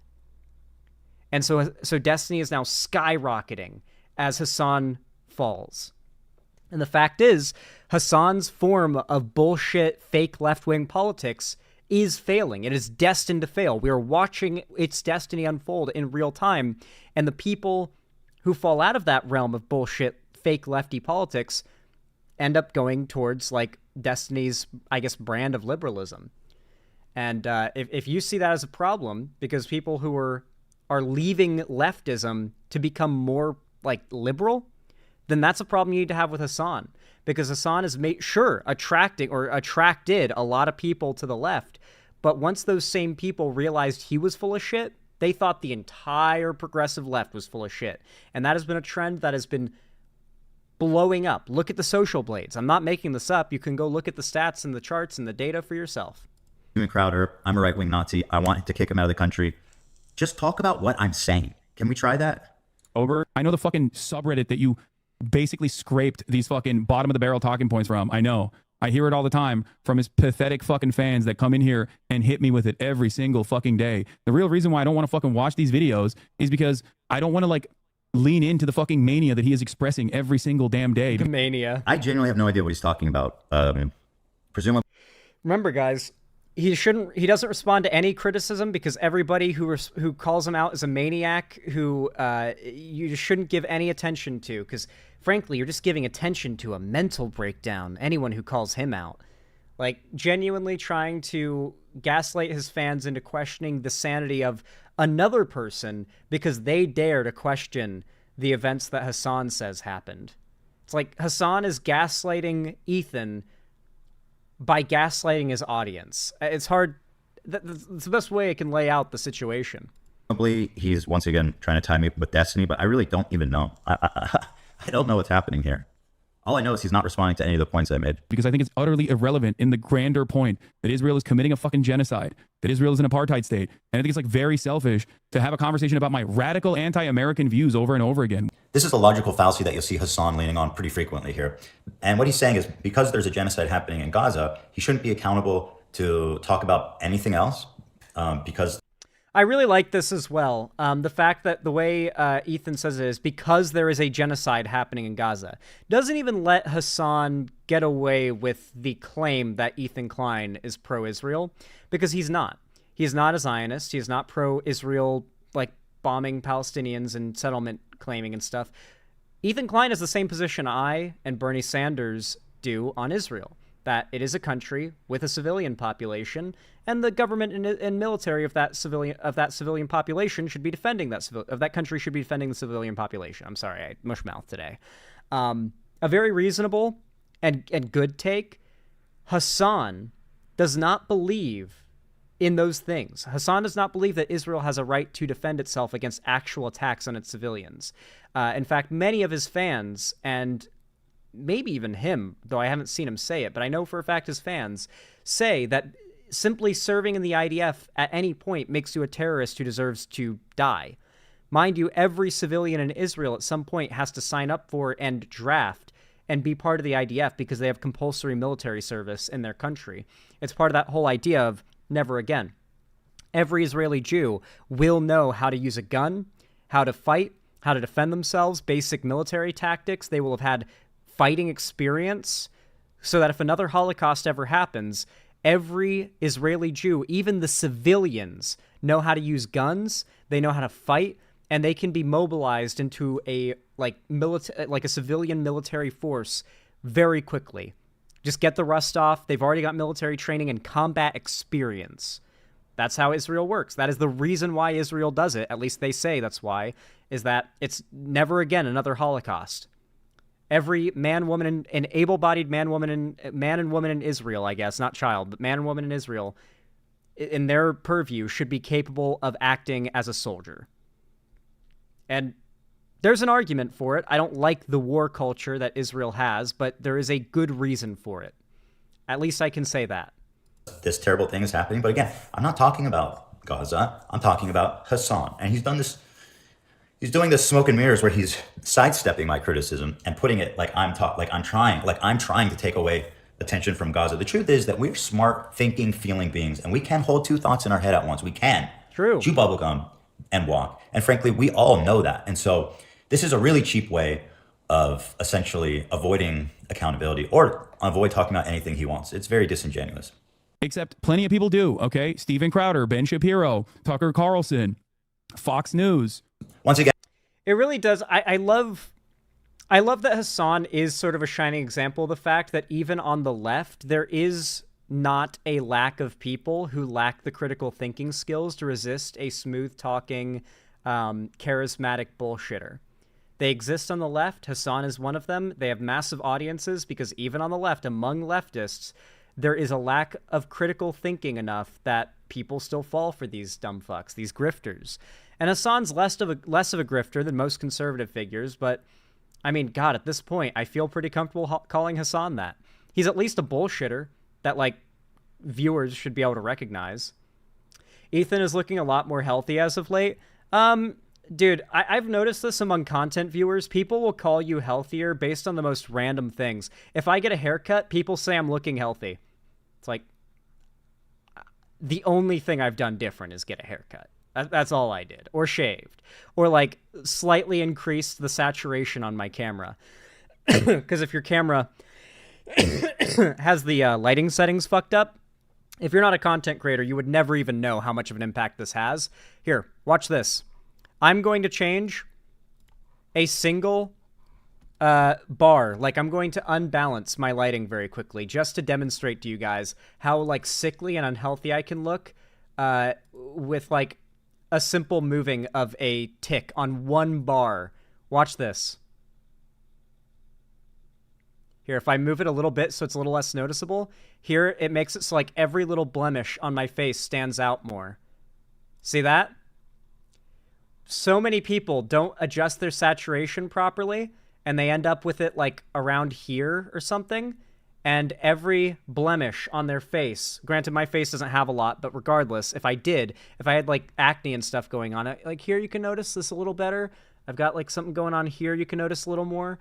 Fucking up your lighting has a massive impact on how people perceive you, and so when I adjust my saturation, oh, it's a little low now. When I adjust my saturation to balanced, so now this is, like, how I actually look, I look healthy all of a sudden, right? So for a lot of people, it's just, they see the lighting change, and they're like, oh my gosh, my favorite content creator looks like they worked out, or they look healthier now. Zan is his own blood wall now? Yeah, true. Again, I've talked about this quite a lot, and he's isolated one part of me saying that I think he's doing anti-American propaganda. And what he immediately does is he takes that and he associates me immediately and directly with, like, who do you say? Ben Shapiro, Tucker Carlson, Steven Crowder. I mean, these are all people that I despise, who have openly criticized, who I think are just a blight on this country. And once again, because I disagree with him on some issues, now I'm basically Tucker Carlson. I mean, can you believe that leap in logic? And now your favorite, Destiny. A person who has literally told me to go back to my own country. Okay? A person who... Dude, Destiny was never brought up by Ethan Klein. Ethan Klein's never spoken to Destiny, doesn't seem to like Destiny. His fans don't like Destiny. This is completely from Hassan's head.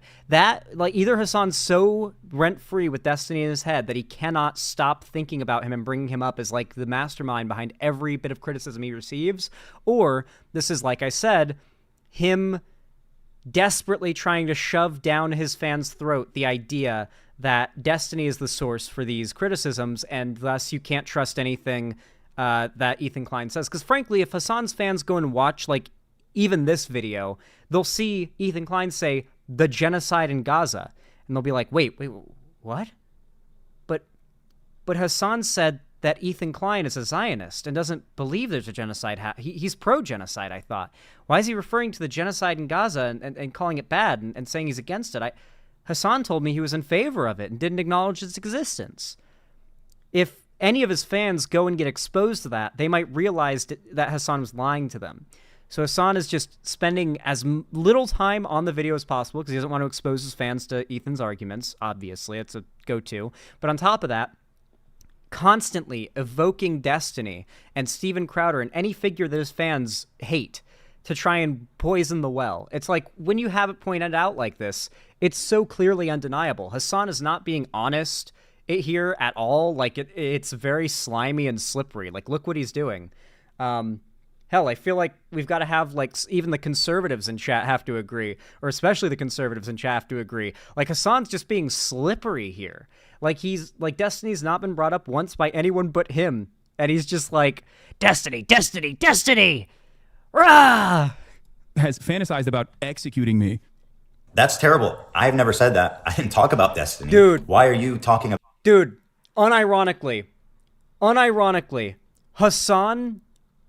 Destiny is to Hassan how Dinkelberg is to Timmy's dad. That is perfect, TSW, the Shadow Wolf. About Destiny when I've articulated points that are very easy to digest and respond to. But he's going on about how Destiny told him to get out of the country and Destiny fantasized about murdering him. And I'm saying, well, that's all terrible. But what's that got to do with me? He's poisoning the minds of his audience, trying to, once again, associate me somehow intertwined with Destiny, even though I've mentioned it maybe once in 10 years. I have never talked about this. And it works, too. It works really well. When I criticize Hassan for years, whenever I would criticize Hassan, I would lose subs and get shit from my own fans because they're Hassan fans too, who have been trained to associate, oh, is Xand calling out? Oh, he must be part of the Destiny orbit now. Fuck Xanderhall. He's copying Destiny because he dares to criticize anything Hassan does. Hassan has done an amazing job at training his fans to see criticism of him, to immediately see it as a report of being conservative or far right or a fan of Destiny, the bad boogeyman you have to hate anyone associated with. Even if that doesn't exist, he's trained them to see it where it doesn't, just like he does. And that is why Hassan fans, when they find out a content creator they also watch doesn't like Hassan, immediately say, man, I like this creator. They don't like Hassan. Man, I guess they turned out to be a conservative. I've had it happen to me. Hassan's very good at manipulating his audience. It's pretty effective. A person who has... Actually, the only time I've talked about him is in the context that I used to watch him play StarCraft 2. Like, it's not even political. It's just like, oh yeah, I used to watch him play StarCraft 2. Like 15 years ago. And that is...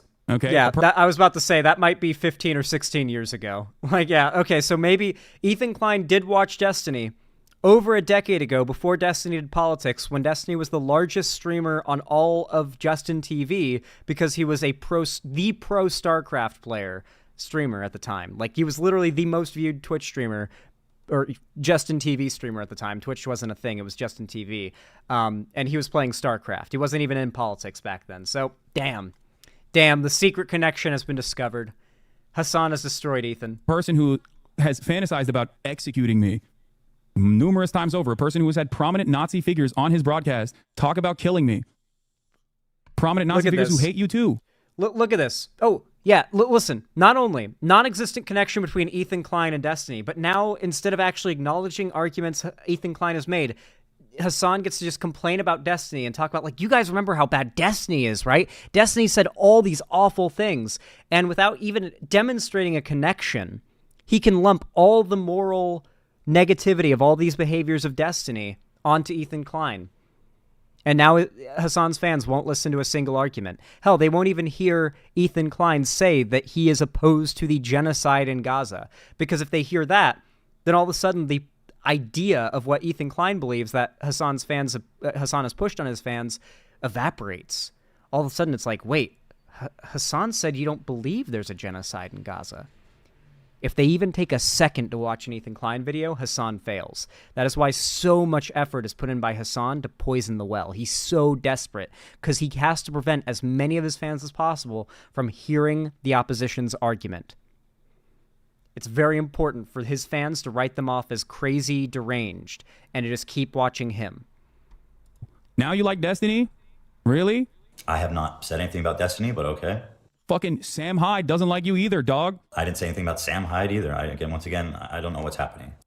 That's so crazy. That's the craziest part. Like, how do you not recognize that these people who fucking call for your death and have said horrifying shit about you over and over again, now you are aligned with? Now you're reposting fucking Keemstar and shit. That is a terribly bad faith recounting. What happened in that case is that Frogan and her friends were trying to blame the harassment she was getting on me, even though it was quite obviously from people responding to her telling vets that they deserve to get PTSD.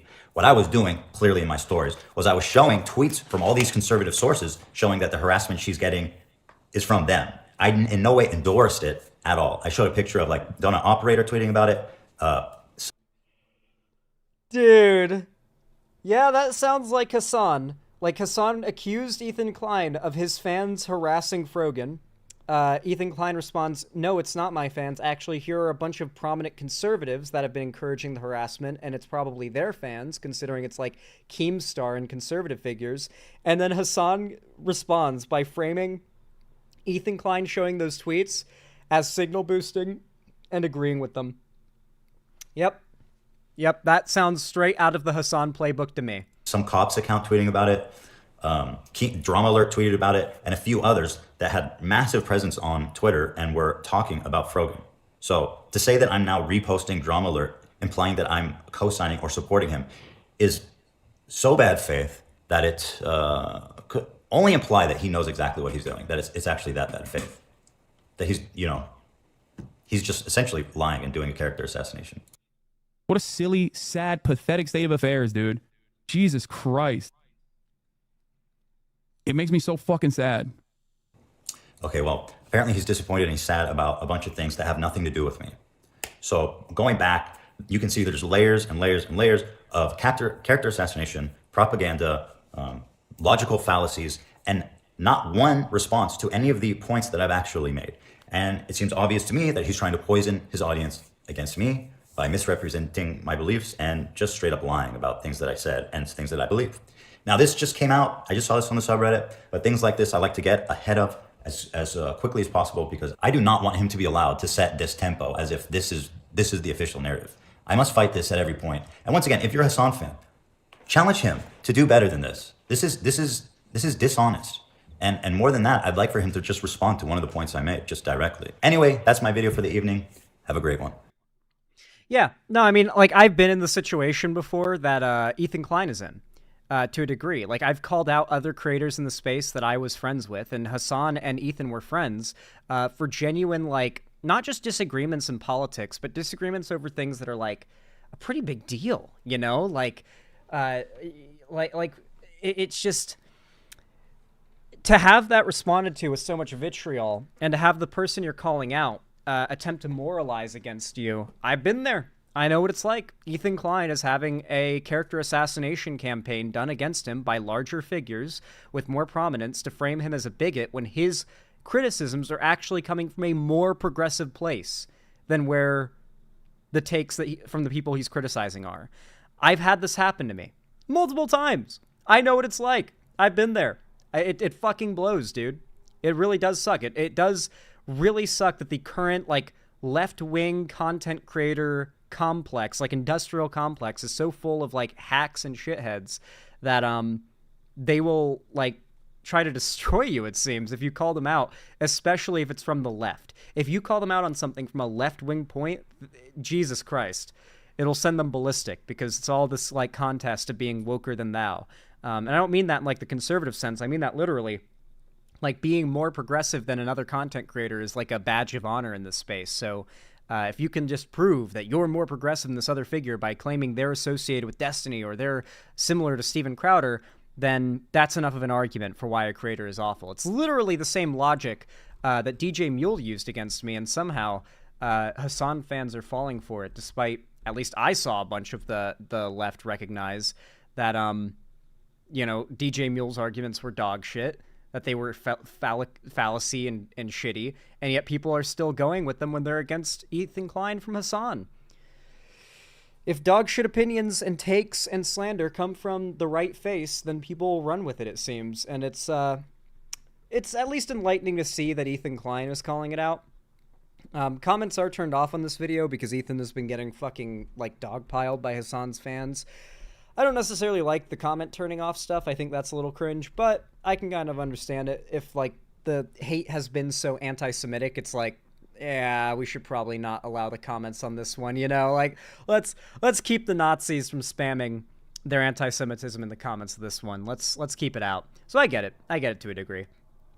Anyway, if you by any chance enjoyed this segment, found it entertaining or even educational, then please consider leaving a like. Whether you're watching live, whether you're watching this as a video or you're watching this as a VOD, every thumbs up on the thing you're watching boosts my content in the algorithm in real time, putting my stuff in front of new viewers who may not have ever seen my stuff before. So every single like really counts, as do the comments. Not only do they compound the benefit of the likes, but I also get to read what you think of the video, and I really do like reading your comments.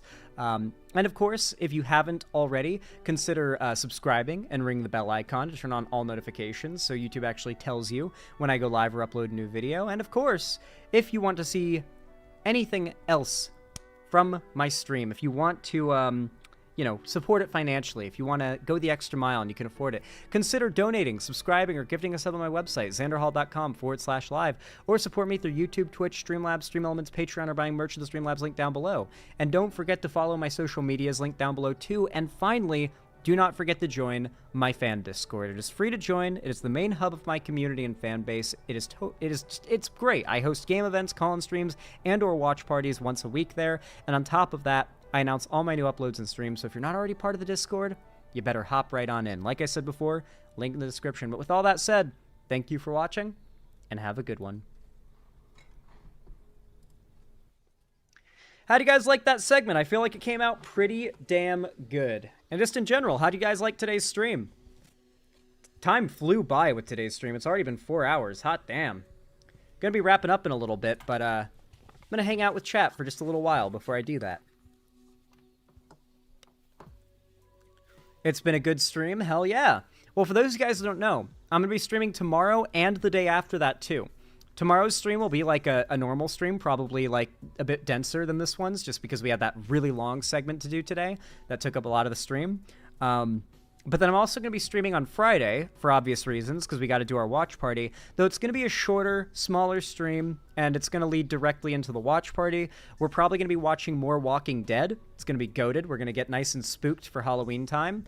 And yeah, I really do hope to see a lot of you guys there. So once again, another reason to join the Discord server, huh? Walking Dead! Joel, thank you for the 5 Australian dollars. Over Super Chatted in YouTube says, I have come to a conclusion that there are two types of anti-woke gamers, right-wingers and political gooners. That's a fair breakdown of the situation, I suppose.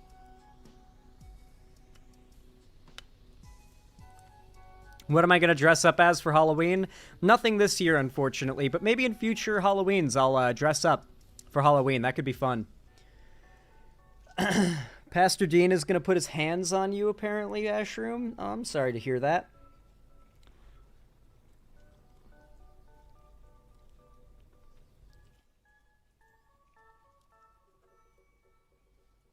Oh, man. I'm sleepy, guys. Listen, I just want to say thank you all so much for the support across the board today, whether you be a lurker, like a liker, or even a donator. I really do appreciate it. You guys have been fucking awesome lately. I really do appreciate it. Xanderhall, 2 examples of lefties that tried to destroy you but failed were Keffels and Demon Mama. Yeah. Yeah. It happens. It happens. Unfortunately, if you're kind of like a slimy piece of shit, you will kind of destroy yourself over time. I don't know why I'm doing this like Russian accent, but yeah.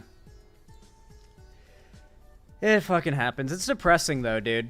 Because, you know, I used to be friends with those YouTubers, and then they got exposed to be shitty, and then no longer exist anymore. Anyway, with all that said, I really appreciate all your support today. thank you all so much for watching. Here is where I'm going to wrap things up. I love you all so, so much. I really do hope to see you at stream tomorrow. I will be live tomorrow. Oh, I love catching streams. This time I was late the one time. Damn. I'm sorry, Kirk Beams. I'm sorry. I'm sorry. This is around the time when I start to wrap up stream. I apologize. But on Halloween and election night, I'll be doing much longer streams. So a lot of you are going to be able to watch that. And I do hope that you guys do. Anyway, guys, with all that said, thank you so much for watching. I love you all very, very much. You are all amazing and lovely and awesome. Thank you for the likes, the comments, the donos, the everything. You guys are awesome and amazing. I love you all very much. And as always, I hope you all have a good one, and I hope to see you again tomorrow. Doo-doo fart.